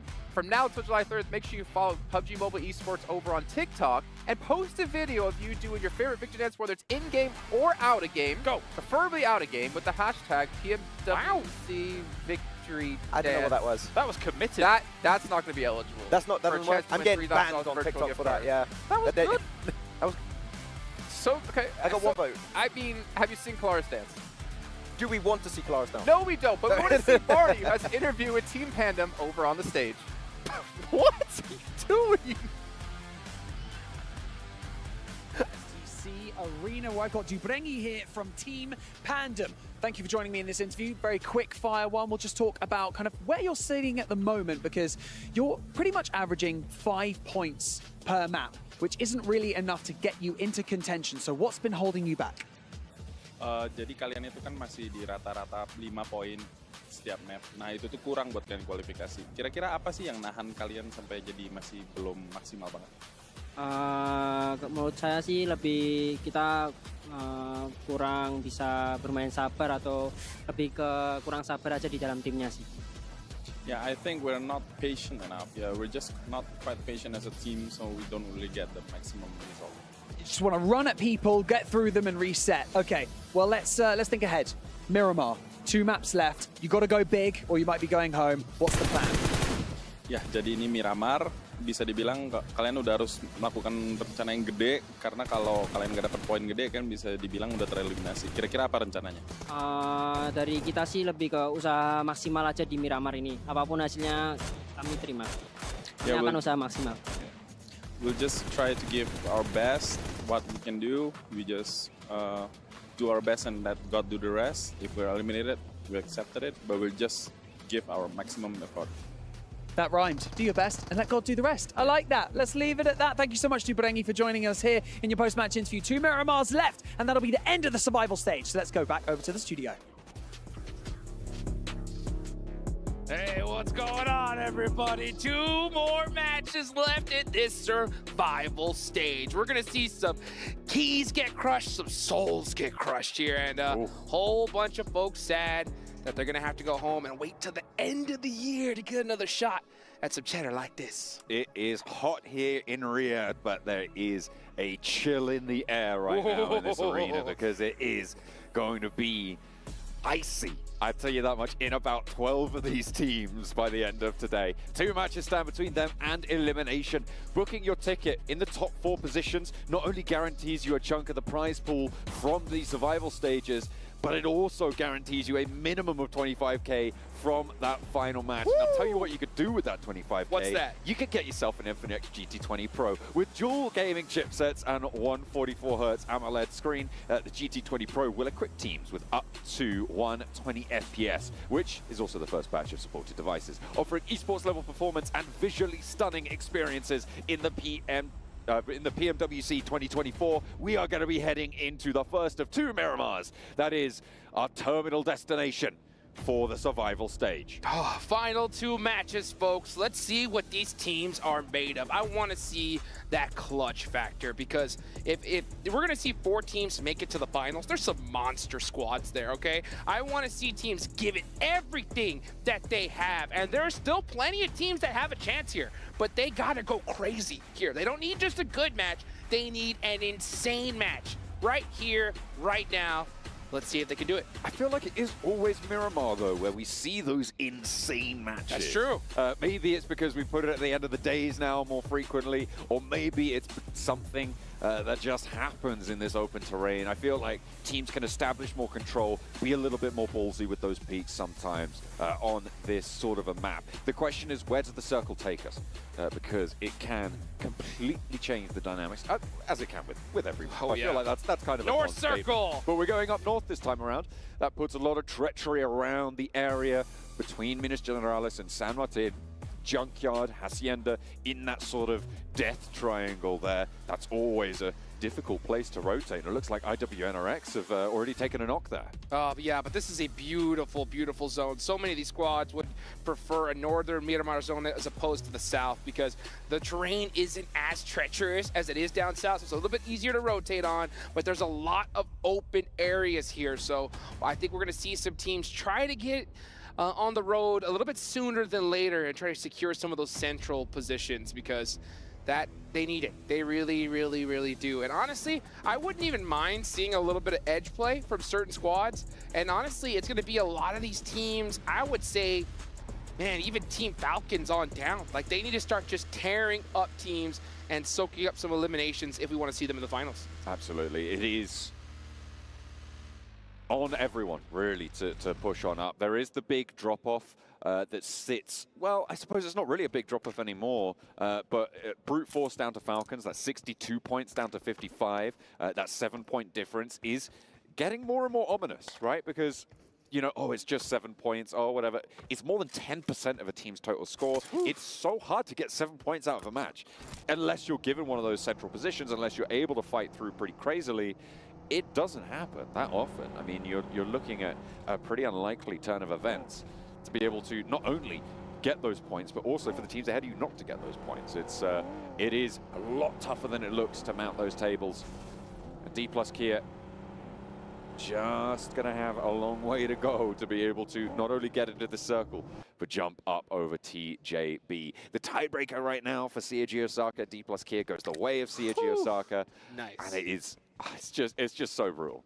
It's so close. It's so close. Yeah, to get 7 points is tough. If you look at right now the average, we played 10 games so far. So the only teams that have had 7 eliminations on average every game is TJB on up, right? Plus. So, I mean, it just goes to show you how difficult it is. So in order to get a crazy game and hopefully see a shot at making it in the finals, and I'm looking at, I'm gonna be real, Mad Bulls on up, right?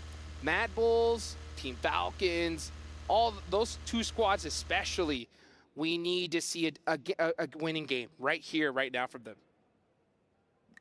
It's, I mean, that basically the entirety of the lobby is under so much pressure at this stage. I'm going to call it, though, for a lot of these teams. Oh, you're going to call it? Yeah, the last game it was possible. The last game it was possible, but after not seeing the performance that I need to see from a lot of these squads, I'm going to call 10th place on down. There's just no chance. Whoa, okay. That's pretty bold. I mean, kind of fair enough, though. Like, the bubble's already at 71. Jumping up there, it just doesn't happen, does it? It just doesn't. It was possible. They needed to win every game, though, right? And since they didn't win that last one, it's just, it is what it is at this point. The last game's going to be so chaotic because, you know, you're going to see some teams at the top do some crazy stuff. All these teams at the bottom are going to know that they have absolutely no chance. So some of these guys are really bummed out. They just start pushing some teams kind of, you know, recklessly. And or even sometimes we see some bottom teams go crazy because now there's no more pressure on them. So, yeah, the last game of the day, guys, you definitely want to make sure you're tuned in because it's going to be absolute chaos. Only 2 more matches, and I feel like it has been a tournament full of unexpected results across the board, not only here in the survivor stage, but also back over in the group stage so far, which to me reads there's going to be an interesting final. So not only is this survival stage going to be great, but yeah, it is going to be riveting stuff in the coming week after we've selected the top 4 teams from this lobby, because we're only taking 4 of them.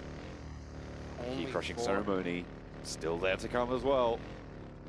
Yeah, these teams need to know what to do here. And one thing I want to see is a mix-up in strategies. Like I will give teams way more props if they just go nuts right now. Like even if you see a team like Pandem or Harami Bro just start pushing everybody, and if they say they take out one team and go out on the next, I will be so proud of them because guess what? They gave it a shot, right? They're not just playing passive, because right now, even if they got a chicken dinner with 2 eliminations, what's the point, right? There's just still not going to be able to make it into the finals. So if they want to have a shot and a miracle run, they need a record game here.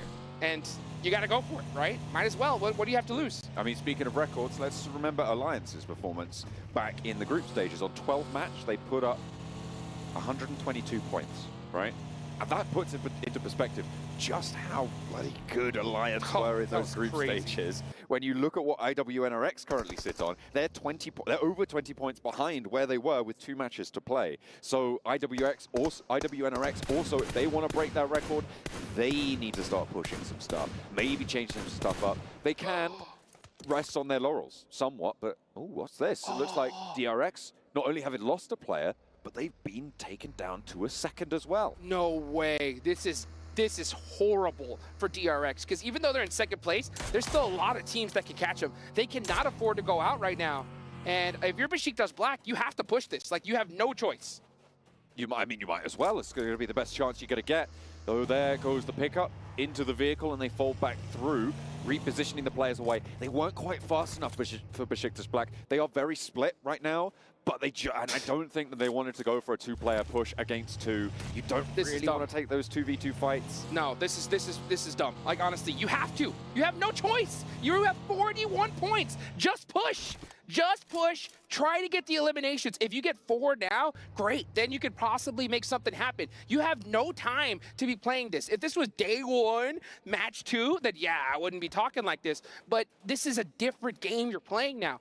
I don't even know what Besiktas Black is doing. When I see stuff like this, it absolutely infuriates me.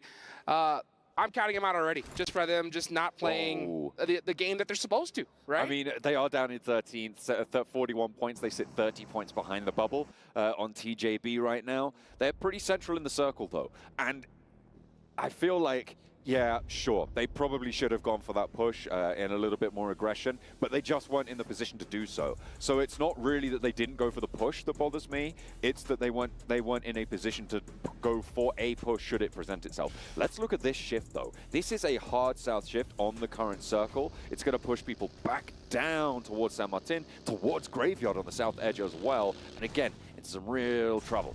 All right, we're gonna see a little bit of a jump out there. Look at that. Nice. Buggy doing a little bit of a carnival ride there. Let's see what happened to Kay. What did happen to him here? No, this is not replay. Oh, okay. I was about to say, that was looking a little interesting, but we're starting to see some rotates happen here. IWNRX. Oh, he's in trouble. Doesn't go down, though, and I think that's going to be crucial to establish and keep that angle on the sideline. Swain is there as well, hops into the buggy and gets away. With the heal coming through, it looks like IWNRX are going to be safe for now, but on the east side of the circle, they've got a little bit further to go. We're seeing the M24 being pulled out by Kepa Boss. For Rook, the range, powerful with the 8x on the sniper, but it's not going to be too worrisome for IWNRX. They're just going to keep the sprays going over. Kepa can't even hop into this vehicle. It's slow off the mark, which means you jump into it, you know you're getting sprayed down. Frozen, you could see him just trying to make something happen, but he did give away his position, so we could see a little bit of a reposition from Rook to try to catch this player out, but we're seeing a lot of 1v1s happen here. Interesting play from Rook. Yeah, Rook, you can just see them. I think they're just kind of having fun with it at this point. A little bit too far down the leaderboards to make anything happen. And that's what I like to see, though, right? I mean, hey, might as well. You know that you're mathematically pretty much impossible to make it to top 4. Just push everything you see. 40 points behind right now, the bubble. Farouk. And I think you're right. Fairly close to impossible. Mad Bulls do take one of them down as well. Not a full flush just yet, but they will be on 3 active. They'll probably try and reposition for this. Pandem also taking shots from money makers. Yeah, it's going to get a little bit more tensive from the north side there. Just watching IWNRX keeping things together on the east, and they've actually managed to find an opening with all 4 of their players alive. On the east side of San Martin, towards Hacienda, TJB looks like they currently hold Hacienda del Patron, and Team Spirit on the south edge, DRX out to the east, on quite a wide split for DRX, actually, it has to be said. Rook, they're still just trying to get away with it. Yes, they are. So yeah, Rook just running around right now, having their way at it. IWNRX, though. Ooh, really? Looking to gonna just... You can just tell IWNRX is playing just a little bit loose right now. And you can afford it, right? You can afford it. You're going to the finals. We know it. Everybody knows it. So might as well just kind of have fun with this lobby at this point. But now, these 2 teams, they cannot afford it. And look at that. Moneymakers going up against Team Pandem. Biscuit, and that is it, I believe. Yep, Team Pandem out of there. That is going to be them down 47 points now on the south side of the tables, which is not a favorable position generally, I'm defining North as good on the tables. That's right. I think that's fair to say. But Team Pandem, 47 points going into the final match. It's all but done for them. Moneymakers, however, with a lifeline.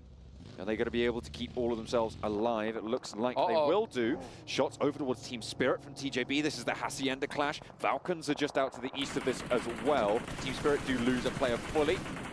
That is going to go over towards TJB right on that bubble. 72 now as the lead starts to open. CAG Osaka. Now this is a team right now we got to keep our eyes on. Brute Force as well. Very, very close. Both teams in contention here. Team Spirit losing that player especially, that is going to be it. Yeah, and D plus Kia, a team that really needs those points, are soaking every single one up that they can. Nomi, just kind of driving away, just trying to have some fun with it at this point. DRX though, DRX, yeah, down to a single player. Let's see what he can do, and that is it. He is done for. So that's a big door open for a lot of teams. 80 points is where DRX will finish now in second place. Twisted Minds, 7 points behind. TJB, 8 points behind. D plus Kia, 9 points behind. You're right. There are a lot of teams that can push up on over, and you can see on the leaderboards right now, they are close to being able to do so. At the moment, TJB with Hacienda control. Where are we looking at Twisted Minds? They're out on the east side, and actually with the most danger afoot, with Mad Bulls close by to them. On the north side with Besiktas over to the west edge. You've also got D plus Kia, who we saw take down Team Spirit, well, the majority of Team Spirit on that south side, playing on as 4 with some decent hopes at jumping on in. So DRX not safe by any stretch of the imagination, despite their blinder of a day. That's for sure. By the way, I got to give massive congratulations to IWNRX for breaking the 3-digit mark. The only team to do so far. That's going to be 100 points for them with that elimination. And let's see what other teams are going to be able to do here. Twisted Minds are still in the mix. CAG Osaka is still in the mix. You got Harami Bro going up against Inko on the other side of the map. And it looks like we may just have a Hacienda de Patron finish here. Not like that. Haven't seen one of them in a while, Dukes. But it's right on the edge. Let's see if it does go that way. Inko rolling across the open ground. One hop out there to try and take some shots wide. But Harame Bro gonna have some shots connect onto them from Nenebete, from Inko. Inko still rotating on the south edge. You can see D plus Kia looking to pick up more points here. Chase towards that second place. Try and push DRX out with the opening they've been given. 3 teams now clashing on the south side. Harame Bro down to 2 now. Federalis out in the blue. Having to shuffle on forwards. Norbu with the spray towards the player breaking forwards, but not going to connect on this. They might be able to find the res. In the meantime, Inko are healing up ahead of them. Inko have the inside track on this. They're closer to this circle, and it looks like IWNRX, they've sent Frozen down south to see what's going on. He's poking his nose in, and it doesn't matter if it doesn't belong, because he's going to take those points either way. That's right. He's like, what's going on over here? Oh, some more eliminations. I'll take some of that. D plus Kia, they definitely need them, though. So very heads-up play for them to hear these shots on this side of the map and try to get in the mix. They definitely need to be able to steal some eliminations and finish Inko out sooner rather than later, especially considering that they are not in this next zone. D plus fighting on 2 fronts now, and it looks like they're doing pretty well with an assist coming through from IWNRX. Frozen able to give them a little bit more oomph here on the off angle, slowing Harame Bro. They cannot be pushed from the east, and this is excellent stuff coming through from D plus Kia to be able to hold this fight down. But they still have a way to go. The blue is starting to push in, and they are making their way, but past some treacherous terrain. This is a tough decision for D plus Kia. Right now they need to decide, do we just try to make this push, soak up these eliminations, or go into the next zone and try to find a solid position. And honestly, I always err on the side of position because you can always get those eliminations a little bit later on. But it is the second to last match. You don't know what's going to happen. So I am not shocked at all to see D plus Kia hang out here just a little longer as they get one more player. And another major point. Mas trying to haul it on over there. Ooh, the vehicle explodes, and IWNRX steal that point away from the rest of the lobby. But D plus Kia now 5 eliminations and an avenue has opened. They could start to move past. Inco, they were split 1-1, which is why Nunez didn't go down instantly. They've got Nenobete right in the middle, in the field, playing a resurrection game for Inco to... I mean, there's nothing he can do, to be honest, at this stage for them. He's just seeing what he can get done. Over the top nades for Brute Force, who have got that outside track, over towards the Moneymakers. Shot and shot back. Over the top, they will try and flow, but Chudo is going to fall down, get flushed as well. There's a big fight right here. Brute Force need this game. They are right on that cusp. They could definitely make it into the top 4. They cannot afford to go out right now. Moneymakers need a miracle run, so they have everything going for them with 5 eliminations so far. But Brute Force need to stop their momentum some way, somehow. Another big fight, though. Oh, look at this. Mad Bulls in the mix with Besiktas. Northeast side, Besiktas losing Lewis there on the forward position. No one going down in response just yet. Nades are starting to pour in through the doors, though, and it's going to be difficult to hold it down through the corridor. They're going to move 2 and 2. Kikali can't quite get it, but there it is. Catches the ankle as he tries to flee around the door frame. The 2 ball players, but the Groves is barking, and it will take one. Look for a second as well. And Besiktas Black trying to slow and stop the Mad Bulls in their ascent. Twisted Minds come through the third party, and there's another Groves here to play. The Mad Bulls find more points, but they're only now on 1, and inside the building, it might be difficult, but you step out of there, and Twisted Minds are here. They're part of the party. 2 players for Besiktas running around, trying to hold their invite in their hand, but it is not gonna be so. Mad Bulls hold on with 1, but Twisted Minds want to shut it out. Obscure gets 1 with that nade, and they need a whole lot more here because we're seeing some great performances from squads right next to them on the leaderboard. D plus Kia with 6 eliminations so far. TJB right behind them with all 4 players up. Twisted Mind need to find a way to get these remaining 2 players of Mad Bulls finished out sooner rather than later. This is not a solid position in the next circle. It could definitely shift away from them, so Twisted Minds need to make a decision. But at the same time, the nerves have to be at an all-time high. They know what's at stake. IWNRX also could be third party onto this engagement. If Twisted Minds pull the trigger, and you can see they're aware of that, which is why they haven't gone for the full-out fight just yet. There's 2 Mad Bulls on the inside, and they are angry as anything. You do not want to handle them when you've got IWNRX breathing down your neck. No, you do not. And now we're going to watch D plus Kia on the push, trying to take out some of these stragglers on the bottom of the leaderboards. Desperately getting these points, and they're getting even more points. DRX, you better watch your back, because D plus Kia are showing up at the right time. They are starting to build pace, but there's Frozen, and again, this guy has been so much trouble for these teams on the south. Against Rook, against Harame Bro, now against D plus Kia. Nobody is getting away for free. La da da dee dee dee da. That's what he's just kind of singing in his head as he's just, you know, making it happen, just destroying teams' dreams here as IWNRX are just having some fun. And that fun is... unfortunately, just absolute chaos for the rest of this lobby. Look at where these tables are starting to get eliminated as well. 3rd through 10th, all still alive. People below them, nah, they're done. Rook is as good as out as well. So, well, okay, maybe he's got a little bit more fight in him. Fighting the dog. D plus Kia, though, they're going to be drawn short by it. They're down to 2 players. They've lost 2, and K is pretty low. You can't really go for this fight whilst Frozen's watching out for you. Yankee's in the monster trap. Oh, man, Frozen's like, yeah, shoot some through the window. 1 down. Oh, and Team Falcons get 1 of those points. They are still in the mix, but Team Falcons are playing this way too passive. They're so far down on the leaderboards, they need a monster game. They're not out of it just yet, but honestly, if they don't finish strong here, they're done for.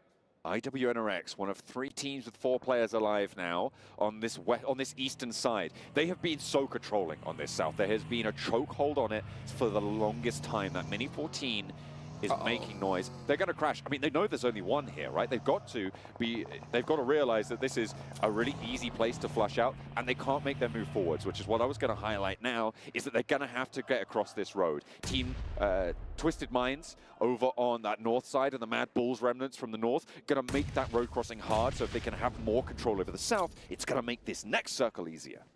This is an insane match, folks. Every single one of these teams that are in this lobby desperately need that chicken dinner now. K needs to pull off a miracle because there's so many teams right behind him trying to usurp their spot. Let's see if he can make some magic happen against IWNRX 1v3. Hopping out.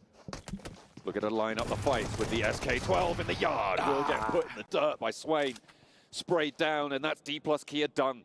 They are still in third place, but with Twisted Mind still alive, with TJB still alive, it is going to be hard to hold on to their place. It is getting hotter and hotter by the second. Twisted Minds over on the north side, both teams going to have to leave this compound, Jukes. Yes, they are, and this is a very unfortunate rotation that they're going to have to make. They're going to have to do it pretty quickly here. They need to make this push. Twisted Minds took a little bit too much time, and since they didn't take that initiative on the Mad Bulls and they hesitated, now they're paying the price for it, and that could be their ticket to the finals because they were in a good position just a little bit earlier ago, but now you got TJB that could pass them up here. And TJB are a little bit on form today, but they've just lost a player. That's going down to everybody's getting shot at by this Mini 14, by IWNRX. This rain of bullets continues, and it is so sweaty coming through from IWNRX. They are forcing other teams to prove themselves now. Twisted Minds, huge mistake. Now you're going to have to see a 1v2. Whoa. Rattle Boy isn't able to get it done. And that opens the door for so many teams remaining. And look at who's left. All squads that could possibly pass them up. Absolutely, but right now the arbiters of this circle continue to be IWNRX from the east side. They are starting to get pushed further and further towards the edge. There's TJB going down, which is the team chasing Twisted Minds. It's now 75-74 going into that final match for them. But you're right, Brute Force could surpass. You've even got Falcons who definitely could surpass, given the opportunity. If they can jump up, they need another chunk out of this lobby. They need to shut down IWNRX. They could do it. They need to shut down IWNRX, and not because, you know, they have to worry about them on the leaderboards, but because they need all those points. Every single one of these teams, that's Mad Bulls eliminated. Ooh. That one has gotta hurt. Moneymakers trying to make a desperation play, but now you have Top with that mini trying to make it happen for the hometown squad. Falcons with the support of the crowd on side. And they're going to need it. 4 players alive. They've got this high ground. And finally, IWNRX's position is going to start to show cracks. Moneymakers can exploit it from the north. The Falcons need to exploit it from across the way because the open ground between them is no man's land. Top with another huge shot. They need this circle to go to them, to be honest, because if it goes away, they're going to be in big trouble. You can see them already in the buggies, expecting to make it rotate. As a matter of fact, they are starting to move. Wolf not able to get it done, and here comes Team Falcons, a huge push for them. They are going to sandwich IWNRX between themselves and Moneymakers on the north side. They've already found that opening. Kine has gone down as they flow over the south side of this circle. There's the flush. No more knocks to be found. They're trying to push their way up on the eastern flank. And they are slowing themselves just a little bit further. But Swain finds a nade onto the backlines that slows them down. 2 players from IWNRX in to respond. And Top in danger now, but he wants the contact. But not that much contact. Zedwolf taps the skull.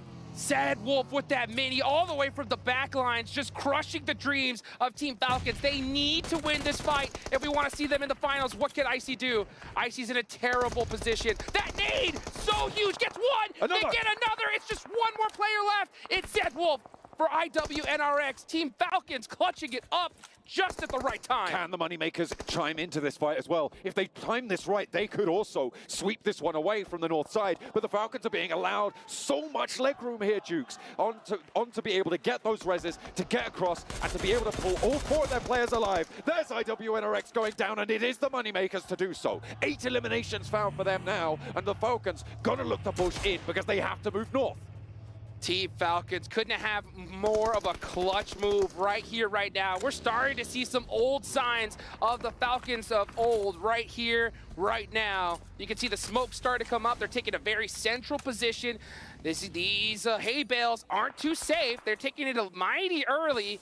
Let's see if that is the right decision.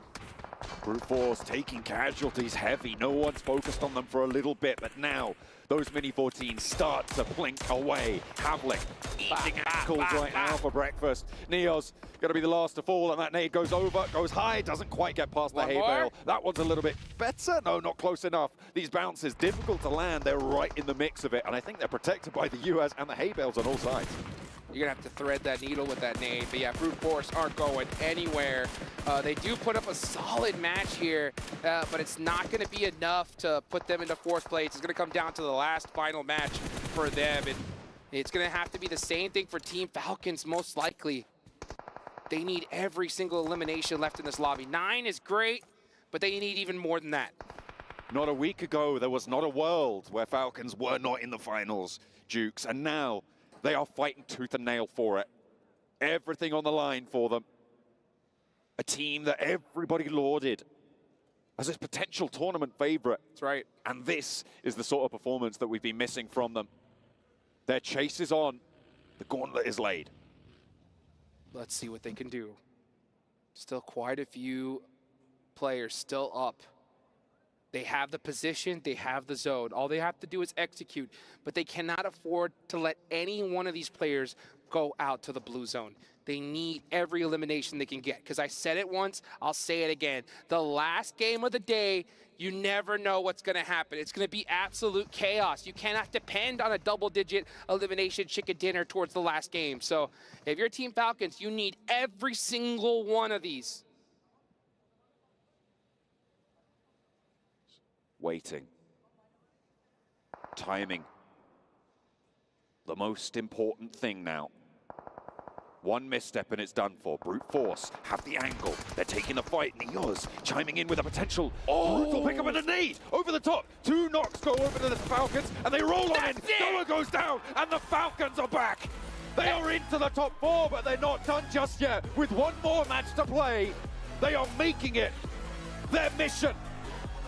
And the crowd goes wild. Are you kidding me? Team Falcons with a massive jump. Could not be more clutch. And look at it. Hands on the head saying, oh, are you kidding me? I can't believe it. I mean, I was almost about to count this squad out, but they clutched it up right there towards the end. And that's when it counts, right? To be able to hold your nerve in that situation. That flow on the south side across the open ground once they got that knock onto Kine was miraculous. That's what they need. And now they're going to look to spread their wings. There's Top himself. A punishing player for teams that step up to him. They were given a lot of leeway. The Moneymakers did not over-push from that north edge. I think if the timing had been better from the Moneymakers, this would not be the scenes we're seeing. Well, if Moneymakers had the ability to adapt, then they just proved that they don't, right? I mean, they're just playing a normal game of PUBG Mobile, and when you look at the leaderboards, they needed to change up their strategy, right? They had to just start pushing everybody because, you know, they didn't need just a 10 elimination chicken dinner. They needed a 20, right? So it's unfortunate that, you know, we're not going to see them in the finals. Hopefully they can kind of, you know, practice up for the next big show. But man, Team Falcons might just be in it with just after that game, and I can't believe it. It is absolutely crazy what we're seeing unfold here. The Falcons looking for a resurgence now into the second day of survival stage. They were able to get a lot of points. That's the nade that did it. From top, able to take 2 down, and Koa didn't stand a chance as soon as 4 Falcons are bearing down upon you. I mean, brilliant nade, brilliant timing. It was also Brute Force getting in there late. You can see that's what they're so relieved about. Unleashing, moving out to that east side was a difficult rotation to make. And I will say it again, I think that was exactly the sort of play that you need to make, and I think it was the best rotation in that game. Yeah, it was so clutch, that one rotation against IWNRX, and being able to finish them off, and that was a close fight, folks. So but close. You can see them right there towards the end, slamming that table. Hopefully they didn't slam it too hard, because they're going to need those heads. Oh, look at that, Colaris! Wait, that's Falcons dancing their victory dance. I'll tell you what, if we had a mic on Colaris' knees, it'd sound like this.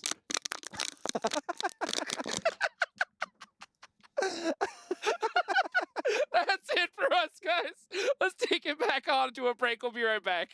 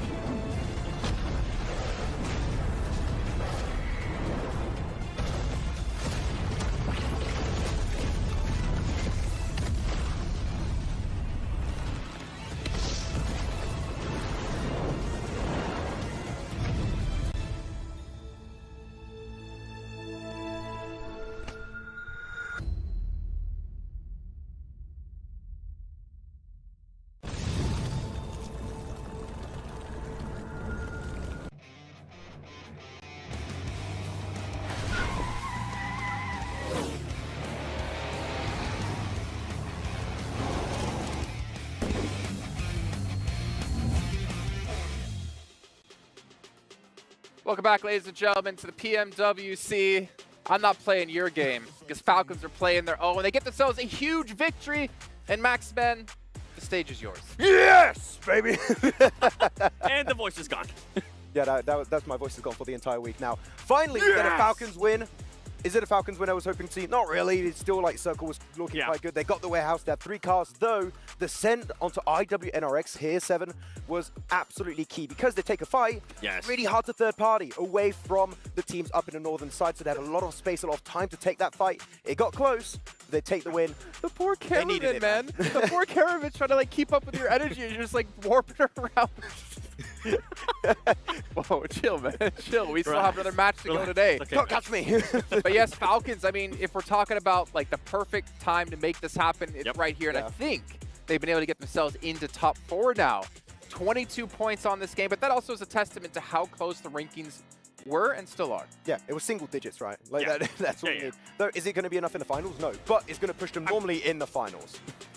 This would at least kind of get them a little bit closer. I still feel like they definitely need to perform this match with how close everything's going to be.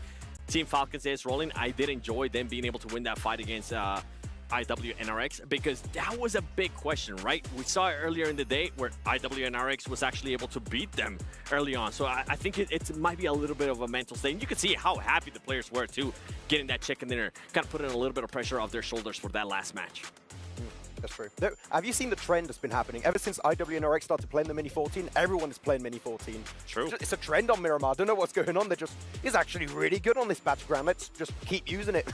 Well, Moneymaker's getting themselves 17 points. Mad Bull's getting themselves 9, but unfortunately, I don't know that's going to be enough to get them up the leaderboard here. But one team who might have fallen off the leaderboard, DRX, Kagasaka, these two teams, I mean, obviously we saw the back-to-back win out of DRX before. They might be susceptible to being knocked out of top 4 in the very last match. I'm hot take. I'm kind of glad. Especially for Kagasaka. I feel like from what we saw down if you do that. From what we saw in group stages, from what we're seeing here, I feel like some of the wins that they were able to get were kind of given to them. So it's in my opinion, I don't think it's a team that definitely deserves it. But with that said, another team that we kind of need to keep a close eye on is Twisted Minds. Ever since they did have that. At the end of the day, yesterday, they ended up with the chicken dinner, right? They had a good Earlier start today. In the day, kind of started off hot. But after that, they just kind of falled off, and they're allowing other teams to be able to catch up. Now, that cushion that they had early on, it's going to be gone, and it's going to be a nail-biter here in the last match. I feel like this is like a symptom of the teams that are making it into the top 4. Feel so much pressure, and the teams below are just going extra hard in these matches, trying to get those eliminations, trying to clear that space, and to try and push themselves up in the top 4 themselves. So, man, I feel like we could have almost a completely different top 4 in the last game. Like, that is how hungry these teams are to make it in the main event. If you're IWNRX, accept them. With what just happened. No. If you're that team, right, you're pretty much already set. Everybody knows that you're set. You know how you're able to perform here in Miramar. Do you maybe try to hunt down one of those teams like how we saw earlier in the day? I want to see the leaderboard, see exactly how close it is and how realistic it is. That's fair. And if you can get rid of a big team, then maybe you want to do it. Ooh. My boy Chop. Oh, expecting a sound out of you. 1,200 damage coming through. I mean, if we did talk, if we're going to talk about Top, we have to also keep in mind when he put up 15 eliminations and was the MVP of the day, even though Falcons were doing horribly. Yeah.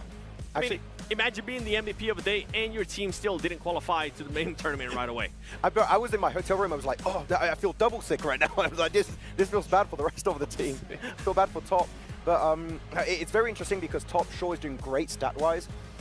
Icy, man, he was just reviving the team every step of the way versus IWNRX. Sure, he wasn't putting up damage this game. If he was not there, I think their chances of top 4 were dead, pretty much. Like, Icy kept the hopes of the team alive here in this tournament. Well, let's take a look at our overalls and actually kind of analyze this and break it down where we see our teams currently in Falcons. They have surpassed Twisted Minds, CJB, D+. Kagasaka has been completely out of this, but 7 points? 7 3rd and 8th? This is what I'm saying. Like, yeah, you were able to kind of make it a little bit easier for you to be able to qualify to the main tournament, and I'm talking about in regards to Team Falcons. Yeah. But it's not set in stone yet. IWNRX, yeah, you're kind of good. That's the only DRX, Team Falcons, D+, all of those teams can be passed by. We know Twisted Minds. We know what they're able to do. They have shown us. And remember what happened yesterday on the final day. Twisted Minds ended up with the chicken dinner. Yeah, it's going to be hard to predict. I'm going back to what Max was saying. Is there a world where IWNRX Hot Drop Falcons. If there's any team in that top 4 that you don't want to see in the finals, isn't that the team? It is. I want to see it. Yeah. Do you want to see it? I well, you can't. I don't want to see it, but you pick Falcons. To be honest, like realistically speaking, right? If you look at a team in terms of how they're playing now and their potential, what they can truly bring to the table with their roster, Falcons is a potential threat in the main event if they just wake up. I mean, Kalar, is that you? Even Mad Bulls and Moneymakers, I'd say, still have actually a chance. They're not too far behind. They're, what, 15 points for Mad Bulls behind third place? It was 77, now 62. We have 9 teams, if you exclude IW and RX, that could legitimately qualify right now here in this final match. In one game. It could be completely different at the end of this match. We're kind of talking about IW and RX at the top, right? How about the teams towards the bottom? They got absolutely nothing to lose at this point. Yeah, we say that. I barely see that happen, though. Like, maybe Pandem's I mean, drop, like, you'll be 4 or 5 surprised. once We've more. seen it happen before, though. We've seen it happen before where you're like, okay, you know what? This team's not going to end up doing anything. Some of them still want to get those bragging rights. Some of those teams still want to be able to get the highlight reel saying, hey, you know what? We're the ones that stopped you from being able to go to the main tournament at PMWC. Now, I'm not going to put the tinfoil hat on just yet. I'm going to wait until the game starts. Do it. And we'll see how the hot drop is going to happen, if it's going to happen. I'm not really expecting it to, but it is something to keep in mind. I don't think hot drops, though. We need to get one of our cameras just focused on you during this match as we're watching it, just to see your reactions, especially if there's a hot drop involved, because I'm pretty sure you're going to go through 1,000 different emotions if that goes down. The hairline's going to recede more. Just all going to fall off. But the thing is, so it'd be more like a bald eagle than Falcon. See, you're mostly talking about like hot drops. I'm talking about teams knowing the rotations that Falcons might be able to do, depending on what kind of circle we get, depending on what kind of playing path we get, right? And setting a trap for them, which we have seen it in the past. It doesn't necessarily have to be a hot drop. It can be just cutting them off in rotations. Well, it's time to find out. Will Falcons qualify? Let's head over to our commentators to kick off our last match here, the survival stage. We have had one hell of a day so far. It has been ups, it has been downs, and finally Falcons have found their feet. But is it going to be enough? Because they are standing on shaky ground. Oh man, they need to sink them claws into whatever they're standing on. I'll tell you that right now, because here we go, folks. It's the last match of the survival stage. 12 teams are going home right after this. Who's going to make it to the top 4? We're about to find out. And it is so close. And when it's this close, you know you need the best. With dual gaming chipsets and a 144Hz AMOLED screen, the GT20 Pro will equip teams with up to 120 FPS, which is also the first batch of supported devices, offering esports level performance and visually stunning experiences in the 2024 PMWC. Impala, Via de Mar, both ends of the plane path. But are they going to be where the match ends? Only the circle will tell us, and only time will tell us where that is. We're going to be jumping right on into it, and yeah, I could see you. I could see those goosebumps, Jukes. I literally have goosebumps right now. This is so exciting, and honestly, a horrible plane path for this last match. It is so far south. San Martin, El Pozo, all these major areas are too far away. We're going to have to see some teams stretch. There's a high possibility we're going to see some teams land on each other or even run into each other on the drive. This is going to be absolute chaos. So let's be real. Looking at the overall rankings, 6 teams, 0 chance they're going to make it, right? Team Pandem on down, it's just not possible. But Mad Bulls, all the way on up, could still get a slot. And if you are a team like Mad Bulls, Moneymakers, right? You need all these teams above you to go out early, and you need to surpass them. This so would be special. Let's see what we're going to start off. DRX, this is huge. DRX cannot afford to lose, especially to a team like Ginkgo. Not only is this a two-party fight, there's three teams around here. Another drop around this area came through from COG Osaka, I believe, which means that there are 3 teams in the vicinity. Inco, they are on last chance, right? I mean, they're pretty much out of it. So it is up to DRX to hold this down, not only against the one team, but also against the off angles from COG Osaka, should they choose to go for it. I absolutely hate this drop in general because we've seen it quite a few times now in the history of PUBG Mobile where it just happens game after game after game. But this is the first time we've seen it here. And at such a crucial juncture for DRX, this is going to be interesting. So it's getting the confirmation with that VSS, busting out the unique weapons here at the last moment. Inko just on the full push, and DRX do need to watch out for a possible third party, but you know, we have so many of these drops just due to that plane path. It was so south that teams had to start mixing up some strategies here towards the end, but you got to put up or shut up. It's time, it's championship round time. If you want to make it towards the finals or even make it when you're in the finals, right? You gotta be able to adapt. And look at that. I mean, we're still seeing teams stretch out here. Team Falcons playing it ultra safe, and I cannot blame them. I mean, they just want to keep themselves in it. You want to put up, I mean, 6, 7, 8 points would be nice. At least. You want the chicken dinner, obviously. Every game you want sure. the chicken dinner. It's kind of easy to say that. But yeah, it's going to be really, really tough. I think, I can't remember what I said. I think I was saying high 80s for the bubble towards that 4th place spot. But it looks like that might be falling quite short. But just there's so many teams all the way down to, as you said before, Mad Bulls, who still could make this one work. Pandem find a point over towards Harame Bro, which isn't impactful for either of those two teams, but the more players that get drained from this lobby, the fewer points there are towards the top of these tables for the bubble battle. Oh boy, this is intense, and you can just feel the tension in the air. It is so thick right now. It's a spot of bubble battle bother. Yeah, the triple B, something you always got to keep your eye on. Because you got, right now I'm looking at the zone, we have the Los Leones possibility here. Could we see an urban finish towards the end? That would be absolute madness. I'm seeing a lot of teams stretch out here, be extra careful. Twisted Minds were in such a good position. They were like, what, in 2nd place just not too long ago? Now they're down to 5th. So they know they need a big game here if they want to make it. These days, they go by in the blink of an eye, but I tell you what, they are long in the minds of Twisted Minds. That's right. It is so treacherous. Well, you remember that interview he had earlier, right? Oh, this is Mad Bulls. Mad Bulls cannot, and they're losing a player here early on. Yeah. This is the worst case scenario. But back to what I was saying, right? We saw the interview earlier with Igor. He said that no pressure. Right? We're tranquilo, we're big chillin', you know, big deal. Do you think he has a little bit of pressure now? Definitely not. No, not whatsoever. I don't know what you're talking about, mate. None. The only pressure that they're going to feel is if they don't make the top 4, that pneumatic press on top of their key. Oh, it's gonna that's be, right. Hell, it's going to be the most... Actually, you know what? That's I don't think that is going to be the most pressure they'll feel today. That's for sure. Which is saying something.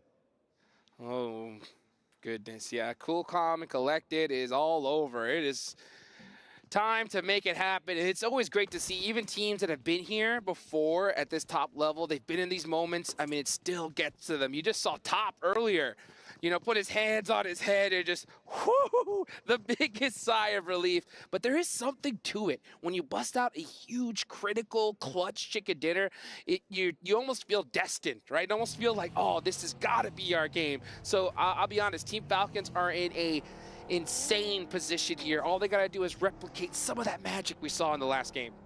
Let's take a look at the replay. This comes from Team Pandem. Okay, this is that sort of low-impact frag. At range, though, with a red dot on the UMP, so nicely sprayed down. But Pandem now up on 2 eliminations in 11th place.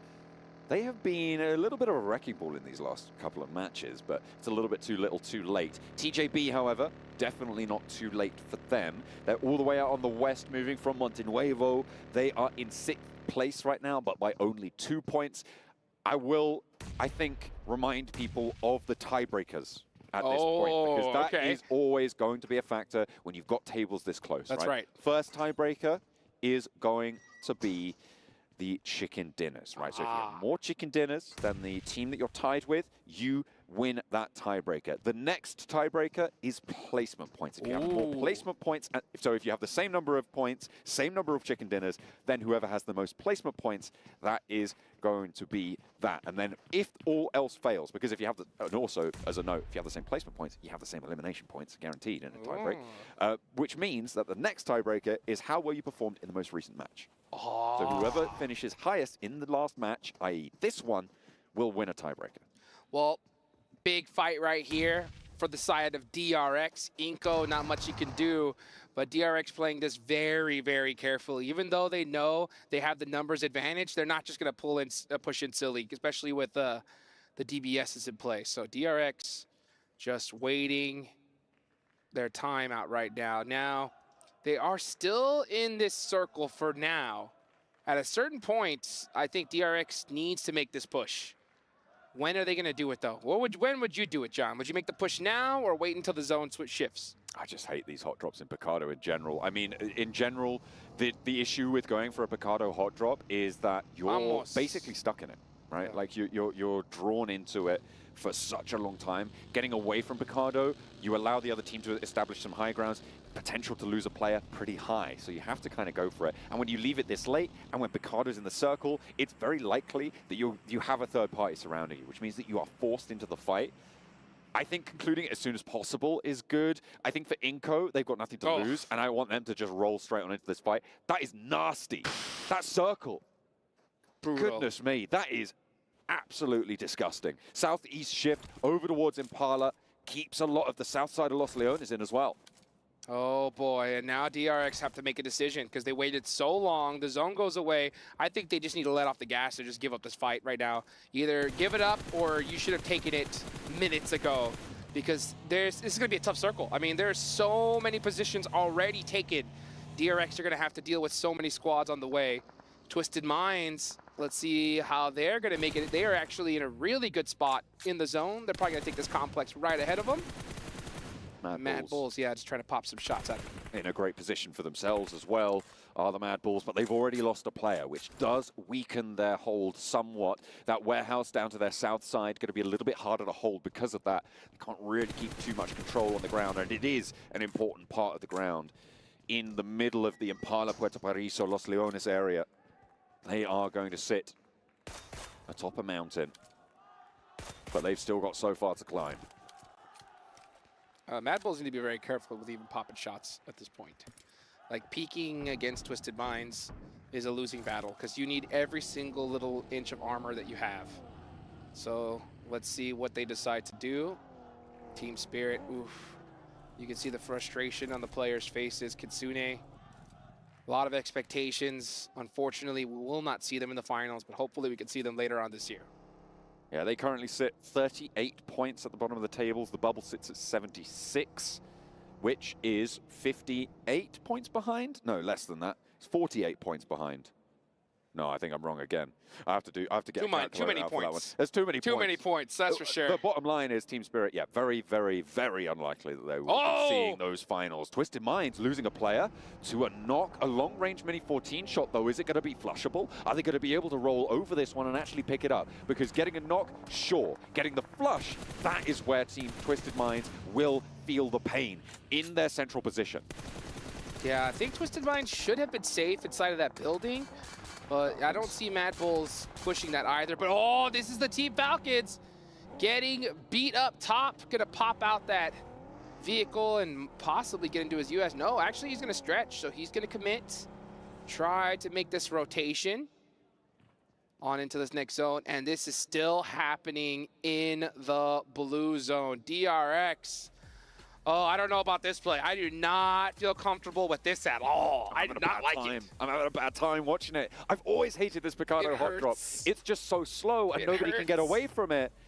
It's disaster, really, for DRX. I mean, to be fair, if you just didn't want DRX to qualify, Inko doing this, if they just didn't want them to qualify for whatever reason, not that they're is really, I mean, you've got to choose somewhere to drop, right? But just dropping on Picardo and forcing this hot drop and not dying instantly is one way to go about it. But IWNRX, they've lost a second player now towards the middle of this circle. Rook, they were in the way of Falcons, but Falcons managed to find their way across the north side of that hold, and they have broken that embargo, moving down the east coast now, actually relatively unimpeded. The road between Impala and Puerto Paraíso, fairly open. Let's see what is going to happen here. So many main locations already taken. Pretty much every single one. We're going to start seeing some engagements ring off here, folks.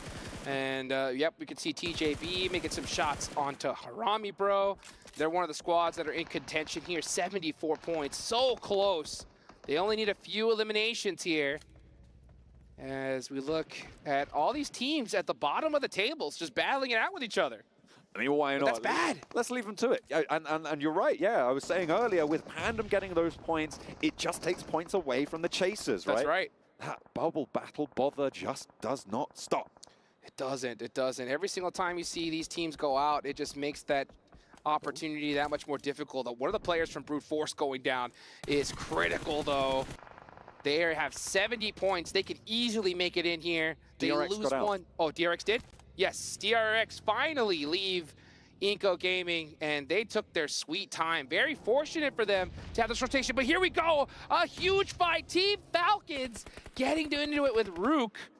Team Falcons cannot afford to go out here. A knock already sent over to their backlines, but that's getting rezzed fast. They know they need to keep 4 alive. Rook looking to try and change the tune. Nerzed in the building, holding down the stairs. They're not pushing fast. They don't need to just yet. Rook have control of this fight. They have the terrain. No one's super close to this. Seiji Osaka could come in third party in just a moment, but for the time being, Falcons just repositioning, re-establishing. Icy on the off angle is where this fight lives or dies for the Falcons. If that point gets flushed, if it gets found, they go down with it. Rook can envelop them. They will not be able to get away from it. Icy has to be forced back on in. That allows them to stay alive as 4. That is more important than keeping that high ground off angle. That's right. That is right. But they are in a really bad position here. They're completely back against the wall against a team that has nothing to lose here. They could just stay and just annoy Team Falcons. That's the hard part about this, is because Team Rook, they're not going to focus on play zone. They're just going to focus on this fight.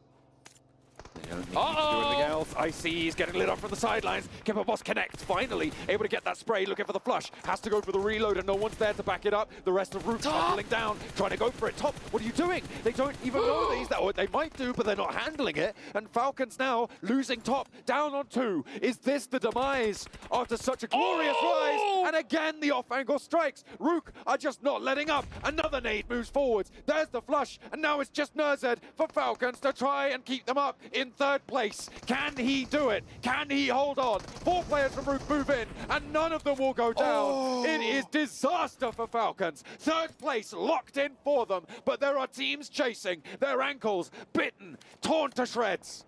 And you could see the disappointment on their faces right now. They know that it's going to just be sure luck if they're going to make it into the finals here, because there are so many teams that only need a handful of eliminations here, and they are done and dusted. And of course, it's the team that's pretty much at the bottom of the leaderboards here to take them out.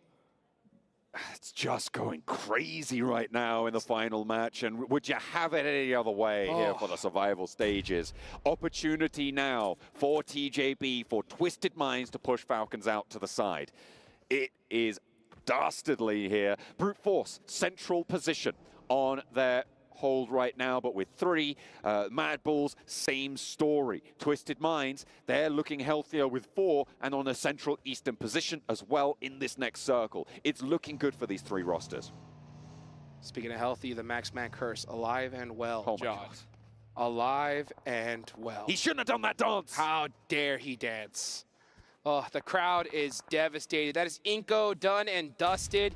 Just like that, their tournament hopes are gone for. Actually, they've been gone for a little while now. That's the but first key guaranteed crushed. Yep, that is the first key gone. That's right. That's right. Team Falcons should have already grabbed their key and ran out the venue at this point, because it is looking way too close for comfort. They need D plus Kia, TJB, Twisted Mind, CAG Osaka, Brute Force, all to go out right now.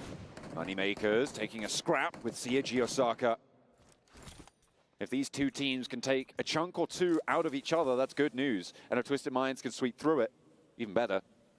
But it's more likely that COG Osaka could be able to hold this long ground. DRX, by the way, up in second place. This is the team that placed dead, stone, cold last in the group stages, right? They came 24th out of 24 with 23 points on 12 matches. They have had a glow up. And now there's the potential to see two South Korean teams in the top 4 if D plus Kia can join them. Oh, let's see what can happen. Let's see what can happen here. Next zone is about to pop. And where is it gonna go? That is the question. You have DRX in a solid position. Brute Force are dead center here, but Brute Force did lose a player. And you have Rook Esports just running around looking to crush some more dreams. Those rotters, they are running around, and as you say, Reefers playing the Freddy Krueger right now. TJB with a little chase being pushed upon them. They did start outside the top 4. As it stands, they are in, but only on a tiebreaker with D+ if we were to close things down now. Next circle, defining strength, defining position, defining tempo on this next one. It shifts out to a lot of open ground on the north side. Currently, no one holds the compound to the northwest edge. DRX actually coalesced towards the Moneymakers on that north edge. They might look to push back down south, but Team Panda might be able to get ahead of them if they want to go for that compound, that is.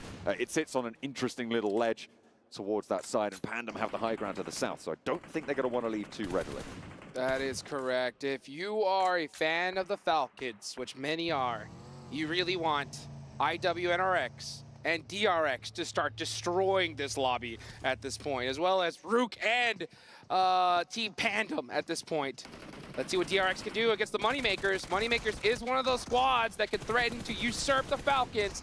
Can they get this done? DRX gets knocked, and that's another big point for the Moneymakers. They've gone 3-1 at this point. They left one player alone on DRX out to this position, but the Moneymakers have just held. COG Osaka are going to hear that, move on over with Apollo, who's close by. I don't think they're going to go for the full push just yet because they are still far too split, and the Moneymakers didn't take any casualties. It was a quick one-and-done fight, given that there was very little resistance from the solo DRX player. Oof, you could just see the changes in strategies here. We're seeing so many teams just play ultra passive. They're just getting a position and holding on to it for dear life right now. No one is trying to make a mistake. And sometimes when you change your strategies like that, it opens up the door to make mistakes, to be on the back foot, as opposed to just maybe pushing an engagement that you may have wanted to. You err on the side of safety, and that little hesitation is all it takes to get that key of yours crushed. Brute Force sat in the middle of this lobby, trying to face off against the south side. D+ Kia pushing in potentially. TJB as well, going to be looking to move in towards that Brute Force position. Back in EMEA, Brute Force, you know, these guys were the comeback kids of the lobby. And right now they need that title more than anything else. And it is only their last match to play. They are on the doorstep. But as of yet, it has not swung open for them. A hefty knock, that's what it's going to take. Who is going to open up this fight? I mean, this is the calm before the storm, folks. We have not seen a knock in quite a long while here. Everybody is just so patient. No one's moving a muscle. And honestly, this is the type of play I was looking to see here. You know, way earlier on in the tournament, it takes the last game of the day to see everybody pull out all the strategies they got. IWNRX having fun with it. They know that they're going to the finals for sure. And oh, they're starting to apply some pressure. Rook needed to be humbled a little bit, reminded that they're 14th on the tables as it stands. This Team Spirit's tournament is over as well. 3 keys into the Crusher, guaranteed Besiktas Black. Team Spirit Inco now are 3 guaranteed eliminations, but Falcons, even though they're out, they're not done just yet. Still getting a little bit spicy. TJB, with the 2 eliminations they've been able to get so far, sit 1 point behind Falcons. And that is going to be real close. D+ Kia as well, only 1 point behind. Twisted Minds only 2 points behind. As soon as these placement points start to kick in, they're going to start to worry. Big but fight. Here comes D+ Kia. TJB versus D plus Kia, a massive fight. Who's gonna win this? You can see Chips with the DPS gets one. Goes in for another shot with the M4 and misses it. Also running on it, gets taken out, and that's D plus Kia out of there. TJB pass up the Falcons. Falcons now on the bubble. 77 points is the mark for Twisted Minds. See Osaka down as well. Another team chasing for that bubble. Brute Force now and Moneymakers and Mad Bulls. These are the three outside chances. Twisted Minds on the inside track as the fight continues to rage as Range moves on in. GK First is still down. Twisted Minds want to try and put pressure onto TJB. They are fighting them for this spot and over the top they go. TJB removed the Thorn from the close side, but they have to push closer to the circle. DS12Ks are starting to ring out, and now we're starting to see Twisted Minds on the move. Oh, but a big mistake from Rattleboy right there. I believe he hopped out of the vehicle just a little too early. The nerves are starting to ring out, and it's those tiny mistakes like that that could be devastating to your squad. Twisted Minds, the patience right now. You could tell they wanted a third party that, but this is what I was talking about. They're changing their strategies here because they're erring on the side of safety. Hopefully that is not a mistake. Pressure building. DRX looking for the res on the western side. They are as well not safe. It's important to mention here. Right. It would be a little bit more unexpected for them to drop out, but it's still possible. If Twisted Minds, if Brute Force can jump up, then there is a chance. TJB still gaining momentum. TJB likely going to push DRX down to that third spot if they keep this pace up.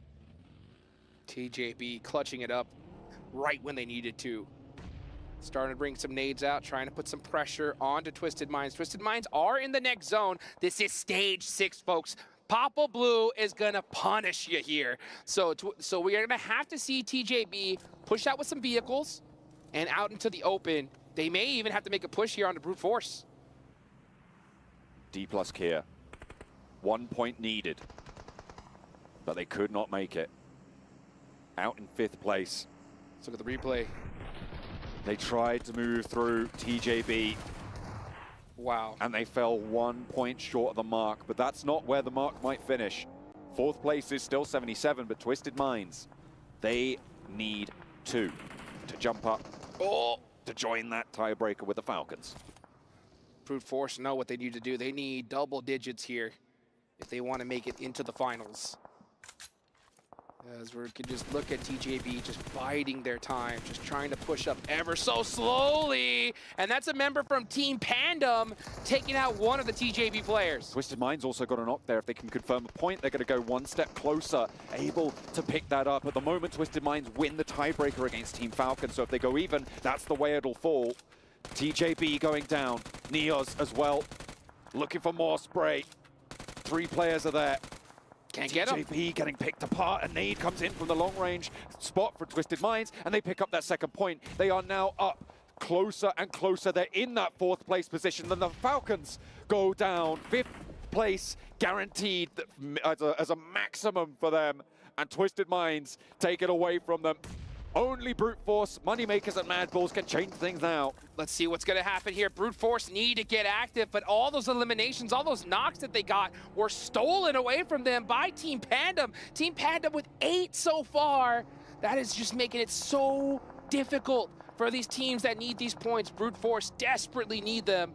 And Twisted Minds erring on the side of safety, and it is working for them big time. Twisted Minds with that tiebreaker win right now over Falcons. Placement points are starting to add up as well now. And that bubble is just going to keep moving with Twisted Minds. DRX not going to be happy about the pressure they've been under in this last match, but they've done enough today. I think that might be enough for them to see themselves safe. I don't think 2 teams could possibly jump up far enough to take them down here.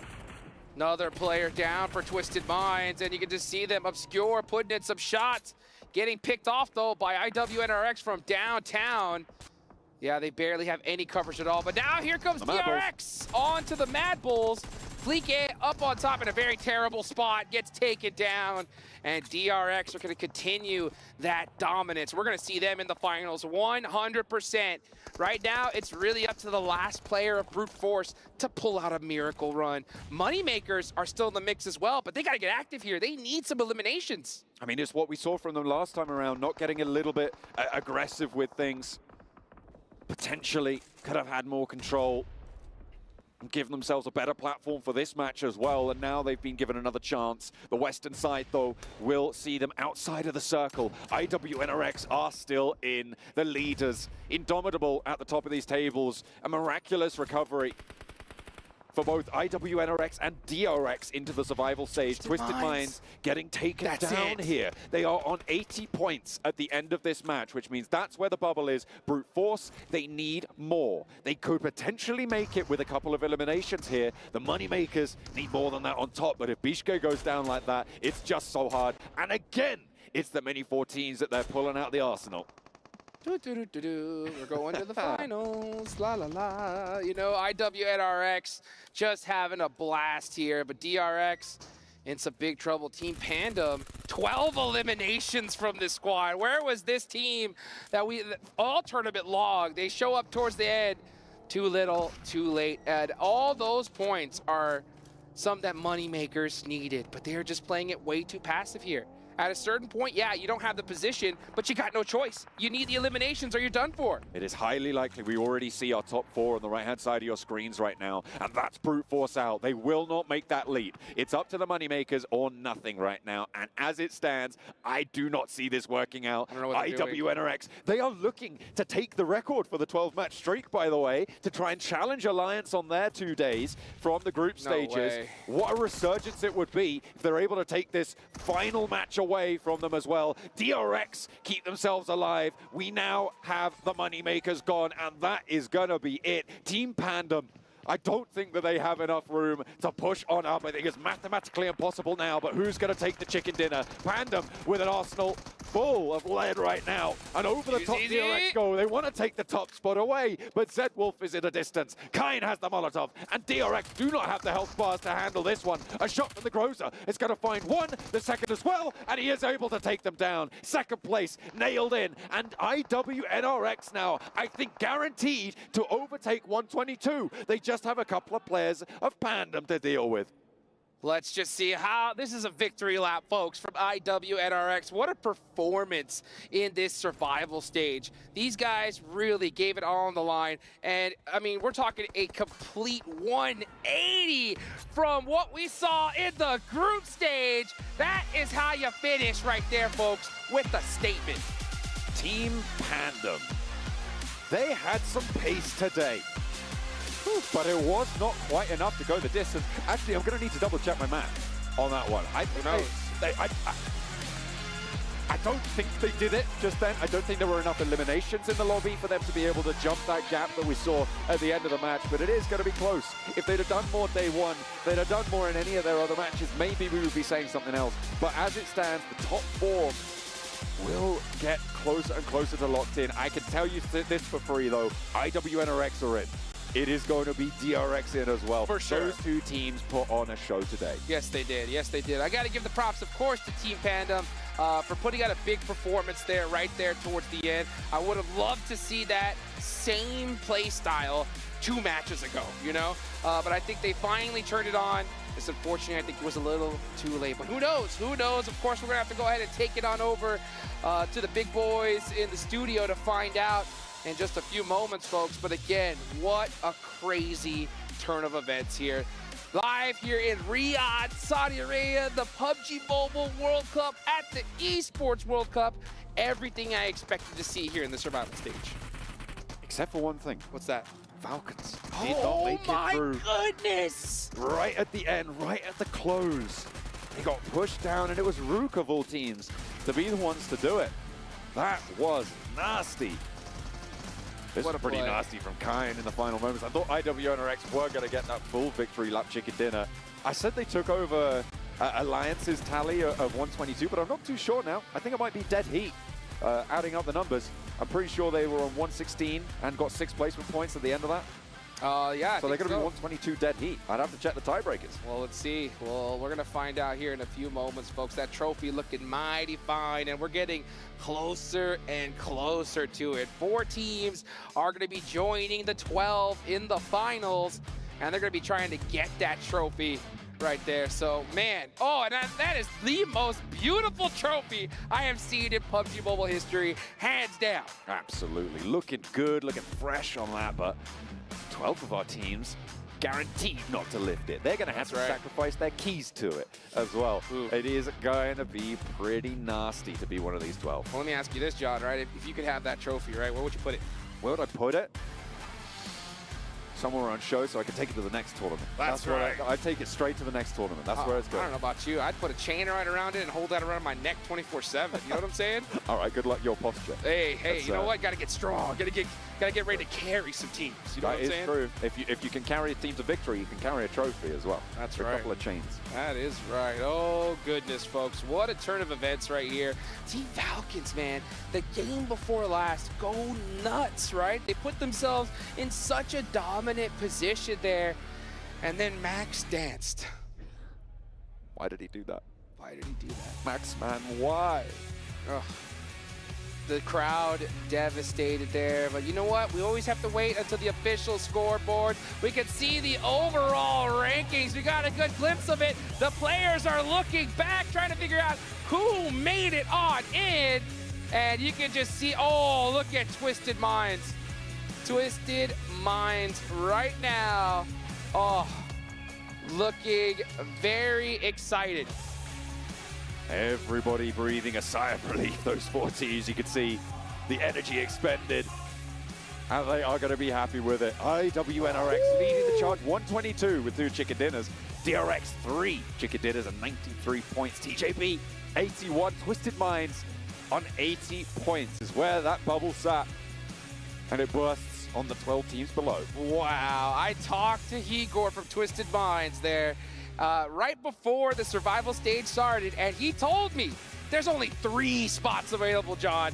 That is what he did because he knew that he was going to be able to get one of them. So a beautiful execution from this team, and a big surprise to see Team Falcons come up short by only 3 points. It looks so good. It looks like they might have a little bit of momentum. But let's head back over to the studio to break down the survival stage. Wow, crazy. It's okay, Max. It's okay. It's all right. Why did this happen? The team just sucked. How could this happen to us? They've made some mistakes. They made a lot of mistakes. A lot of mistakes. During group stage and survival stage. I want to make fun of you two, but I just can't. At what point would we have ever expected Falcons to not make it to the main event with the lineup they have, how good of a team they are, and they just fall short? I've just got one thing to say about that. Twisted Minds, Twisted Minds. Ratto boy, Ratto boy. We're changing allegiances. Let's go. Not Tiamba? Oh yeah, they're good too. I like Tiamba. I'll change to Tiamba actually for the main event. So you're saying Falcons are no longer the greatest team ever? They're still great. Just not right now. I'm getting full 4MV in the finals. No. Stay away from my picks. I'm coming for CSA. Let's go. I've seen some of these messages you've been getting. Tiamba. It's fine. I've seen these messages you've been getting on Instagram. People telling you stop rooting for Falcons. I don't think you're rooting for 4MV. I hope you get sick again, Max. Man, I'm like, what? That's not very nice. You actually got that? Yes, yeah. Nice. Wow. Toxic. But you know it's not toxic. These 4 teams staying true, staying consistent here these last 2 days. And IWNRX, I can't remember how many points Alliance had, but this is pretty damn close to that. This is fantastic. I mean, looking at them being able to, what is effectively donk on the lobby when it came to yesterday, coming into today, and absolutely playing carefree PUBG Mobile, IWNRX managing to smash the survival stage. Yeah. It's really good to see as well, considering Z-Wolf, there was a lot of hype behind him over in EMEA, yes. And now you get to see him put up numbers, especially it was cool to see him on Miramar Mini 14 action. I love it. They removed their shackles here. They're ready for the finals. Absolute legends of the survival stage. I love it. Yes, where the their friends became their enemies. The Mini 14 usage out of IWNRX, I want to see how they're going to be able to use that in the actual main tournament. Not just IWNRX, like the other teams are like, wait, that's pretty good. We're gonna like they were coming out of the compound with an SLR, like a machine gun, like that was all over the place. I'm gonna say that was a moment of panic. I thought he. It's like a mini MG3. No, it's like a Deagle. like a Deagle, Max. No, it's not. It's definitely not. But Well, you can see here, yeah, Twisted Minds 80 points, Falcons 77, D+. At least they did look better here when it came to group stage, considering they didn't have to just get all their points in one day. Brute Force, unfortunately, coming up short. Moneymakers as well. But let's get on to the second page here. Panda. I mean, they finished off pretty strong. If they were only able to do that in prior matches, maybe they could have had a chance. I think one of the biggest letdowns, if we're outside of Falcons, Mad Bulls? Spirit. Yeah. Like, I'm not gonna. I forgot Team Spirit was playing. Well. Mad Bulls too. Yeah. Honestly, I thought Mad Bulls was going to be able to perform a lot better with the way that they were able to finish off that group stage. And sorry, Kagosaka fans, I apologize for this. I'm glad Kagosaka didn't make it. They just, man, they just weren't showing me anything besides when they were giving up the circles. Besides that, they were just non-existent. It sounds harsh, but they were fortunate yesterday about some of their wins, the situations. They could have let some of those wins slip through their fingers, and they would have been on even less points. But we expected maybe things to slip back to what was the normality for Kagosaka today, and it did that way. I've got some really good expectations set now for DRX, right? Look, we've seen some improvements. We've seen circles that weren't always coming their way, actually rotating, getting some really strong positions under control, and willing to take fights to defend those positions. If they take that kind of mindset and playstyle in the finals, who knows? Maybe DRX can, maybe not first place, but at least have a good shot to do well in the finals. Still have my question marks around South Korea, though. Yeah. The thing is, I'm glad you mentioned that, right? The proactiveness that they showed here in survival stage was nice to see. It was a completely different tone than what we saw out of them during group stages. But how are they going to be able to transition that when we're going to be going towards the main tournament? And a lot of those other teams are going to be ready. I mean, they've been watching exactly how some of these teams have been able to improve, not only just IW and RX, now DRX as well. How are those teams going to react whenever we do have the top 12 already in the main tournament? Yeah, I think looking at this, if you were to put a prediction of which team you think will perform the best when we get to the main event out of these four teams, who would you kind of give it to? I only had IW and RX. That was the only team I got right. The others are completely wrong. When we go to the main tournament? Yeah. I mean, TJB, I still feel like they have like another gear to their play. I know we've seen them play so much better in the past than what we're seeing here currently. The good thing that TJB does have is their rotations. They're so good with their rotations. They just need to find some type of consistency because that team has been so inconsistent. They have definitely the fragging power. We see it over and over again. But yeah, if I had to pick out of those four teams, I feel like TJB can definitely be one of the best performing teams. I have to go IWNRX. I think they're going to be warm coming into the main tournament now. I think this is really going to give them a huge shot of confidence coming in. As much as I think if I'd have come in at the beginning of the tournament and you gave me these four, I'd have said probably TJB. But my hopes for China really do rely on Tiamba now. I think they're going to have to carry the flag for them. All right, well, it's time to take a look at Orchidia play of the day. Honestly, I'm not sure what it's going to be. I almost have my eyes towards top potentially with the mini, maybe some Z-Wolf action yet again. And actually, it's going to be none of those. It's going to be Noble. That's a surprise. You know, it's also a surprise. Oh, it's play of the day. Okay. What do you think? Oh, the MVP? No. Yeah, I We're thought not it was MVP. Hey guys, our MVP's here. We're not quite there yet. Almost. In a bit. Calm down. Oh, I've actually seen even only, yes, to be fair, up against Mad Bulls on Everest was ridiculous for TJB. And I think this play almost here was maybe enough to help get them into the if he doesn't clutch it, I don't think they're making top 4. Right. Only S does get a lot of extra elimination points and keeps the team alive a little bit longer to get those placement points. So that was a very, very important clutch for TJB. And it's because of plays like this from TJB why I feel like they're going to be one of the best performing teams out of survival stage when we go into main tournament. They just need to narrow down how proactive. They need to just be a little bit more consistent on those rotations. We know that they can do well rotations, and they need to be a little bit faster too. And even with the earlier fights too, I feel like they tend to struggle a little bit with the early fights. I would say the rotations on point.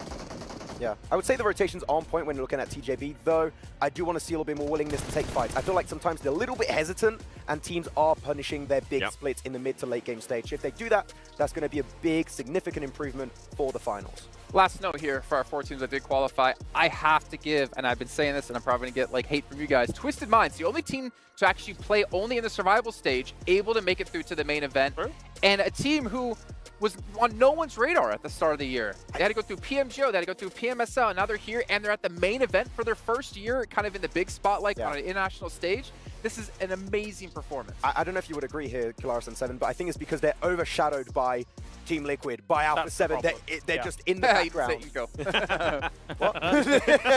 go. Even he isn't saying Inco anymore, Yeah. right? Like they were overlooked, but now they are the new blood of Brazil, and clearly they have what it takes to participate at this stage, do really well at that. And if you put Ratto Boy on a little mountain, he's going to do great. I think you have a new favorite player. Ratto Boy. Ratto Boy. No, you don't. You didn't like that. That's our new victory dance, actually. I don't know. That can't contest with what you did earlier. To be Well, fair. apparently there was 5 of me doing it. Thanks, by the way, production. That's for already putting 5 on. too many of You can run it again if you want. I don't care. Our MVP, though, I'm not going to make you guys guess on this one because I think it's going to be pretty damn hard to guess and predict it correctly. So let's take a look at our Sony MVP of the day and who it's going to be. Kind of hope maybe Imagine top. if it is just top. to give It's some top something. again. Okay. He had a sick place, to be honest. Yeah, he did. Yeah. Yep. Especially at the end, the little clutch out he was able to pull off. 2,400 damage, 12 eliminations. I mean, DRX, if you want to have a chance in the main event, you're going to need to see pop-up performances like this, but it's against an even more stacked lobby. That's a really good survival time, by the way. Like, over 21 minutes, he's making it to the late game every single match. Like, really good stuff from DRX. Yeah, it was a control game coming out from them here, as we saw things like 2-2 split when it came to Erangel, and I think there was something far more solid about some of their transitions. If you think about how they rock up on Kagosaka in towards that kind of Everest situation, make their move up there as well. Erangel was definitely their playground for a lot of today, and they made it look work. They're a lot more decisive. Yeah, right? agreed. They're willing to make plays, and that's going to allow them to do well, hopefully, in the main event. But is it going to work out when you have teams like 4 America Vibes there, like Tianba? There's so many stronger teams out there than what this lobby was, which is kind of crazy to say because this is already a really strong lobby.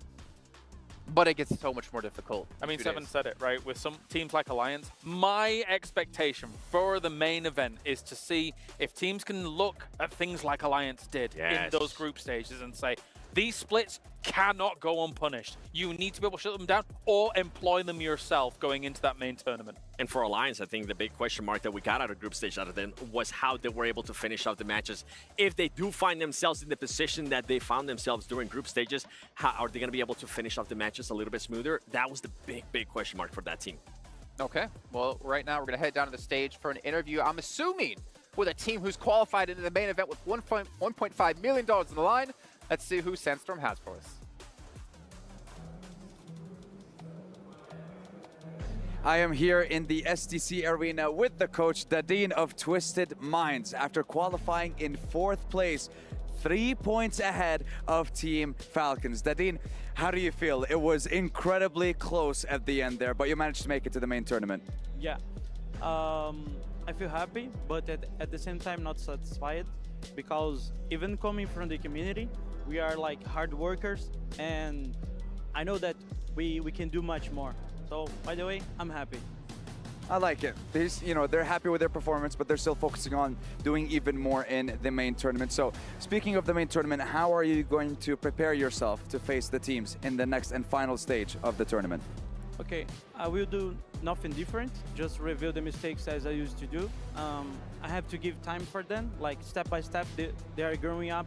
We are getting 1 more finals from a global champion, and that's it, nothing new. Just give time to them that they will get better. I like it. Just keep on keeping on with the same strategy. Just keep on improving as much as they can. And one final question: which teams are you going to be focusing on going into the main tournament? Okay, Tianba and Nextria, because they have a similar game about us, and maybe Team Liquid as well. That's quite a lot of teams to focus on, and they're going to be very strong competitors like we saw with Istanbul Wildcats next to you. And speaking of IWNRX, I believe we're going to have another interview with Barney, with our first place team here in the survival stage. Yes, we are, Sandstorm. Thank you very much for passing it over as I walk around this beautiful trophy, and I'm joined by Frozen from Istanbul Wildcats next Ria. An absolutely outstanding performance you've had throughout this survival stage. Let's have a quick conversation. 122 points you ended up with. I'm guessing you guys fixed your issues that you had in the group stage. Muhteşem bir performans sergilediniz. 122 puan yaptınız. Bir sonraki aşamaya geçtiniz. Ne değişti?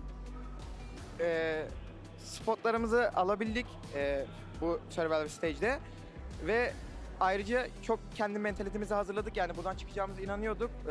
Şanssızlıklarımız oldu ilk aşamada ama bu aşamada hatalarımızı telafi ettik ve finale kaldık. İnşallah finalde de bu aynı oyunu sergileyip şampiyon olmayı planlıyoruz. Bu kadar yani.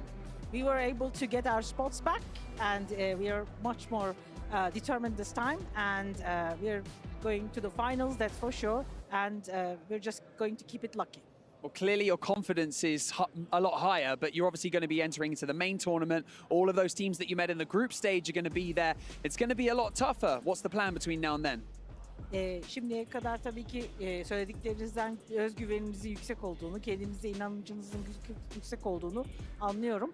Ama gene finalde diğer gruptaki karşılaşmaları yaptığınız ekiplerle, takımlarla karşılaşacaksınız. Neler olmasını bekliyorsunuz? Neler değişecek? Neyi daha iyi yapmayı planlıyorsunuz? Ya ilk aşamada biraz bizi bilenler bilir. Biz normalde geç açılan bir takımız. Şu anda tam oturduk, yani ilk aşamayı kötü geçirdik ama bu aşamada çok iyi oynadık. Finali de bunun gazıyla gideceğiz. Hiçbir şeyimizi değiştirmeyeceğiz. Sadece daha çok özgüvenliyiz, daha çok alıştık. Kendimize de çok güveniyoruz. Çalışmalarımızı da en üst seviyede yapıyoruz. Yani ben kazanacağımıza inanıyorum ya. Those who know us, they know that we gain our momentum bit by bit in time, and it's going to be a fast one. From now on, and we're going to be much more successful than you could ever expect, and I believe that we can make it. We'll be there. Well, I'm excited to see the outcome. We truly all are, everyone that's been sitting here watching, or if you're at home watching as well. Now, finally, you've got so many fans at home, everyone who's been supporting you throughout this entire tournament so far. Is there anything that you would like to say to them? Tabii ki herkes sizi burada destekliyor. Kendi memleketinizde de sizi oturup izleyenler vardır. Fanlarınızla izleyiciye neler söylemek istersiniz? İlk öncelikle buradan takım sahibimiz Ayhan abiye çok teşekkür ediyorum. Bize hiçbir zaman desteğini esirgemiyor. Ayrıcalıklı olarak da bana hiç desteğini esirgemiyor. Buradan da Ferhat abime, Eray'a ve Mesut abime çok selamlarımı iletiyorum. Onlar da çok destek veriyor, sağ olsunlar. Hepsini çok seviyorum. Fanlar da bizi desteklemeye devam etsinler. Elimizden gelen en iyisini yapıyoruz. Türkiye'mize yani bayrağımızı dalgalandırmaya çalışıyoruz. Hep desteğe devam etsinler. Çok teşekkür ederiz. So we would like to, and I would like to thank personally for being there for us, the owner of our team, Mr. Ayhan, and I would like to thank everybody who cheered up for us, Mr. Mesut, and all those fans out there who have been supporting us. They should keep supporting us. We'll see our flag float in the air, and we'll be there. And there's no doubt about it. Awesome, I love that. I love the confidence. Absolutely fantastic answer. Frozen, thank you so much for joining us in the interview. I'm going to give you a spud as well. Why not? I also caught him checking out the trophy before we jumped into this interview. You know, it could be theirs. Who knows? But for now, that is it for the survival stage. We're going to go back over to the studio to round it all out. But we'll be seeing you right back here on the stage for the main tournament. See you soon. Thank you, Barney. I don't ever want to see him that big in real life because that is a very handsome man. But you know what? The day might be done for these teams, but the job is not over. They still have tomorrow to prepare and figure out what they can do to potentially take home that trophy and, of course, the lion's share of that $1.5 million, also known as Clarus's day rate. But gentlemen, this is going to be tough for all these teams. Twisted Minds, giving them credit. The only team to come through survival stage to make it through, but their job is extremely hard in 2 days' time. Max, I don't even want to talk about Falcons anymore. I'm so heartbroken. So, are you on the 4MV hype train now? I feel like a lot of people are just like staring daggers at me right now through the screen. Yes. What team do you want to win? 4MV. I'm going to get in a lot of trouble. I'm so sorry, 4MV fans, but I'm on the 4MV hype train. It's happening. There you go. Well, that train's about to derail. You've ruined it. Anyway, never mind. Yeah. Okay, I really want Tiamba. I really want Tiamba to win. Okay, wow, no, wait, whoa, No. You already picked one. And we know who 7 wants. Twisted Minds. Tiamba? Oh. Ratto Boy, just Ratto Boy just alone. Ratto Boy. Yeah. Twisted Minds. No? Okay. Tiamba or Alpha 7. We don't have to have favorites. You at home can have your own favorites, but hopefully you at home also have a favorite set in-game. Potentially the PMWC Violet Thunder set, and S12K, which you guys can pick up right now, which includes aspects of the PMWC trophy, and of course celebrates this amazing event here at the 2024 PMWC. And of course, all the participating players in this historic event. Pick it up, because it looks sick. If you don't, hit up Maxmen over on Instagram. Be nice to him because he could use it, and he can buy you the set himself. But also, fill out the survey while you're at it. You have to show proof to him if you do want the Violet Thunder set, and give us feedback about the show and everything PUBG Mobile esports related. But gentlemen, I think that's it. We're going to have a day off tomorrow. We're going to have a little bit of fun in the sun, or, well, 3 of us will potentially. I know one of us doesn't like the sun. You can pretty much guess which one that is. But give me some final thoughts here about the survival stage, Max. No, it was very unexpected, right? I think that this entire tournament has been just completely all over the place, right? And who's going to win it? in the main event, to be honest. I have no idea. There are some favorites, but does it really matter? No. At this point, it does not. Yep. Is that, yeah? Very inspiring. You said exactly what I wanted to say. No, I'm intrigued how some of the other teams that have been kind of just sitting out for all these days, how they're going to be improving. I know some of the teams have definitely been watching that VOD review. I kind of mentioned Alliance, how they're going to be improving in their final stages of the final matches. That was a big question mark for that team. But I'm also going to be looking at some of the other teams that are favored, like Tiamba. Right now, a lot of the other teams are going to be looking at Tiamba like, okay, this is a very dangerous team. We know how capable they are of fragging out. Yeah, they know how to take the fights. And, I mean, as you say, with Alliance looking as strong as they did in the group stage, they have to be factored in. The uncertainty will still continue. The only thing that is truly certain is that Max has now cursed 4MB. Not to mention those biceps you got going on there, James, but that's going to do it here for another day of James. play at Oh, the you got biceps. PMWC, but we do have a day off tomorrow. So, Claris, hit us with one more flex. I've got my jacket on. I can't do it. I'll do it. I'll do it this time. Come Seven on. will do it. Bring it over here. Bring it over here. You ready? Watch. Watch it grow. 3, 2, 1. Ugh. Wow. Oh my God. Still not as big Let's as go. Claris's. Yeah, my belly's bigger than my bicep. Well, thank you again all for tuning in at home. But remember, we have tomorrow off, like said before, which means we come back refreshed and ready to go for the main event at the PUBG Mobile World Cup. $1.5 million on the line. You're not going to want to miss it. So we'll see you next time.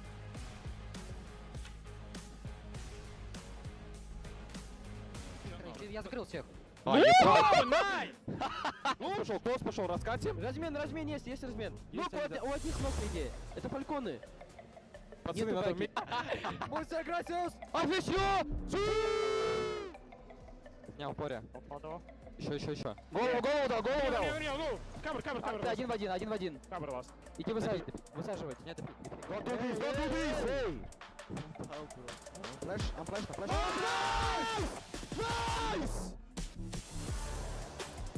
Найс! Везде Рекс, найс! Маген топ. Найс! Найс!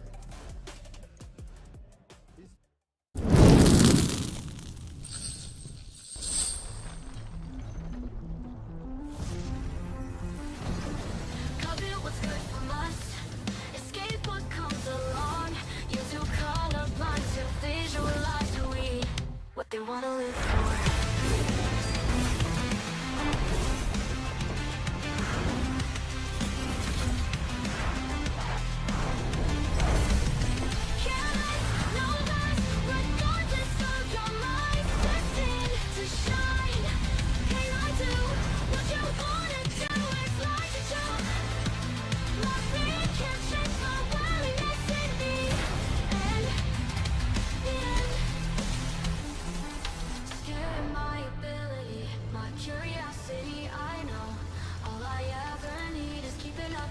Why'd you prison me instead? Cut it, what's good from us?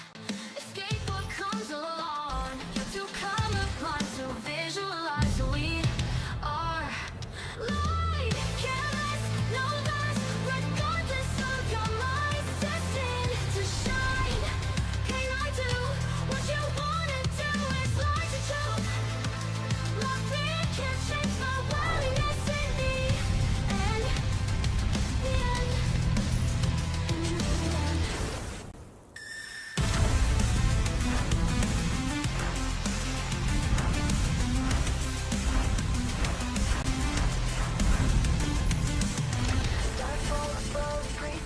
wonder what they wish for, what they want to live for.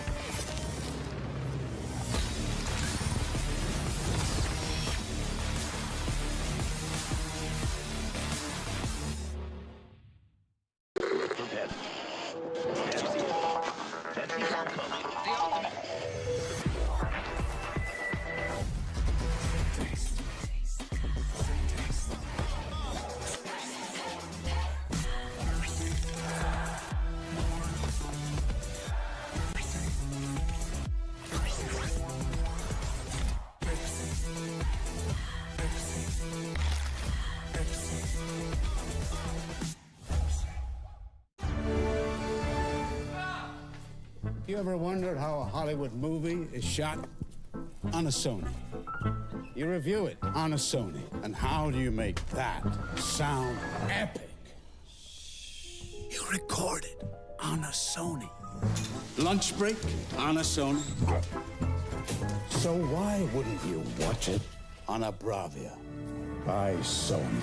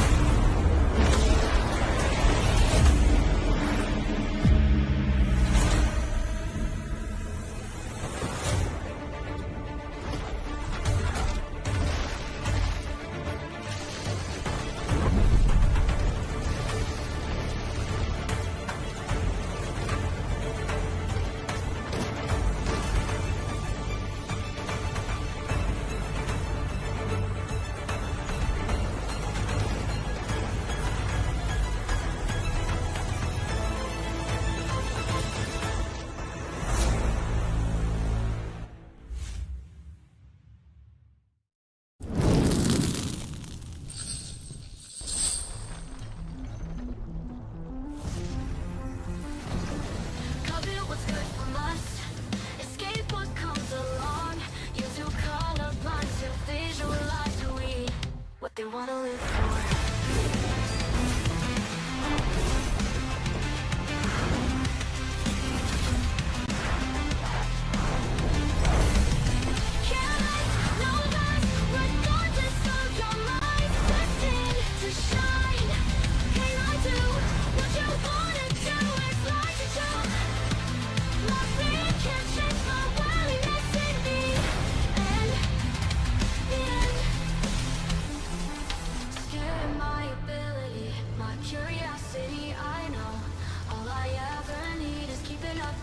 Why'd you prison me instead? Covet what's good from us. Escape what comes along. You're too colorblind to visualize who we are. Light, careless, no less. Regardless of your mind, destined to shine. Can I do what you wanna do? It's like to choke. My fear can't change my willingness in me. And